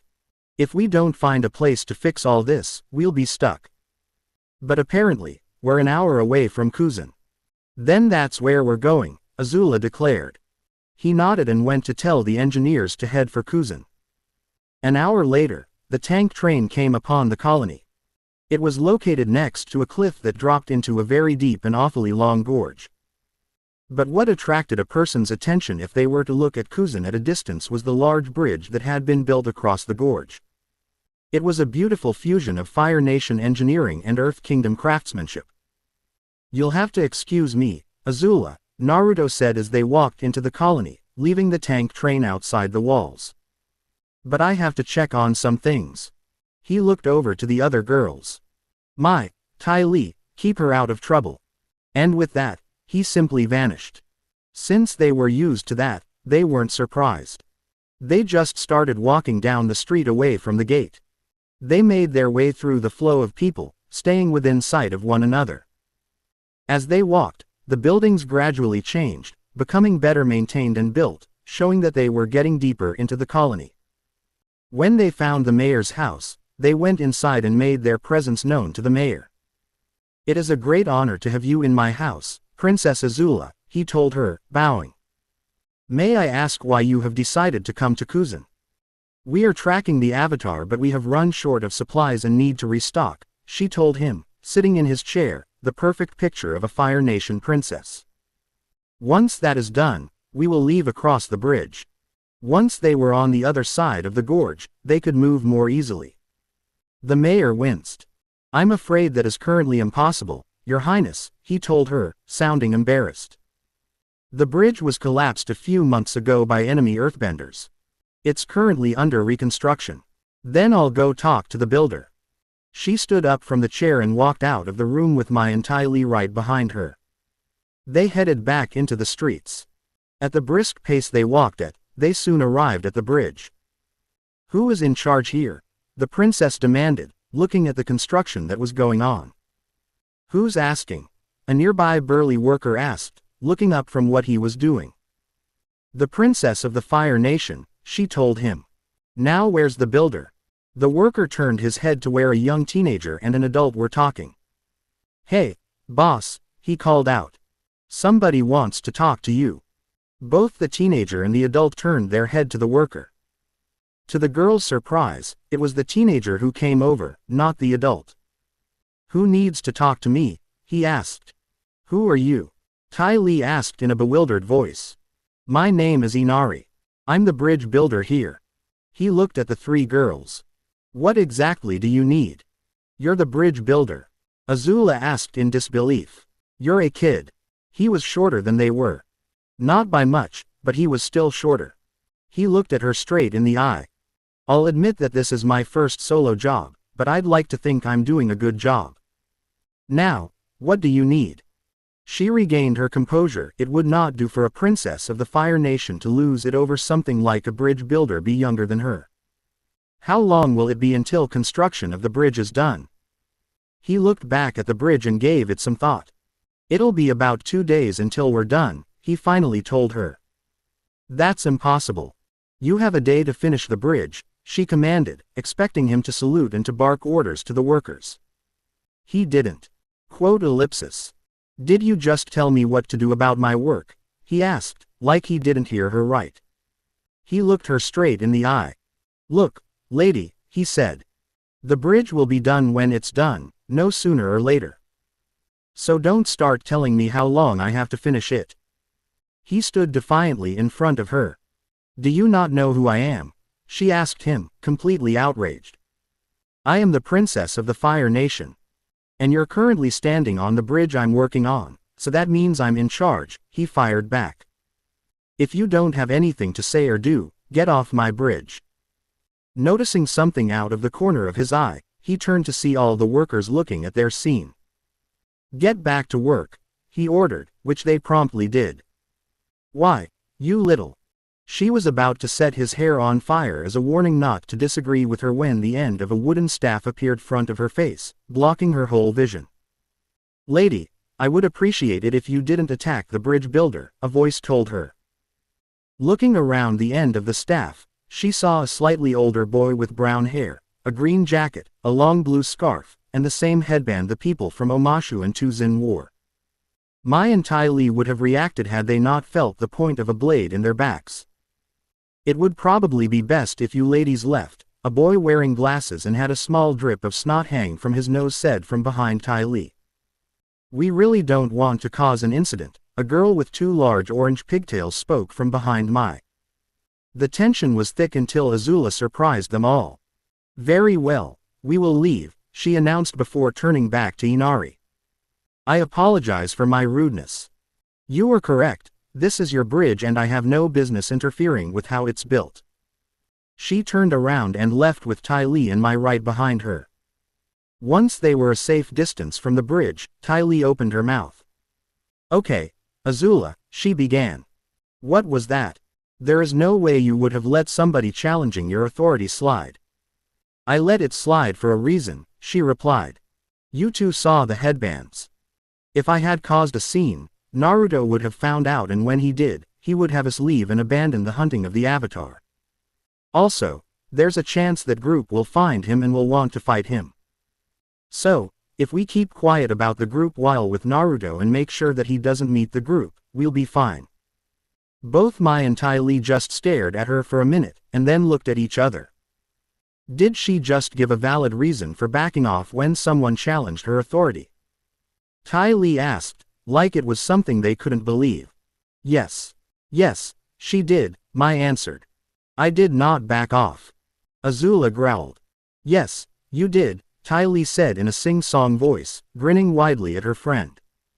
Azula snarled. It was stuff like this that reminded her of when Naruto had just become her bodyguard. She walked back to her room after her firebending lesson. It was a grueling one, so she was tired. She entered her room, ready to take a nap. But a small wooden ball flew out of nowhere and thwacked her on the head. Ow! What in Agni's name? She yelped as another ball hit her on the head. Who's throwing those? She received no answer, only another ball hitting her in the head. She kept looking around. The balls never came from the same direction, but she didn't know where the person who was throwing them was. Finally, another ball flew at her. This time, she dodged it by ducking. However, it didn't really work as another ball came at her and hit on the forehead, making her fall to the floor completely. Lesson number 1. Just because they're coming at you in one way, doesn't mean they won't come at you in another, a voice spoke from somewhere in her room. She looked up to see someone that was both familiar and yet unfamiliar to her. Naruto, you, she growled. What are you doing? She tried to discreetly look for him, but she couldn't see him. Trying to teach you a lesson, he replied. I don't know if it's working or not yet. Why are you here? She demanded, still trying to find him. Quote ellipsis. I'm here because I am your bodyguard, he said, making her remember the week before. How she fought against 12 opponents in an Agni Kai and lost to the one person who wasn't a firebender. If that's so, then where have you been? She asked, keeping low to the floor. Observing you from a distance, he told her. To see if you have changed in any way. What do you mean, change? Let me put it to you this way. Would you still try and kill me if I was using your closet to hide from a rabid horde of girls? It was an innocent-sounding question, but she just knew there was a smirk on his face when he said it. Yes, she answered, standing up and lunging at the spot where she thought Naruto was hiding. Her hands grasped nothing, and had she not stopped herself, she would have hit the wall. Lesson number 2. Just because you can hear someone, doesn't mean they're there, his voice spoke from the other side of the room. He sighed. This might take some time. End flashback. Never thought I would get used to Naruto's lessons, Azula thought to herself as she and the other 2 girls walked through the colony. But she did, in the end. And she was glad for it. Hey, Mai spoke up, let's stop somewhere and get something to eat. She had just realized that it was around midday, a fact her stomach was reminding her pointedly. Ooh! Tai Li exclaimed.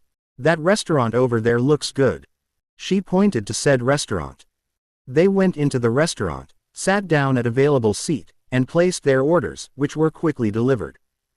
As they ate, they listened to what other people were saying. It was one such conversation that got Azula's attention. Did you hear what happened at Akawan? Prince Zuko himself showed up and led the defenses, a girl at a nearby table said excitedly. I heard that on the first day, he pushed the enemy out of the city by himself, another girl said. From what I heard, when he met with the 41st Division, he got on his knees and begged them to forgive him. They were so moved that they put him in command, third commented. Fighting off a besieging army for days on end and then turning the tables by attacking the enemy forces and winning. Prince Zuko is so cool, one of them squealed. I was told that he found a dragon that was held captive by the enemy.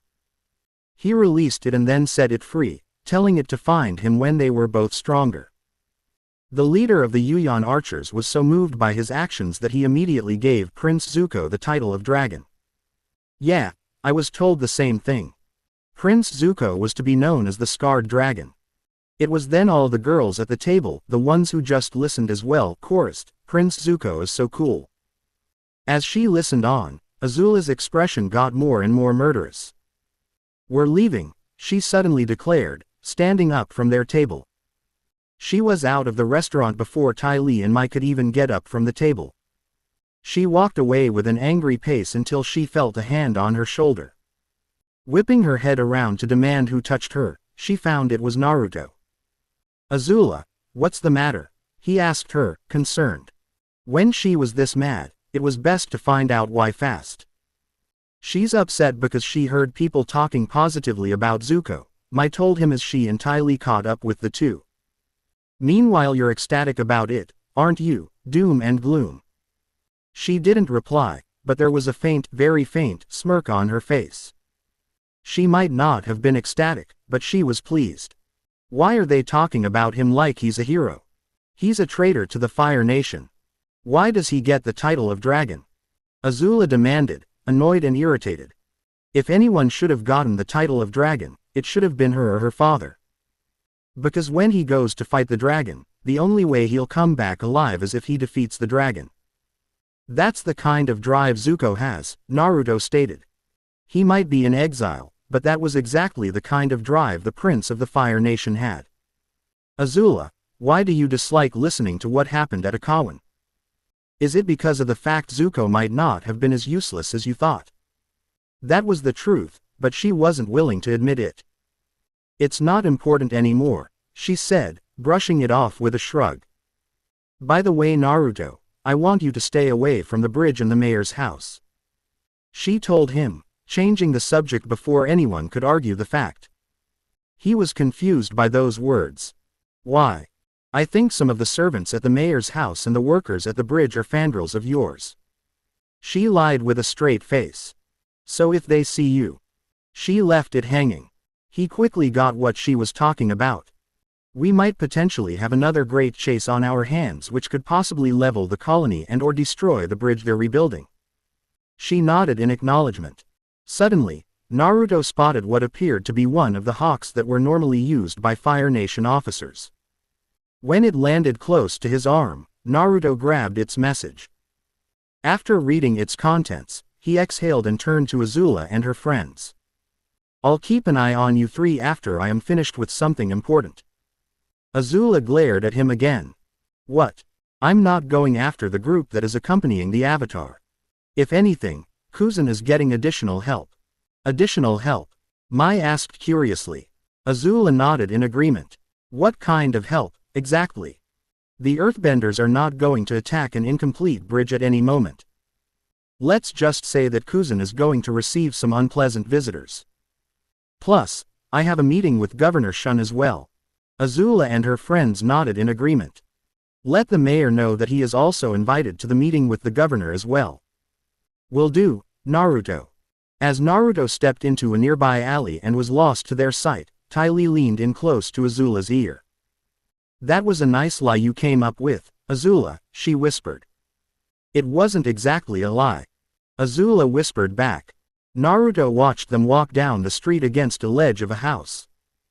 Are you going to tell them why you up at night when the messenger hawk arrived? The QB asked him as they disappeared. Or why you were up the next night as well? No, I won't, he told the fox as he moved to keep track of them. It's not their concern. Kit, you need to talk to someone about it. It's not healthy to keep it bottled up like this. I talk to you, don't I? He retorted. Beside compared to me, Azula's issues are much more imposing. Funny. To me, both of your issues are on par with each other, the fox remarked dryly. The dedication of his Jinchuriki would have been touching, if it was a different time. But it wasn't, and therefore, his dedication wasn't touching. Enough. What has happened, happened. There's nothing I can do to change it. But what if you could? The QB wondered aloud. What if you could change what had happened? Would you do it? Would you leave Azula to go save him? Why are you asking me these questions, QB? I ask them because we share the same pain. Despite the fact that we didn't really like each other, the Akatsuki took my brother from us. Quote ellipsis. When you say, us, do you the Biju or the Jinchuriki? Both, the fox told him solemnly. He stopped talking to the fox and focused on watching Azula. He didn't want to talk about or remember the nightmare that he dreamt. He didn't want to remember how he watched as the Akatsuki had captured and killed Gaara by extracting Shukaku from him. It'll take us about 2 days to reach the bridge that connects the two sides of the gorge, Ching told the Avatar's group as he pointed it out on the map in his office. By the time we arrive, however, we should reach the bridge just as it's finished. Does the colony have a military force? Guy asked. Odds are there were, but he had to be sure. Yes. But most have been put to work repairing the bridge. They will be tired and will be slow to respond. We can capture most of the soldiers on the bridge and force the colony into surrender. What do you mean by capture, exactly? Sokka asked. Every time the colonel talked, his sense of unease grew. The colonel wasn't going to do what he said, the tribesmen just knew it. Just exactly that, he said, looking at Sokka. I plan to capture them. Why don't I believe you? His sister shot him a look of annoyance, trying to silently tell him to stop. He had no plan on doing that. Sokka, if you're going to be like that, Perhaps it would be best if you left, Aang told him, flashing a quick apologetic grin at the colonel. Sokka simply headed for the door and walked out it. The hallways and corridors were silently as he walked. He soon walked out into the open and saw that Appa and Aquila were near. He went over to them, sat himself down against Appa's leg, and waited. He didn't have to wait long. "What has you acting so unyouthful, Sokka?" Lee asked him as the Konoha shinobi and everyone else arrived. "I don't trust that guy," he replied, looking up at them all. "He rubs me the wrong way." "Sokka, will you let it rest?" Katara asked. She was very annoyed with how he was acting. The colonel is not a bad guy. He's loyal to the Earth Kingdom and his troops love him. "Guys," Aang said, trying to make sure things didn't escalate between the siblings. "Let's just leave Sokka alone for now. If we give him some time to calm down, maybe he and the colonel will be able to get along." He believed. Really, he did. He just thought that Sokka needed some more time to get used to Ching. The others in the group nodded in agreement and left Sokka alone. Aang was the last one to leave and he was the only who heard what Sokka said to Aquila. "I'm not the one making the mistake here." The sun had yet risen, but there was still light enough in the sky for Azula to stand in front of a training dummy in the mayor's backyard. Normally, when she could, she would rise with the sun and practice her firebending. But this time, she wanted to practice something different. She could still remember the first time she tried it. Or rather, the first time Naruto made her try it. "What exactly are we doing in the training yards at 3 in the morning?" she demanded. Even though it wasn't winter, she still felt cold. She just wanted to go back and sleep a little longer, but Naruto deprived her of that when he had all but dragged her out of the bed. "Lesson number 3, the blonde answered cryptically. "What in Agni's name is lesson number 3? She was long past beginning to hate his lessons. She hated them with a passionate hatred that would have made her father proud. "Just because you're good at one form of combat, doesn't mean you shouldn't try another," he told her. "Your firebending is good, but you're a little weak when it comes to close combat." At that point, he pulled out 2 sheathed military daggers out of a nearby chest. "Therefore, you will learn how to use daggers in close combat to make up for this weakness." She scoffed. What he suggested was completely ridiculous. "I don't need to learn how to use these daggers, my firebending is all I need," she told him defiantly. "Didn't you say the same thing before I pinned you to a tree?" he asked with a straight face, making her remember that one day on Ember Island. "Besides, you're not leaving this yard until I'm satisfied. And what's stopping me from leaving?" She was sure she could take him in a fight. And if not, she was a good runner. "The fact that the cooks will not serve you breakfast until I approve it. I won't stop you from leaving, but you'll just be hungry." Snarling at him for the prospect at the loss of food, she yanked the 2 daggers out of his hands. "All right, fine," she muttered. She drew the daggers and held them in her hands, their handles feeling awkward and heavy. "You're holding them wrong. Do you want to be a eunuch?" she growled. She really didn't need his attitude at that moment and would follow through with her promise. He snorted in derision and crossed his arms. "Please, you couldn't even touch me with those." End flashback. She hated it at first and she hated him for making her do it. But she eventually got used to it. She wasn't a master at it, but she could hold her own with the daggers. She held the daggers low in front of her and attacked the training dummy. Once she was done, she looked at where she had stabbed, sliced and nicked the dummy. "I'm rusty," she noted. Due to the fact she was chasing the Avatar and her father had been keeping a closer eye on her, she didn't really have time to practice. She practiced the motions again and again until she was satisfied. She put the daggers away and noticed the sun was rising. She closed her eyes and began to breathe. Slowly she breathed in and out as the sun rose slowly on the horizon. Once she felt ready, she began to practice her firebending. She started slowly then began to get faster and faster until both the fire and she seemed to be 2 parts of an intricate dance. Finally, she finished the practice by again controlling her breathing. Once she was done, she walked back into the mayor's house. As she made her way to her room, she passed an open door and saw something that caught her eye. Standing on a rack against the wall, stood a sword. But it was no ordinary sword. She knew a few swords that were as tall as a man, but they didn't have cutouts in them. This sword had two of them. One was a full circle near the tip of the blade and the other was a semicircle near the handle. From the handle by a strap was a mask with a red wavy design on the bottom and a symbol on the top. She walked into the room to examine the two things closer. "May I ask what exactly you're doing in my room?" a voice to her side said. If it hadn't been for her training in firebending and by Naruto, she would have leapt in surprise. She turned around and saw that it was Inari, dressed for the day. "I'm sorry," she apologized as she tried to think of an excuse. "My brother is a swordsman, so your sword caught my eye. I've never seen anything like it before. Most people on this side of the world haven't either," he told her as he walked up to the sword. She stepped out of the way and watched as he took the mask off the handle and laid it on the bed. Then she watched as he took the sword off the rack and held it. He held it for what seemed like a long time.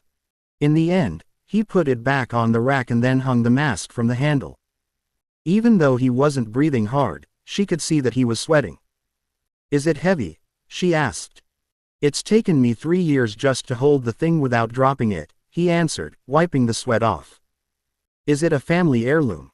"No." He touched the blade gently, like he was remembering a memory. "It's more of a memento." "Who did it belong to then?" "There must have been a reason for him to keep it if it wasn't an heirloom." Quote ellipsis. "A demon who died to defend my home." She would have asked more questions but the 3 children from yesterday as well, as a man with dark shades, a green jacket of sorts, and a bandana with the same leaf symbol the kids had on their headbands, appeared at the door. "Hey Inari," the blue-scarfed one spoke up, only to trail off when he saw Azula. "You're that lady from yesterday." He pointed at her with an accusing finger. "My name is Azula," she told him with a little annoyance.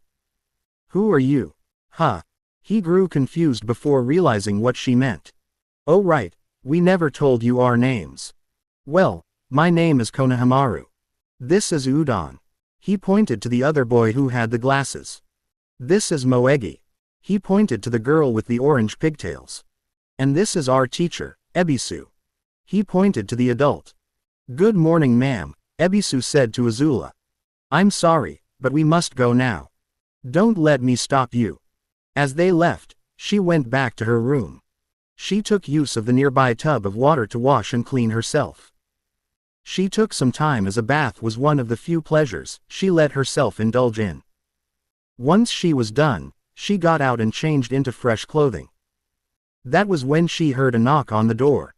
"Who is it?" she asked. The door opened and Tai Li and Mai came in. "Hey, Azula," chirped Tai Li, who sounded both happy and excited. "What are you planning to do today?" "I figured I'd get breakfast and then do some more practice.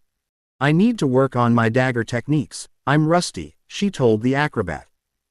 Being rusty was not something she would allow herself to be. "You can work on those later," her friend insisted. "Don't you realize what we have right now? We have a day off." Mai sighed at her antics. Tai Li, we're not in school anymore. When they had been, she would start getting excited when the teacher said that they could have a day off. "A day off is a day off," she replied stubbornly. "Besides, I know the perfect thing to do today." "What's that?" Despite asking that question, the knife wielder already knew the answer. "We can go shopping." The room was silent for a few minutes until Azula broke the silence. "I'm getting food first," she said before walking out the door. If they were going shopping with Tai Li, it was best to put some food in her belly. "Don't forget that we are invited for dinner with Governor Shun." "Why?" Tai Li asked. "Because it is rare for Governor Shun to meet some important people from the homeland. Plus, I'm sure that he will explain to us as to why he requested extra help guarding the bridge." Both Mai and Tai Li grimaced before nodding reluctantly as they moved on. "Is everyone on?" Aang asked from where he sat on Appa's head, the dawn breaking all around them. The colonel's forces were getting ready to move and they had to as well. "Everyone except Sokka and Aquila," Guy told him from the saddle. "Where are they?" It wasn't like them to not be around when it was time to go. He said that he was going to march with the soldiers. He said he was going to practice for when we didn't have Appa, Neji answered. That's ridiculous. When would we not have Appa? Katara asked. The sky bison was always there, alongside Aang. I asked him the same question. He told me that it's better to be safe than sorry. He shrugged his shoulders. It's a good reasoning. It was never a bad idea to improve yourself, and the tribesman was doing just that. If he wants to walk, let him. It's his choice. Aang told them. Appa, yip yip, he told his sky bison. Appa was up and in the air as the soldiers marched. Some of them aboard the sky bison tried to look over the side to see if they could find Sokka, but they couldn't. He was lost in a sea of faces. By the time Naruto arrived at a wild ravine, as per the written instructions, he looked around but saw no one. Not wanting to be caught off guard, he placed his hand on his Jien and paused. A swinging rope with a pair of balls attached to it swung by him. He dodged, only to land close to where a mysterious object landed and moved to the side as said mysterious object suddenly exploded. He spotted a large, bearded man wielding a guandao charging towards him, forcing him to deflect his attack with his Jien. Not long after he dodged the guandao's strike, a flaming arrow flew towards him. He avoided one, only to have another come flying. He constantly dodged them until fatigue kicked in, allowing an unusual, bearded man to tackle him into the ground. The man with the guandao aimed his blade into the blonde's throat as he struggled to free himself. Just as when he was about to give up, the bearded man grabbed him and made him stand up again, at the same time giving a large grin. That was an excellent sparring session, Lord Naruto, said Colonel Monk amusingly. Naruto was not amused. It was, if you guys didn't try to kill me in the first place. But then again, that always how the rough rhinos trained, always going for the kill. He put his annoyance to the side and focused on what was important. I didn't know that you guys were going to be the extra backup that Governor Shun requested. Kachi nodded. After our failure to capture the Avatar, the Fire Lord saw another use for us. Governor Shun requested for extra reinforcements, and we were called up to help. However, from what Colonel Shinyu had said in a message that we received a few days ago, there is an advancing Earth Kingdom army closing in on Kuzan. In that case, will Colonel Shinyu bring in the Yuyan archers then? Naruto asked as he sheathed his Jien. Yes. Vakir felt uneasy around Naruto, which the blonde noticed. However distasteful it is for me personally, the other Yuyan archers recognize your authority as the paragon of the Fire Nation. Naruto sighed. While he knew a bit about Vakir's past as a former Yuyan archer, he did not divulge too deep into why he had ended up with the Rough Rhinos. Moreover, the Rough Rhinos were among the elite Fire Nation troops that did not interact directly with Naruto while the Fire Nation was on the march. Which meant that they developed their opinions on him from certain Fire Nation officers who did not like to take orders from a paragon who was technically supposed to be their subordinate. Still, Governor Shun's request was rather important to both Naruto and the Rough Rhinos. So they marched back to Kuzan. Azula and her friends spent the day at the stores, browsing, trying things on and just having a good time. Even Mai got into it after a while once they found the weapons store.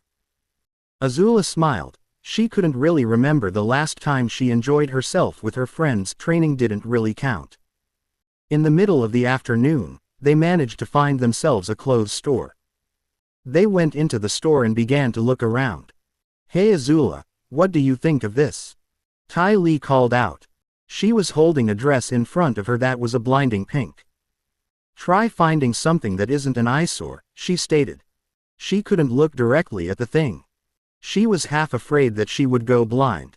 Quote ellipsis. It is a little too pink, isn't it? The acrobat asked.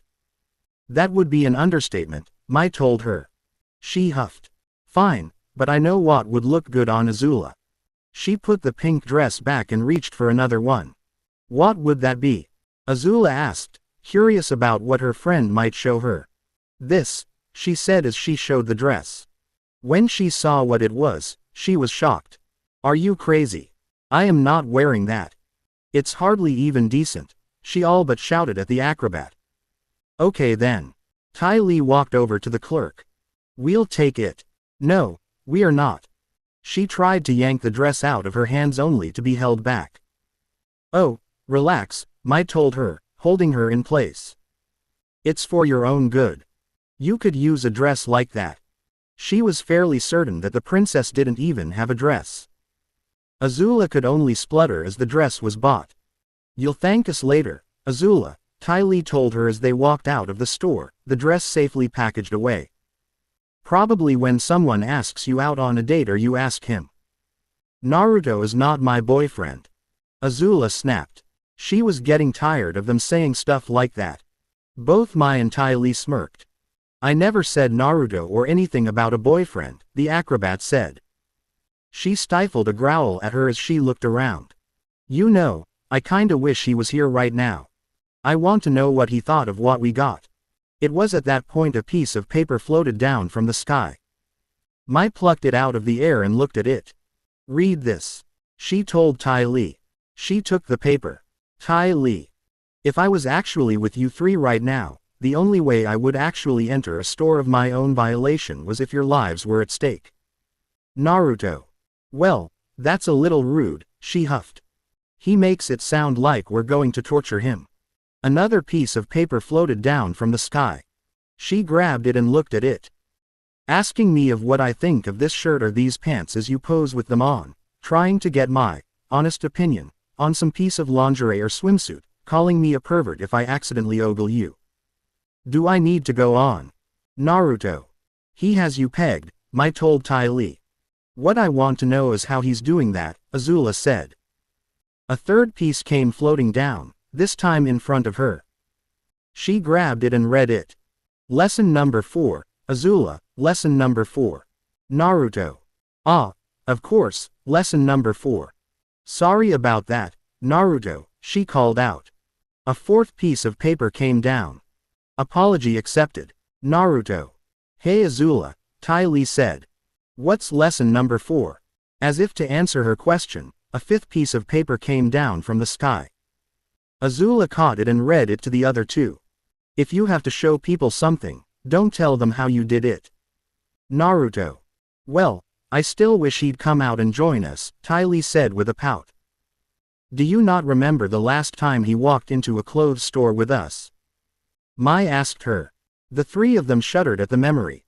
He had picked out a shirt and gone to the back to try it on. But soon afterwards, a horde of his fangirls had showed and besieged his dressing room, trapping him in there. It took us 6 hours to get him out of there, Azula said. They had tried to get through to him, but they had kept getting pushed back, despite how much she wanted to. The princess couldn't use her firebending on them. It would have made an even bigger panic. But you have to admit, it was funny, Ty Lee replied with a small giggle. Just thinking about how the blonde had been trapped in that dressing room tempted her to laugh. It always surprises me how tolerant he is with the fangirls, even with the great chase and the countless other times they've gone after him, Mai told them. Despite all that has happened to him when they came for him, he was still polite to them when they were in small numbers. Azula grew somber. He's not always so tolerant. You guys know what happened at Shiji as well as I do. They nodded gravely. What had happened at Shiji reminded them that Naruto wasn't just a nice if yet mischievous guy. He could be a dangerous person. They were silent for a minute. Let's go. We need to meet with the mayor before going to Governor Shun's mansion for dinner, she finally said. They nodded in agreement. Appa had flown all day, keeping in sight of Colonel Qing's army. When night had fallen and the army had made camp, they landed away from them to make their own camp.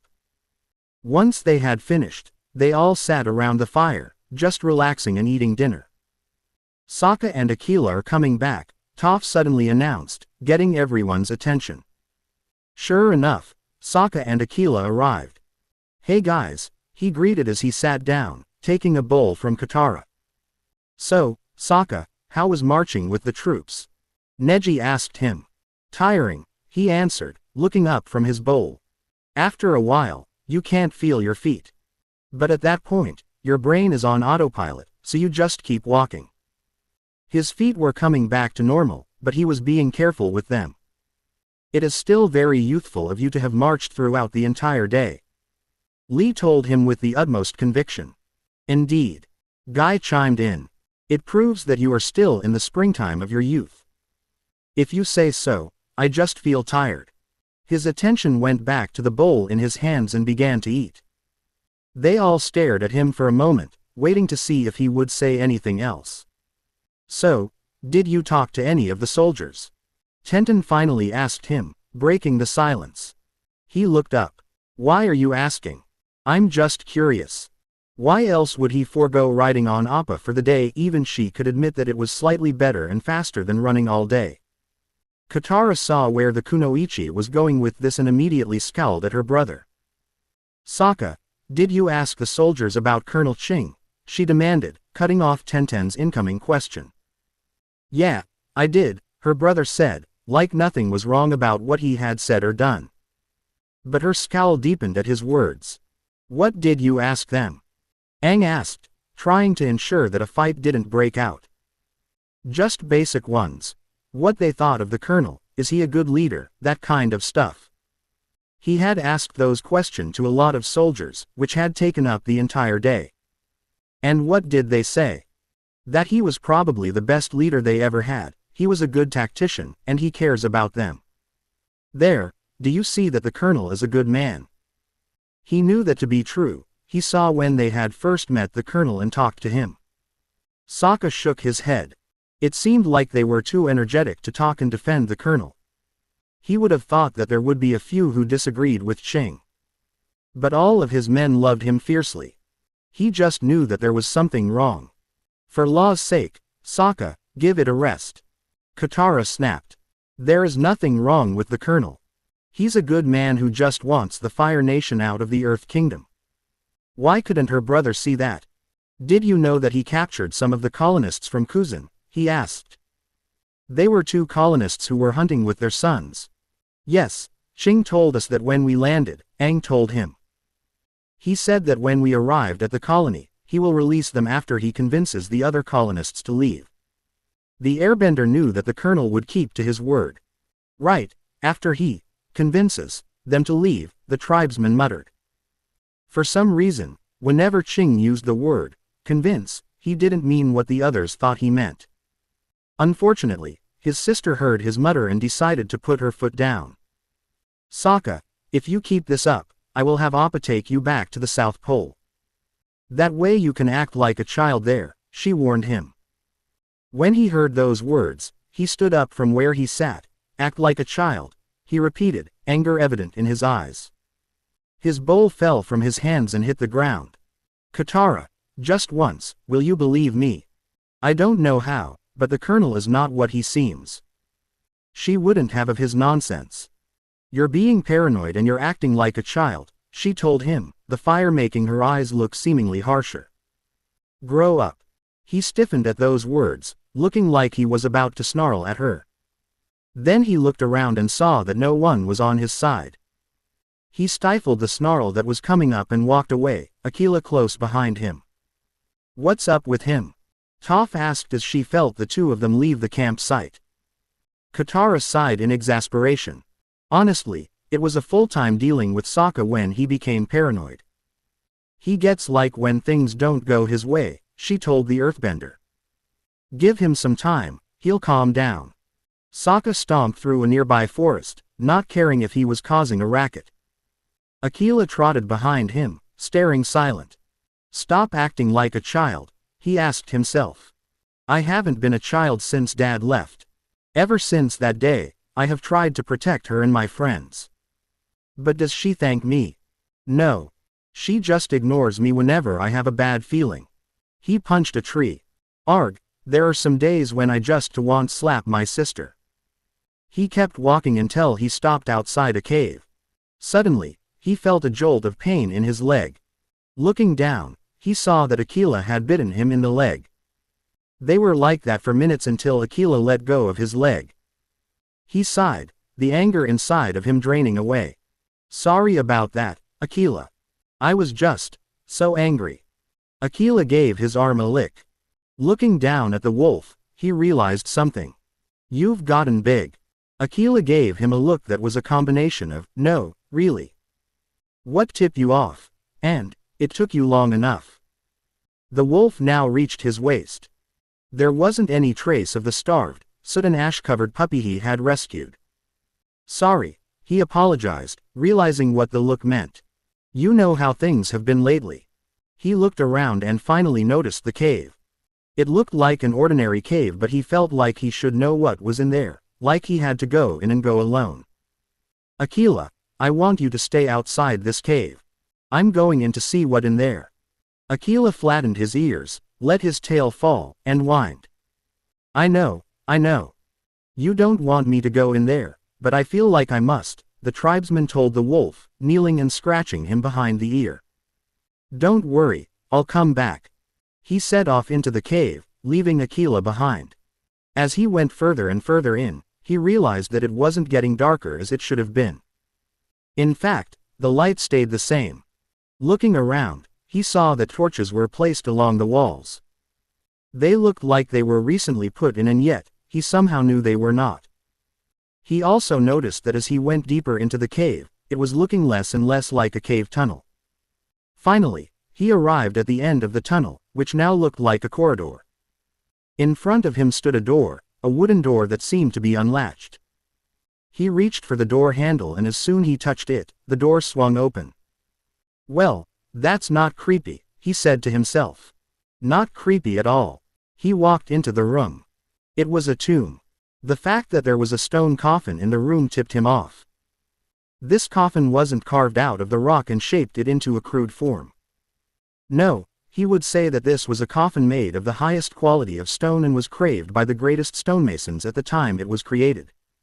It was made with both white and black marble. On top of the coffin lay two swords. The larger sword was the definition of oversized cleaver. It was big enough that the tribesman was quite sure that even if he used both of his hands to pick the sword up, he would have a hard time holding it.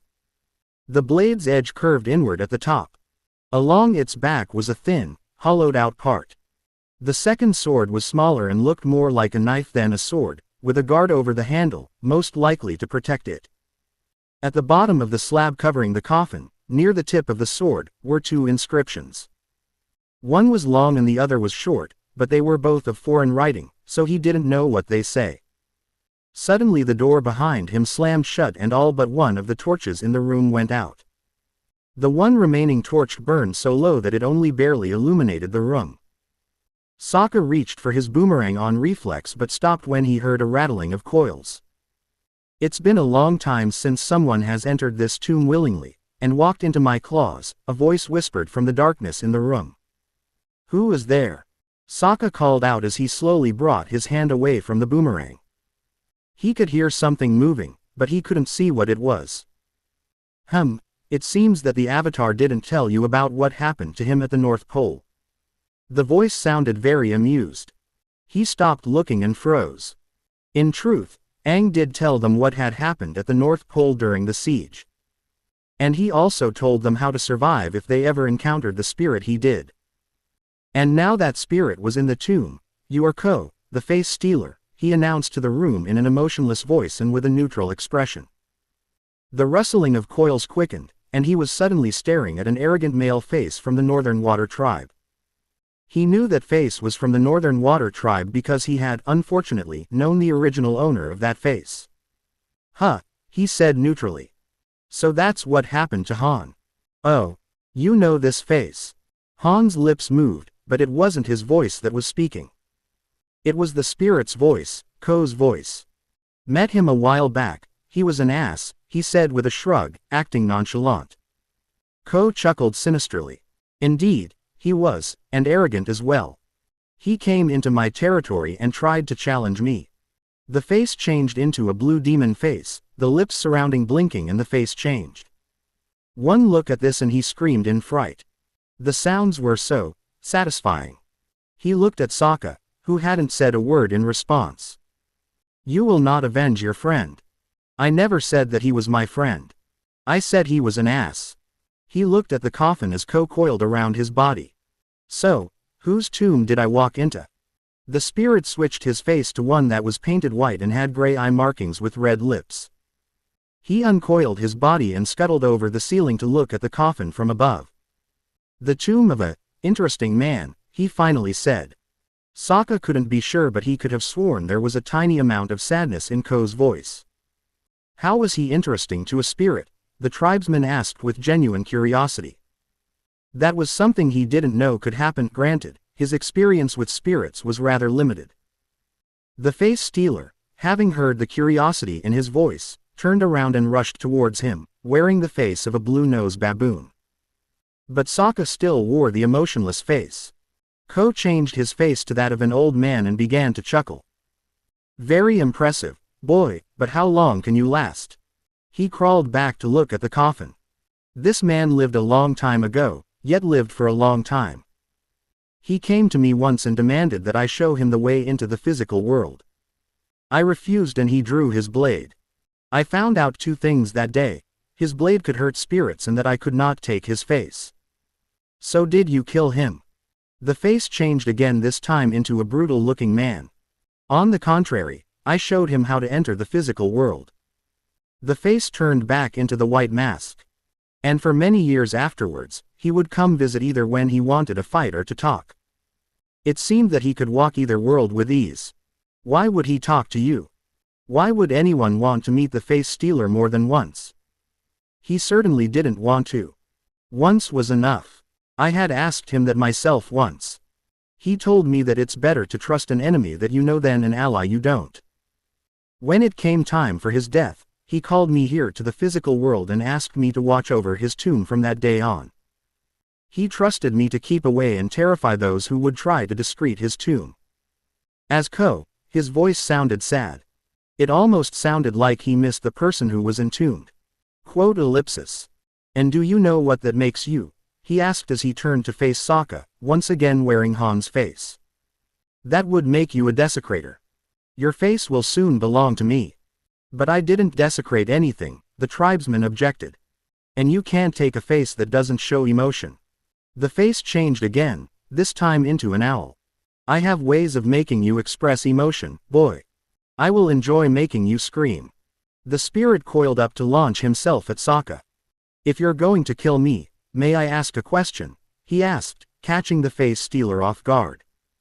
What would that be? He pointed to the inscriptions on the coffin. Do you know what those words mean? He wanted to know what they said. Yes, I do. But you don't need to worry about them now. The spirit lunged at the water tribe paragon when all the torches suddenly flared back to life, making Sokka cover his eyes and Ko to coil back with a hiss. Ko, a different voice, one Sokka knew well, spoke. Did you forget what I told you the last time you tried to take one of my paragon's faces?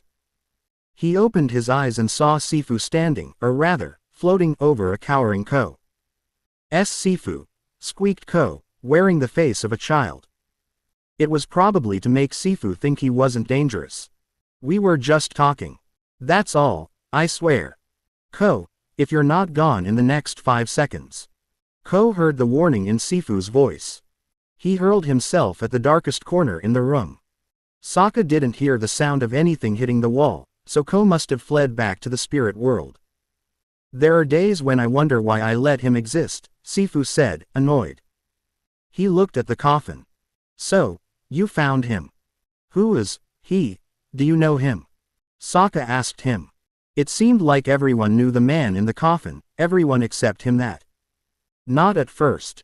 You know I was the last teacher of the first paragons. The tribesman nodded. Well, he taught them before I did.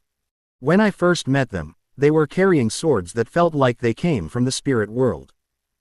Once they learned everything that I could teach them, I asked them where the swords had come from. They told me that they learned from a lost swordsman. I spent quite some time looking for that swordsman after that. He was difficult to track down. Ko said that he could move through either world easily, he commented. Which is probably why it was taking me so long to find him, he admitted. By the time I found him, the first paragons had already trained their successors and retired. And I found that he could do travel between the two worlds because he was essentially half dead. Sokka was confused by that. How can he be half dead? There was either alive or dead. There was no middle ground. Don't know, I thought it was better not to push it. I asked him what kind of sword the first paragons carried. He told me that they weren't just swords, they were zanpakutos. Zanpakuto, repeated the tribesman, trying the word out. It sounded foreign, but also like there was more to it than just the word. Yes. He said that a person creates a zanpakuto from their own soul. Where he came from, it was a weapon used by the dead. Then how could the first paragons create their own zanpakuto if they were alive? That was a contradiction if he ever heard one. I asked him the same thing. He said that a zanpakuto can be created from a living person's soul, but they would have to anchor it. The creator would have to use their own blood to help create it. But they had to be careful. Too little, and the zanpakuto wouldn't be created. Too much, and the person would die. It was a risky process, and the swordsman only did it with 5 people, 4 of which were the first paragons. Who was the 5th? He doubted he would know the 5th person. He barely knew who the first paragons were. Someone he taught long before the first paragons came to him. The spirit chuckled as he remembered the man. He was an interesting man. He was stubborn, short-tempered, strong-willed, and always scowling. And yet to those who were his friends, he would have protected them to the end. He could have made a life for himself here. You mean he didn't? Sokka asked him. It sure sounded like the swordsman had made a life here, if everything he had heard was anything to go by. He was not of this world and kept trying to find a way back to his own. When I found out that he was truly dying, he told me that with his death he could probably go back to where he belonged. Did he? I haven't seen him in the spirit world, and it's been a long time since he died, he said. It almost looked like he shrugged his shoulders. Sokka walked towards the coffin and looked at the inscriptions. Do you know what these means? He asked the spirit as it floated behind him. Sifu shook his head. He never tried to teach his language and writing to anyone. He reached out and touched the first inscription, feeling the carved figures beneath his fingers. When they brushed up against the larger blade, he felt a brief pain in his head and drew back his hand. After the pain had passed, he looked at the inscriptions again. This time, for unknown reasons, he could read them. The first one said, "Here sleeps a man who fought against the one who wanted to sit on Kami's throne, who fought against those who wished to use his powers for themselves, and who fought against the ones who wished vengeance on those he cherished. Here sleeps a man who protected his friend's lives at the cost of his own, who went up against almost unbeatable odds to save a friend twice and succeeded and risked his own life so that the ones he guarded could live in peace. Here sleeps the one who protects." Sok took his eyes off the first inscription and looked at the second inscription. "Abandon your fear. Don't give an inch. Advance and never stop. If you retreat you will age. Be afraid and you'll die." He looked away from the inscriptions and saw that he was alone in the tomb. Sifu had disappeared. "Perhaps it's best if I leave now." He walked towards the door and then stopped.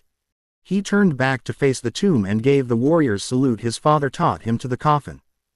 He walked through the door and closed it behind him. He walked out of the cave and back into the forest, where Aquila waited for him. The wolf rose from where he laid and walked over to Sokka and woofed once. The tribesman interpreted it as, "You took your sweet time. Aquila, you wouldn't have believed what I told about what happened in that cave," he told the wolf. "Let's get back to the others. I can almost guarantee that they'll be asleep." Aquila gave him a look that seemed to say, "What do you mean, almost?" He just smiled and walked back into the forest. The wolf followed him. When Azula and her friends had arrived with the mayor at the governor's mansion, they were surprised at how simplistic it looked. While Mai's family lived in a confiscated mansion back in Omashu, theirs were more elaborate, to signify their heritage. Governor Shun's mansion, on the other hand, did not match the same elaborate decorations as any other home owned by any Fire Nation noble family. Rather, it looked dreary, almost foreboding. Upon arriving at the dining table, the governor saluted Azula, prompting her and her group to do the same. A few minutes later, Naruto appeared by himself, without the guards who brought him back here. Azula could not help but feel intimidated by Governor Shun's presence. To her, It felt like she was staring at a long-lost relative of her father, with his cold stare and emotionless facial expression. At the same time, Governor Shun was also unusual in that he kept no beard or goatee. The most important feature that Azula noticed in the governor was his choice of a weapon. Instead of the usual Jian, Governor Shun preferred the Luidao as his weapon of choice. "Good evening, Princess Azula. I assume that you and your group had arrived safely in Kuzan yesterday," Governor Shun spoke first. When Azula simply nodded, the governor did the same. "Sorry for the incomplete state of the bridge. Recently, the Earthbenders have tried to destroy it, but our troops barely managed to hold them off. When I received word from Colonel Monk about the advancing Earth Kingdom army, I understood why they did not come right away. Lord Naruto thought of an idea as to how to cripple their fighting ability." Azula did not scowl, to anyone's surprise. She kept a calm posture throughout the conversation as the servants began to deliver their meals to them. "Hearing about Lord Naruto's exploits on the battlefield, I can understand why your father, the Fire Lord, chose him to be your bodyguard. However, most of the officers complain about him a lot." Governor Shun looked at Naruto. "Like why you aren't promoted to an officer's rank in the first place." Naruto sighed. "I'm already a bodyguard to Azula, and a paragon to boot. It doesn't matter. A paragon is technically an officer in all but name, but I would prefer to see you command troops as an actual officer. You've made too many enemies within our nation," Governor Shun reprimanded him. "My father has made it clear that unless Lord Naruto here," Azula turns to Naruto, who winced, starts obeying his commands and gives him the respect he deserves, "he will not be granted an officer's rank. Having someone who does not have a rank act as my bodyguard could be beneficial to my father, as he can simply reassign him elsewhere, without fear of repercussions." Naruto glared back at Azula. "As I said in Omashu, the day I start to respect your father is when he starts to actually get off his butt and fight on the battlefield." Before Azula could protest, Naruto held up his hand. "Even former General Iroh himself, Prince Zuko, and yourself are out fighting the war, and hunting the Avatar at the same time. I'm starting to understand why you have a low opinion on your own liege lord, Lord Naruto." Governor Shun passed him a kettle full of tea, which he poured into their cups. "All the same, at the very least, for the princess's sake, try to show some respect to her father and your liege lord." Naruto sighed in resignation. "Fine, I will. He said here just to keep the peace. That's better. In any case, how goes the bridge?" Governor Shun turned to the visitor who arrived at the dining table. Inari bent the knee to the governor, as a sign of respect. "The bridge is complete, my lord," Inari told Governor Shun. "I simply did my job, nothing more and nothing less." Governor Shun nodded in approval. He gave Naruto a silent gesture for him to leave. As the blonde left, Azula got up and followed, but not before excusing herself to meet him in a small room. "You don't look happy at all," Azula commented dryly. "As if you've realized that to become an officer, you just have to give my father some respect." "Azula, I only did that just so I wouldn't have the likes of that idiot lieutenant back in Udao get upset at me. Besides, there is a reason why Colonel Monk isn't here right now." He looked at the assortment of weapons inside the room. To his astonishment, there was a small crossbow that hung over the wall, while another bow, this time like the ones used by the Yuyan archers, also hung at a different area of the wall. Just as Naruto and Azula were about to leave the small room, Governor Shun entered. "Governor Shun, I did not know you were a connoisseur for such exotic weapons," he said respectfully.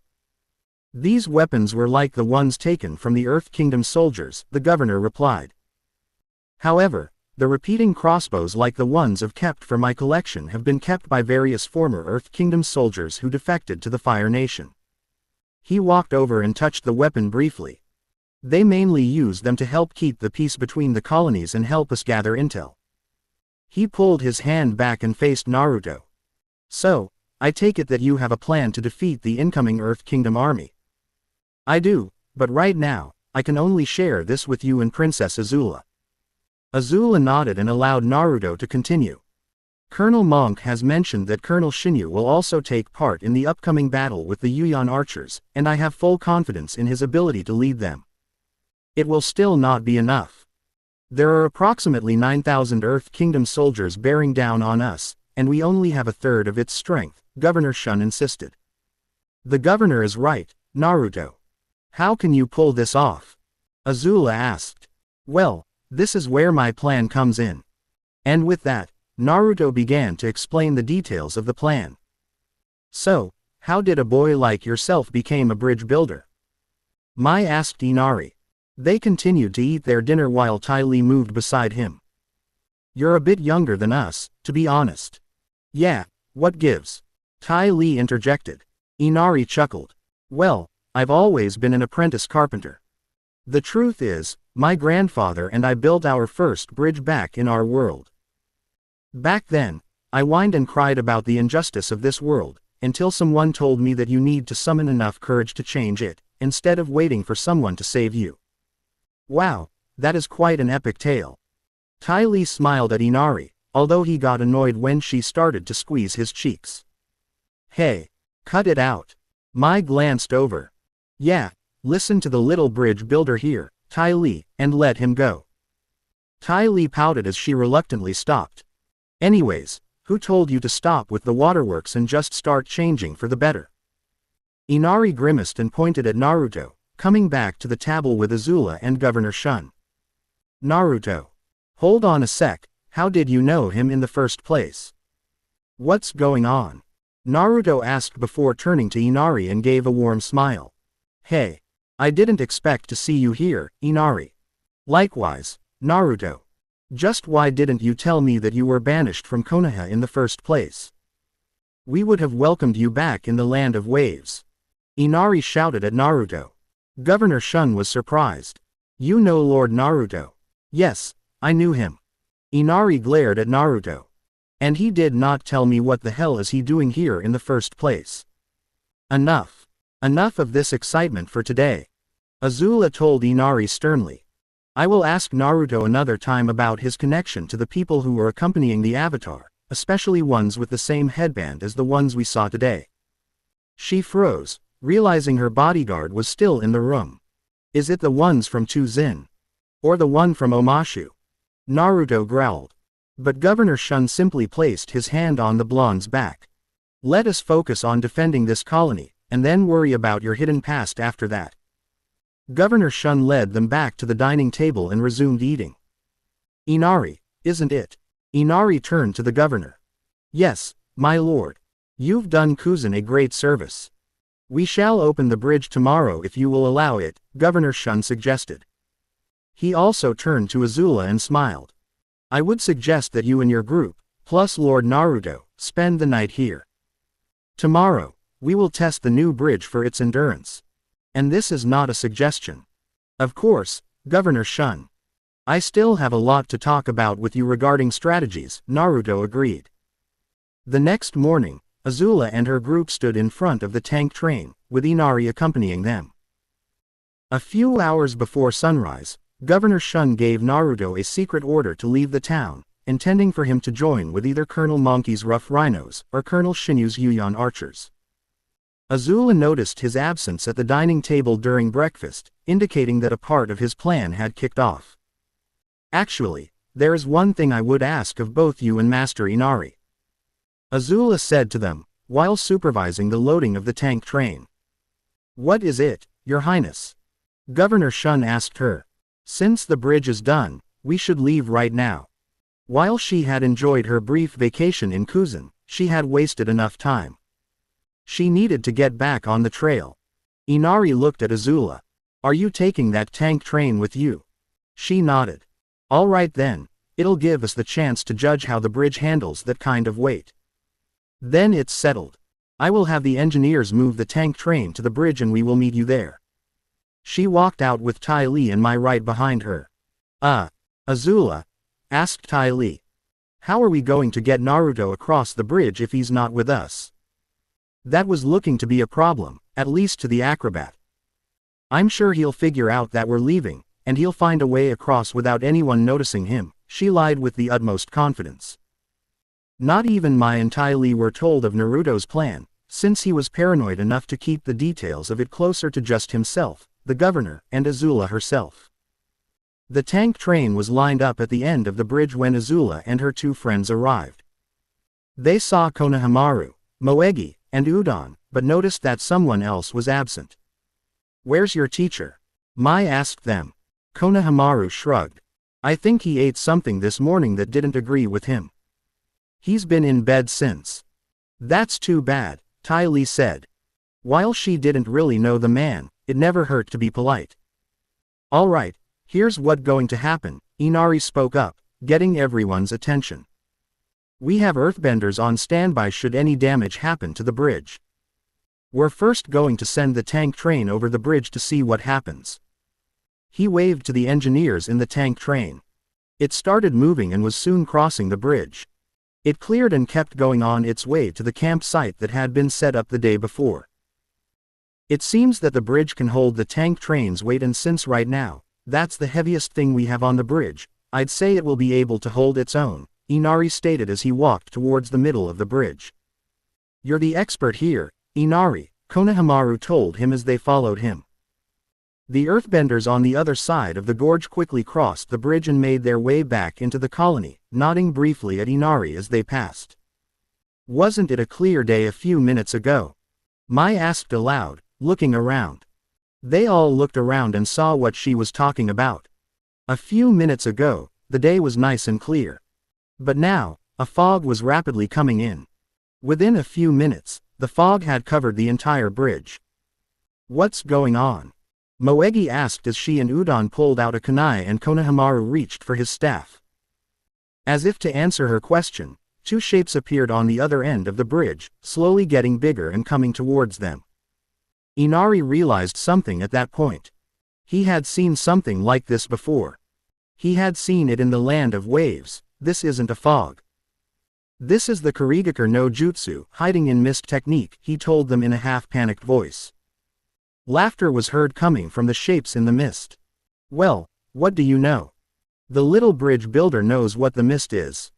You don't see that every day, do you, Itachi?" one of the shapes said. The shapes stepped out of the mist into where the group could see them. One was a black-haired man and the other was a blue-skinned man with a cloth-covered sword. They both wore headbands. The black-haired man wore the same one as Konohamaru and his teammates, while the blue-skinned one wore a headband that had the same symbol, the mask in Inari's room. The difference in their headbands was that the symbol was slashed through. But what truly made them distinguishable were the cloaks they wore had red clouds on them. It was the cloaks that made them instantly recognizable to the Konoha team. "They're from the Akatsuki," Udon exclaimed. "Let's see what we have here," the blue-skinned man, who looked more like a shark, truth be told, said. "We've got the princess of the Fire Nation, her two friends, the little bridge builder, and 3 brats from Konoha." "Why are you here?" Konohamaru demanded, desperately trying to make sure his voice didn't squeak. He knew who Itachi was and was scared. But he couldn't run away. He had to stand his ground. "Ah, look, Itachi. The little brat is trying to act all grown up," the shark-looking one said with a laugh, like it was an amusing thing to see. "Isn't that cute? Kisame." "Enough," Itachi said. He walked forward a few steps. "Princess Azula, we do not wish to fight you. We came here for one thing," he said to her, sounding incredibly formal. "And what would that be?" she asked. She had a feeling that this was not a person she could trust. "Naruto Uzumaki." Konohamaru and his teammates were shocked by what they had just heard, but Inari was not surprised, having met the blonde the night before. Before he could do something, Azula had slipped into a firebending stance, ready to fight. "Sorry, but I'm afraid you can't have him," she told him. Mai began to finger a handful of throwing knives and Tai Li was ready to move. "If you do not give him up willingly, we will kill you to get to him," Itachi replied coolly. His face didn't show any emotion. It was expressionless. "You'll find that we won't go down that easily." She was confident that she and her friends could hold their own against the two of them. "Are you sure?" He took a step back. "Kisame, don't kill them. We still don't know where Naruto is, he ordered. The swordsman just grinned before charging at them all. He went after Azula first, ducking underneath a fireball she had bent at him and burying his fist into her stomach. As she collapsed to the ground, Ty Lee had flipped into the air, trying to jab the pressure points in his head and shoulders. He sidestepped her, grabbed one of her legs and slammed her down into the bridge. Mai threw knives at him, but he just swatted them away with his sword and then smacked her down with it. Swinging his sword low, he literally swept the Konoha team and Inari off their feet. And that was without a single use of jutsu, he boasted as the mist faded. Now then, what body part should Samahata cut off? He pretended to give it some thought. How about a leg? That why it'll be easier to catch you if you run away. He swung Samahata down at Azula's leg, as if to cut it off. But that idea didn't work. Kisame was surprised at the loud clang, and backed up as to everyone's surprise. Governor Shun pointed his Luidao at the two Akatsuki members. Who are you two, and what do you want? Governor Shun asked. Itachi walked towards him. As we told the princess there, he pointed at Azula without looking at her, we want Naruto Uzumaki. I get that, but I won't negotiate with bounty hunters like you. Governor Shun charged at Kisame, weapon in hand. Itachi stepped in and stopped his strike with his kunai. I do not know your intention with Lord Naruto, but you two will not get to him. Itachi merely kicked the governor aside. We have no choice. We have to eliminate you, the princess, her friends, and the Konoha team sent to accompany the bridge builder. Just then, Kisame turned around and grabbed Itachi by the back. Hey, Itachi. Kisame, now is not the time, Itachi reprimanded him. Kisame simply dragged his partner and forced him to see what is happening. Once he did, he paid attention. Governor Shun stood up and gasped as a large column of Earth Kingdom soldiers marched towards the bridge. So, they're here. He turned to Azula and gave her a silent nod, indicating that the next step of Naruto's plan was set in motion. He walked towards the approaching Earth Kingdom soldiers, completely ignoring the supposed bounty hunters. Look up there. Ty Lee shouted as she pointed her finger at what appeared to be a sky bison flying towards them. Wow, it seems that the Avatar is joining in as well. Azula laughed loudly, as Mai and Ty Lee were startled. Isn't this exciting? The Avatar's appearance and these two freaks, in Kuzan on the same day. Appa landed near the bridge, his passengers waiting for now. Colonel Ching stood in front of his army, leading them onto the bridge. Both Sokka and Akila stood just a little way behind him, their faces hard and somber. He stopped where the others could easily see him. Governor Shun sheathed his blade and turned his attention to the commanding Earth Kingdom officer. I am Colonel Ching of the Earth Kingdom and I demand the complete and unconditional surrender of Kuzan, he stated outright, his voice echoing over the gorge. I am Shun, the governor of Kuzan, and general as well. What makes you rockheads think we will just surrender this colony to you? Governor Shun asked coldly. Your troops are tired from building this bridge. I could easily overrun this colony. He seemed completely confident about that. Perhaps. Let's put that to the test, if you may, Governor Shun mocked his Earth Kingdom counterpart. He did not expect the next command that came out of Colonel Ching's mouth. Bring forth the prisoners, he ordered his second in command. The 4 prisoners, 2 men and their sons, one pair was Fire Nation and the other was Earth Kingdom, judging by their clothes, were brought forward and were forced to kneel before him. What is he doing? Aang asked as he watched the whole thing. This wasn't supposed to happen. The prisoners were to stay behind until the colony had surrendered. They weren't supposed to be brought up front like this. When he looked at the others, he saw that they were just as confused as he was. Ching walked behind the fathers. Fire Nation citizens of Kuzan, you have profited from lands and resources that were never yours in the first place, he shouted for the colony to hear. Earth Kingdom citizens, I find you guilty of treason by allowing these charcoal suckers to live here. He drew out a knife and held it high. This will be your punishment.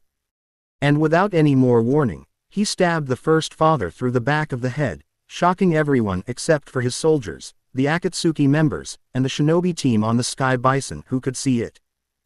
As the colonel pulled his knife out of the first father and walked over to the second father, Katara looked over to where her brother stood. Sokka, stop him! She shouted at him, her voice full of horror. But he didn't do anything. He just watched as Ching killed the second father. It was when the colonel started to walk towards the children that Aang finally acted. He leapt off Appa and flew down, landing behind Sokka. He bent the air to push the colonel away from the children. The colonel fell to the ground, and as he rose back up, Aang bent another stream of air to send the children over to the other side of the bridge.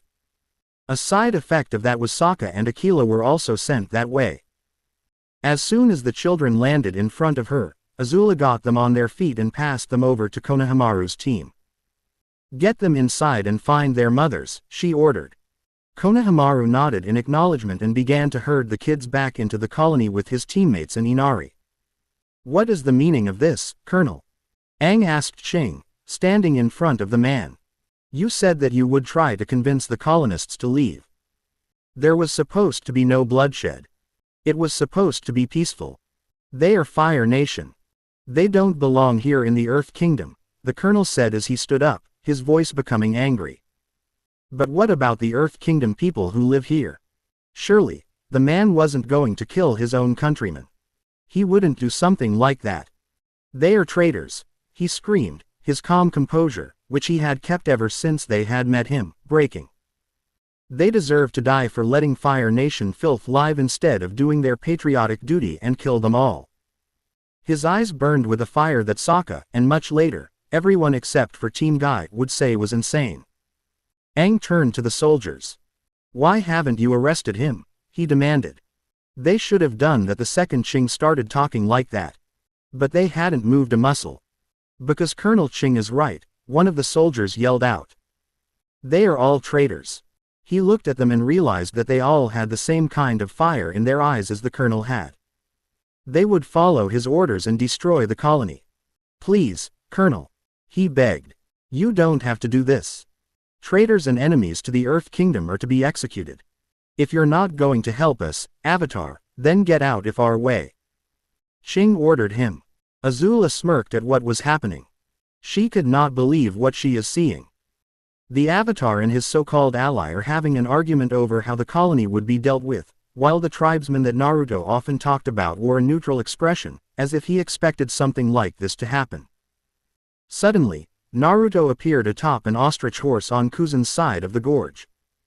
The ostrich horse raced across the bridge, stopping in front of Governor Shun and Colonel Ching. Naruto climbed down, clapped his hands mockingly at the air nomad. Congratulations, Avatar Aang, he said. You have successfully brought an enemy force to a Fire Nation colony with the intention to raze it to the ground. You are taking an active part in the war. Aang winced at the implication. Meanwhile, Appa landed briefly, letting Katara and Toph to join him. While this was all happening, Itachi and Kisame had joined them. Look at the little fish cake, all grown up, Kisame commented, and pointed Samahata at Naruto's head. I suppose we should thank you for saving us the trip. Come with us now. Naruto glanced their way. How do you guys feel about a truce for now and help me with a massacre?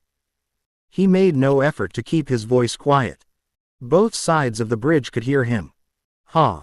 You think you can slaughter my men, with the puny number of troops that you have in the colony? Colonel Ching taunted.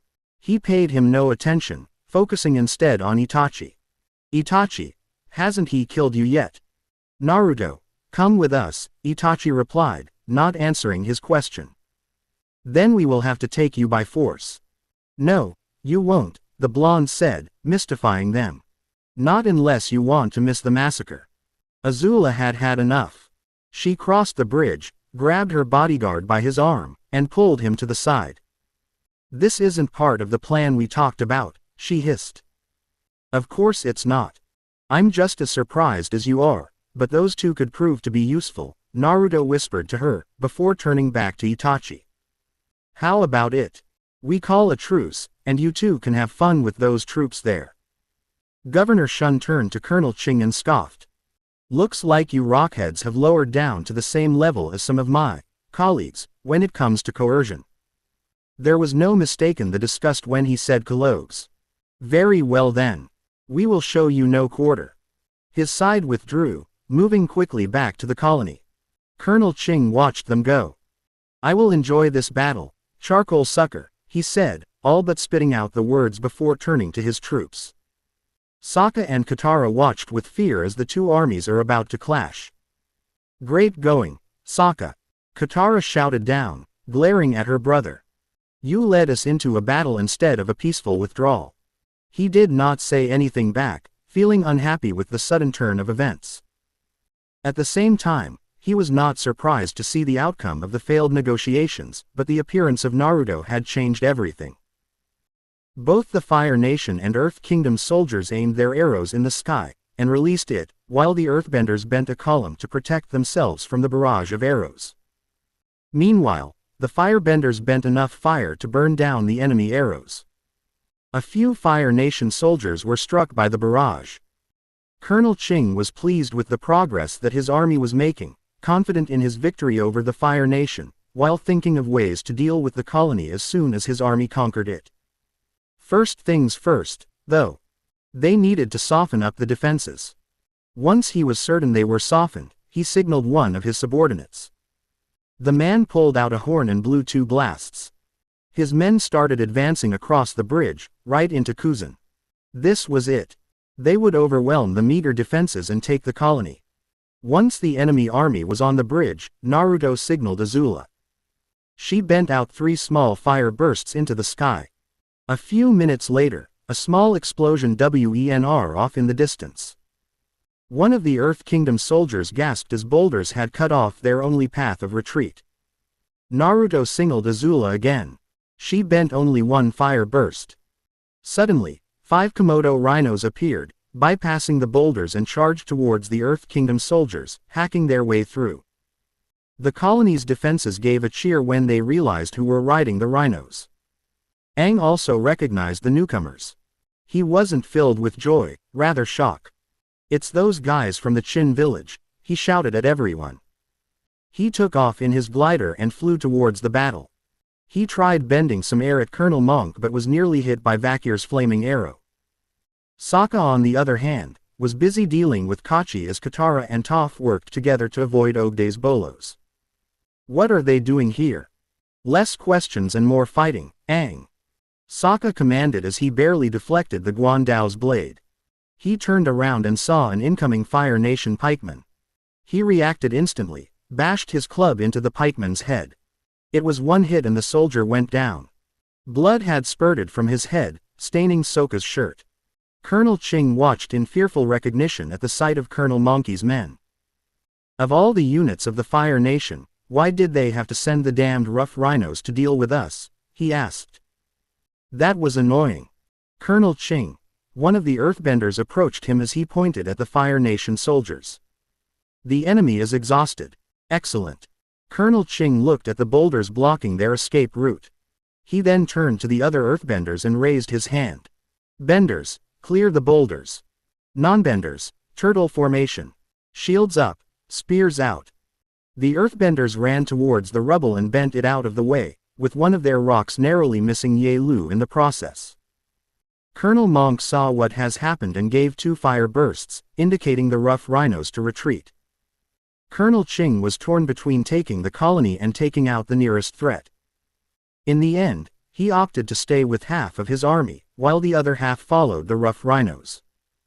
The colonel may be smart to not chase after us, but I could not say the same regarding some of his soldiers. Colonel Monk remarked as their chasers quickly caught up. He gave enough of a fight to get some room and then he gave out 2 long fire bursts. Okay, boys, let's ride. They pulled out of the fight easily and raced away. The Earth Kingdom soldiers again chased after them. Which what the Fire Nation wanted. The rough rhinos swerved around the road, allowing their chasers to see a different company. Loose. Colonel Shinyu commanded in a loud voice. The Yuyan archers fired upon the enemy. It wasn't even a challenge for them. As the Earth Kingdom soldiers died, the last thing Mortana a few of them saw was how bored their enemies looked. Once they were clear of the archers, the rough rhinos turned around and joined at the rear. Colonel Monk rode up to the front, just in time to see Colonel Shinyu kill an Earth Kingdom junior officer with a shot in the throat. "Looks like I made it," he remarked as he lowered his bow. "Thank Lord Naruto for this ingenious plan," Colonel Monk commented. "Where is he anyways?" The rest of the riders joined them.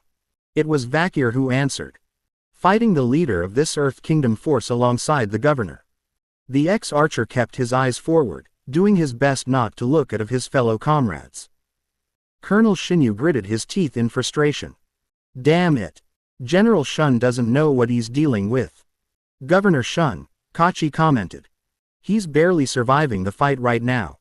We saw a bunch of bounty hunters with cloaks standing in front of the colony. I'm not sure what they want, but whatever it isn't good." Monk watched as the remnants pulled together and fled back to Kuzan. Calling them 20 men would have been generous. "Shall we pursue them again?" Shinyu sled. "No need, Colonel Shinyu. Those rockheads are stuck between us and the colony, and unless they wish to surrender, which they would not obviously do, they will fight to the death," he responded. The bridge was still in easy sight. He saw Naruto and Azula fend off an incoming attack with her firebending and the blonde's close combat skills. To his surprise, the two cloaked figures also decided to join in the slaughter. Back at the gates of Kuzan, Naruto took care as more enemy infantry began to converge on them. While the Kurigakure no Jutsu still covered the battlefield, it made his life a bit easier by wading through the clumsy attacks from the non-benders, before stabbing 6 enemy troops with his Jien. He could hear Azula fighting nearby and it sounded like Tai Li and Mai were close by. He was able to see the Akatsuki, unfortunately. Kisame slammed Samahata into a column of earthbenders while Itachi used the Gukyaku no Jutsu to burn the non-benders. Any enemy that went up against them were handled with ease. Naruto moved away from them, heading to the other sounds of fighting. He found Azula quickly enough through the mist. "Azula!" he shouted. "What?" she replied, still fighting. "Try launching a medium fire burst into the sky, and keep the pressure going." Mai and Tai Li gasped in surprise. "Are you nuts? Azula's going to be struck by the enemy before then." Tai Li told him. She crippled another earthbender with her Kai blocking. Mai finished him off with a knife through his throat. Naruto gritted his teeth in frustration and gave multiple fist pumps, rather insistently. He turned to Colonel Monk, and gave the same multiple fist pumps, indicating that he should do the same as well. Reluctantly, both Azula and Colonel Monk bent a large amount of fire into the sky and kept the burst for 10 minutes. Meanwhile Itachi and Kisame started to tire themselves out as well. "We did not come here just to die. Let us cut our losses and retreat," Kisame said. He was starting to feel a little drained. Itachi shook his head. "Whatever Naruto is planning, we should wait and see." Kisame noticed the sky darkening. He realized what Naruto's plan was: cause a sudden warmth in the atmosphere. The warm moisture would then help create a thundercloud. Personally, he thought it was a little odd and desperate. What, does the fishcake think lightning will strike these guys dead? He wondered. Meanwhile, Azula noticed several small raindrops falling. She realized what Naruto's improvised plan was all about. Of course. My lightning might be enhanced by the energy in the sky, she thought. At the same time, is Naruto insane? I do not know how much lightning I can redirect, or if he is aware that I can't redirect lightning at all. The thundercloud started to rumble as lightning flashed overhead. Then Azula realized what Naruto's goal was, involving her ability to bend lightning. It will still not be enough. There are approximately 9,000 Earth Kingdom soldiers bearing down on us, and we only have a third of its strength, Governor Shun insisted. The governor is right, Naruto. How can you pull this off? Azula asked. Well, this is where my plan comes in. And with that, Naruto began to explain the details of the plan. The Earth Kingdom's troops are expected to converge on Kuzan, but there is only one road towards it. The rough rhinos will block off their escape route, forcing the enemy to hunker down close to the city gates. Naruto moved a piece representing the Earth Kingdom's army into a map that Governor Shun had on his small desk. At some point, the Earthbenders will try to force their way out. Azula and Governor Shun nodded in agreement, but the former frowned at the same time. How will you deal with the Earthbenders once they make their escape? The Earth Kingdom's troops will then try to chase the rough rhinos, who will retreat, but while they are retreating, that is when another player comes in. He moved a piece representing the Fire Nation. End flashback. Azula and Naruto watched as more lightning flashed into the ground before bending her own lightning and launching it at the sky. 3 minutes later, thunderbolts crashed down to the ground as small puddles began to form. At the same time, Colonel Ching grinned at the apparent tactical blunder Naruto made, which in his mind, only weakened the firebenders' firepower with the rain. Azula's ability to bend lightning was surprising, but he was sure it could be handled. When the lightning in the sky flashed down once again, Naruto used his own fingertips to grab the lightning, before redirecting it at Colonel Ching, although he encountered some difficulties in attempting to redirect it. The sensation of it coursing through his body was surprising. Quite frankly, it hurts. Naruto gritted his teeth as he struggled to handle the lightning before remembering his close observation what Iroh told Zuko.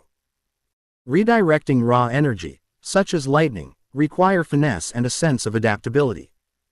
Improper methods of redirection can be fatal. He let the lightning pass down his arm, through his stomach, and up his other arm, which, albeit a little shakily, was pointed right at Colonel Ching. It struck him in the chest, knocking him down. He didn't get back up. However, Naruto grabbed on his arm and dropped to one knee. Azula, Mai, and Ty Lee rushed to shield him. But when they saw their colonel struck dead, the Earth Kingdom wavered, then ran. Kisame and Itachi approached him, trying to take advantage of his condition. Azula bent another batch of lightning and struck the ground close to them. I thought you two wanted to cause a massacre, not steal my bodyguard, she snarled. Kisame grinned. Forgot about that, but our primary mission still stands. He turned around, flashing through hand seals. Doden. Dochu Senko. Both Azula's and Aang's group were stunned at what happened next. The ground liquefied before their eyes and Kisame and the Samahata sunk below it. Toph bent the earth to stop him but to no avail, making her eyes widen. Next, Kisame created a pitfall trap, catching the retreating soldiers by surprise as he re-emerged from underground and formed another hand seal. Sweden. Dai Bakusui Shoha. A large amount of water engulfed the ground, adding another layer of trap to the frightened Earth Kingdom soldiers as the giant body of water became a prison. He grinned as he formed another set of hand seals. Sweden. Samiadori no Jutsu. As they watched the Earth Kingdom soldiers struggle to break free from the water prison, both Katara and Aang were horrified. They had thought that it wouldn't be like this. The colonel was supposed to try to peacefully take Kuzan. But he instead ordered its death, and now that the colonel was killed, his army was receiving the same treatment. They wanted to look away, or in Toph's case, shut them out, but they couldn't, as the Earth Kingdom soldiers eventually died from drowning as a result of their failed attempt to free themselves. The two Akatsuki didn't even try to kill them. They just stood there, watching. The Fire Nation soldiers, seeing the battle was done, began pulling back into the colony. Once Naruto was as sure they were all inside, he signaled Azula that it was time to go, to which she nodded. Getting across might be tricky with Itachi and Kisame there, but he was hoping they'd be busy. They barely took one step across the bridge when a cry of, "Wait!" stopped them. Konohamaru and his team was back. "Boss, is that really you?" Konohamaru asked, hope in his voice as he stared at the blonde's back. Naruto stared to the end of the bridge in silence. "Will you turn to face them?" the Kyuubi asked. "This is one meeting I didn't want to have, Kyuubi," he told the fox. But he did turn around to face the three who once looked up to him. It was a long second where no one said anything in the rain. Quote ellipsis. "You three have grown," he finally said. The last time he had seen them, they were practically shrimps. The three of them had tears in their eyes at those words. "It's really you, boss," Moegi happily said. "Where have you been?" demanded Konohamaru. The Konoha 11 had been searching for him for the past 3 years and had no luck. Now, he just showed up out of nowhere. "Why did you leave?" Udon asked, not bothering to wait for him to answer the first question. He hesitated, unsure of what to say to them. He couldn't act like he would have with the other Konoha teams, they didn't deserve that treatment. Quote ellipsis. For my own reasons, he finally told them. Will you come back? Moegi asked. She sounded hopeful, which hurt him more than any kind of weapon they could have thrown at him. It hurt to see and hear them hope that he would come back. He shook his head. No. But you're a Konoha shinobi. Konohamaru told him. Not anymore. He grabbed his staff and launched himself at Naruto. The blonde met him halfway and blocked his strike, grabbing hold of the staff. He was trying to hold it in, but the tears flow freely down his face. Please come home, boss, he begged. He wanted the blonde to come back. He wanted things to go back to the old days. Naruto had a face of calm indifference, even though he knew what the young Sarutobi was thinking.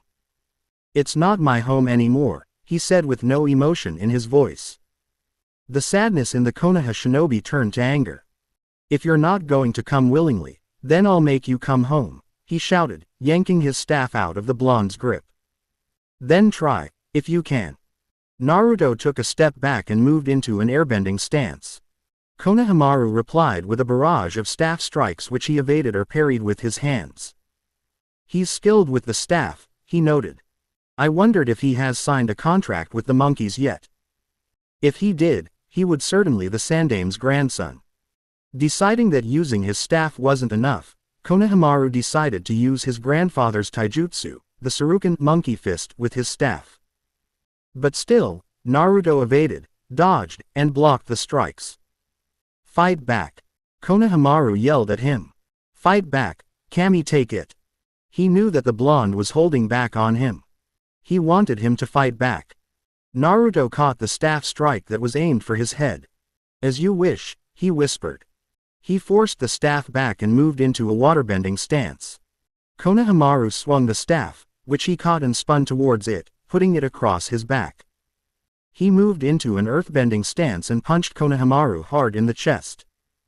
As the young shinobi stumbled back, he moved into a firebending stance and kicked him back to his teammates.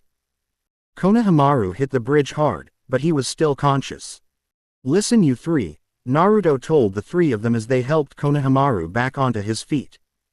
Things are different now. Konoha is not my home anymore. This is your only warning. Don't come after me. If you try to take me back, I will respond with lethal force and I will kill you. He walked to where Azula, Mai and Tai Li were standing just at the end of the bridge. We are leaving. Don't try to follow. They left the bridge and Kuzan behind them. Naruto kept looking forward, not looking back to see Konohamaru, Moegi, and Udon crying on the bridge. But he could hear them. I'm still annoyed that we had to leave after the killing spree, Kisame told his partner as they walked down a road. They left discreetly after finishing off the surviving Earth Kingdom soldiers who tried to surrender to them. If we had stayed, he would have turned on us. Itachi told him. It would have been the opportune moment to do so. And judging by how the blonde fought, he was certain Naruto would have done. And that's a bad thing. Itachi said nothing. He noticed that something was trying to obscure his vision. Grabbing the thing, he pulled a piece of paper out of his headband. What's that? Kisame asked as he looked over Itachi's shoulder. I knew you guys would leave early. Listen up. I'm giving you this one warning. Don't try to track me. Leave me alone and go back the elemental countries. You try to take me and you leave here with only your heads. Naruto. When did he? Itachi began to wonder. Then he remembered one point in the massacre when both he and Naruto fought close to each other. Impressive, Naruto, very impressive. You could have killed me but instead you gave us a warning. Now, can you back your words, or are you bluffing? Well, what do you want to do, Itachi? Kisame asked his partner. Perhaps it is best to contact our leader and let him know what has happened. He suggested. Hey, he put the thing in your headband, it's your call.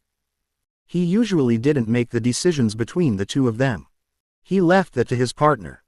Then we shall make camp when it gets dark. They continued in silence. After flying the rest of the day away from Kuzan, the Avatar's group set up camp on the edge of a forest as night fell. As they set up camp, Team Guy placed the same seal that Team Kurenai used in the swamp on the ground. Soon enough, the place was covered in smoke and all anyone could hear was a poof. After the smoke cleared, Team Kurenai and Team Asuma joined in setting up the camp. Soon, the camp had been set and dinner had been eaten. Once they had eaten, they learned two stories about Naruto. Kurenai told the first story. During one of his tours in the Earth Kingdom, Naruto and the division he was with were ordered to take the city of Tong. The city was a matriarchal city and was a place where warrior women were trained. The only place that was better for training women in the art of war than Tong was Kyoshi Island. When they arrived at the city, the commander of the division sent Naruto into the city to see if they were willing to negotiate surrender. He went into the city and didn't come back for the rest of the day. The next day, the commander and a few other soldiers could enter the city to discuss terms while also meeting up with Naruto again. When they talked terms with the young female leader of the city, one of the terms was that they kept Naruto. The commander refused the term, which led to insults which almost broke out into a fight. It was at that point when a drink of water was accidentally thrown at Naruto, splashing him, and making him almost soaking wet. The sight of a wet and surprised Naruto stunned the room for a few seconds and then turned the Earth Kingdom women, who had been towing the line ever since the blonde came into the city, became full-blown fangirls at that point and tried to kidnap him at that point. The commander, Naruto, and the soldiers literally had to fight their way out of a city full of fangirls. After they had managed to get out of there, the city surrendered on the spot. It was a humorous story that made some of them found funny. But the second was not humorous, nor did any of them found it funny. Asuma told them this. During the same tour, Naruto and a regiment were ordered to take the city of Shiji. They arrived at the city and began to besiege it. Surprise occurred to both sides when the Fire Nation took a battering ram to the gate and it swung open on the first try. Taking advantage of the surprise, the Fire Nation stormed the city and easily took control. When they wanted to discover why it was so easy to take the city, the daughter of the city leader came to them and explained it. She had imprisoned her own family, drugged the military leaders into unconsciousness and had left the gate, all with the help of all but the two maids that refused to cooperate. She was asked why she had done all of this. She looked at Naruto and said that she and her maids had done it for him. They had done to prove their love for him and that they were willing to share him with others if he would take them. His response was to free the family from their imprisonment and then had the girl and her maids taken to the main square where everyone could see them. Standing beside them, he told the people of Shiji what they had done. And then, in front of everyone, both Fire Nation and Earth Kingdom, he executed them. The only people who were spared were the two maids who refused to take part, and the people approved of what he did. Once they were done, Team Guy quickly filled them on what had happened. They had agreed to tell the other teams about Itachi and Kisame later when the others had fallen asleep. That way, they could avoid unnecessary questions as well as their failed attempt to capture Naruto when he suffered a minor injury on his right arm from a difficult attempt to handle electricity on the same arm. That massacre would not have happened had Sokka kept his mouth shut, Katara told them after the story was done. The horror she had felt had disappeared. In its place was anger. My mouth shut. My mouth shut. Sokka repeated, standing up from where he sat. Are you saying this entire thing was my fault? Yes, it is, she answered. It's your fault for letting those two boys' fathers die and killing every Earth Kingdom soldier there. It never would have happened if you didn't rile the colonel up. It would have happened anyway, he shouted at her. I'll admit that letting the fathers die is my fault. I'll admit that killing those soldiers is on me as well. But blaming me for this. If anything, the fault belongs with you and Aang. Me? Aang asked, surprised by the tribesman's words. I didn't do anything. He had tried to stop it. You brought the soldiers there because you were naive enough to believe the colonel, Sokka told him, being blunt. But Katara takes most of the blame. And what exactly did I do that's made me get most of the blame? She asked with a tone of self-righteousness. She believed that she had done nothing wrong. Whenever I let you know that I didn't trust the guy, you ignored me, he told her. I knew that something was off when the colonel said he was going, convince, the colonists to leave. Sokka, I heard his heartbeat, Toph told him. He wasn't lying when he said that he was going to convince them. As far as she could tell, the man had been telling the truth the entire time. You heard his heartbeat, but you didn't hear what he thought, he said to the blind earthbender. If he were mentally replacing the word kill with the word convince, he'd had been able to get by you detecting him lying. I tried to tell you guys that, but every time I did, Katara blew me off like I was only playing around. You even told me to stop acting like a child. I said that because you were acting like one. This wasn't her fault. She had done nothing wrong. He got angrier at her words. I've stopped acting like a child the day Dad left, he said to her. I may have acted goofy, silly, or outright stupid when it came to some things, but the protection of the group always came first. I was suspicious of the Colonel and all you did was told me to stop being paranoid. You've been paranoid before and every time he's been wrong. She could list the number of times he had been suspicious about someone, only to be proven wrong off the top of her head.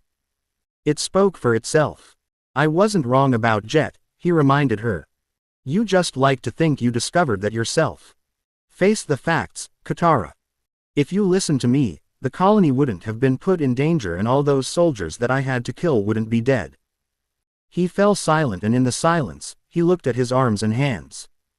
Sokka, are you okay? Aang asked. As if to answer his question, the tribesman's arms began to shake badly. That face, he muttered. I can still see that pikeman's face. His blood, it's still on my hands. Must get it off. Have to stop seeing that face. He fell to his knees and threw up violently. He fell to the ground and his body began to shake like he was losing control of his body. Sokka, what's the matter? Katara asked, concerned for her brother taking over her anger at him. Ino was the first to reach him. He's in shock, she informed everyone, her hands beginning to glow with green chakra. The rest of the night was spent trying to make sure Sokka would be alright. Naruto stared at the fire while he knew the girls were staring his way. They had gone after the Avatar but had no idea where he had gone to. Moreover, the rough rhinos had decided to stay for a few days in Kuzan, to rest and recuperate. So, they had stopped early and set up camp. But during the entire time, it just felt awkward between Naruto and the three girls. Perhaps it's time we went to bed, he suggested as they all sat in silence. He couldn't help but think about how the two Akatsuki members had shown up. He had played one hell of a bluff to scare them off and he wasn't even sure it had worked. Azula scowled at his words. We're not going anywhere until you answer some questions, she told her bodyguard. You didn't act surprised when the bridge builder and the Konoha team saw you. How long did you know about them? I found out they were here after you told me to stay away from Governor Shun's house and the bridge. I knew you wanted me to stay away from those places for a reason, so I went to the bridge to see what you wanted to keep secret from me, he explained, getting all the reasons out so this could end quickly. Is that all? No, that is not all. They had a lot more questions for him to answer. Why did Konohamaru sound like he knew you? Tai Li asked. I knew him 3 years ago. He looked up to me once. He looked at them. Why are you asking me these questions? They had never been this pushy before. Because, Naruto, we have been encountering people who know you and today we met 2 men who wanted to capture you, Azula said. And all the while, we really don't a thing about your past. My past is exactly that, my pa. Don't give us that, she yelled, cutting him off. For Agni's sake, Naruto, we just want to know at least one thing about your past. He was silent for a minute before speaking. You want to know about just one thing about my past? He asked them. They all nodded. Then I'll tell you one thing about my past. I'll tell you about one of the men you saw. I'll tell you about Itachi Uchiha. He looked over at Azula. I want you to imagine 2 things, Azula. First, I want you to imagine that the royal family is a family the size of a clan. Second, I want you to imagine Zuko as a prodigy. That's ridiculous, she objected. Why would? Just do it, Azula, he ordered her. Imagine that Zuko is a prodigy in both firebending and swordsmanship and that he has your father's favor. Imagine that you look up to him and that he cares about you. I want you to imagine that your dream to beat him someday. Do you have that in your head? She nodded. Now, I want you to imagine that you are coming home late one night from firebending practice. You come into the royal palace and see members of your family dead on the ground. Bodies are everywhere. You are scared and frightened because you see people you had known. You rush to your parents' room, because you know your mother and father are there and you'll feel safe.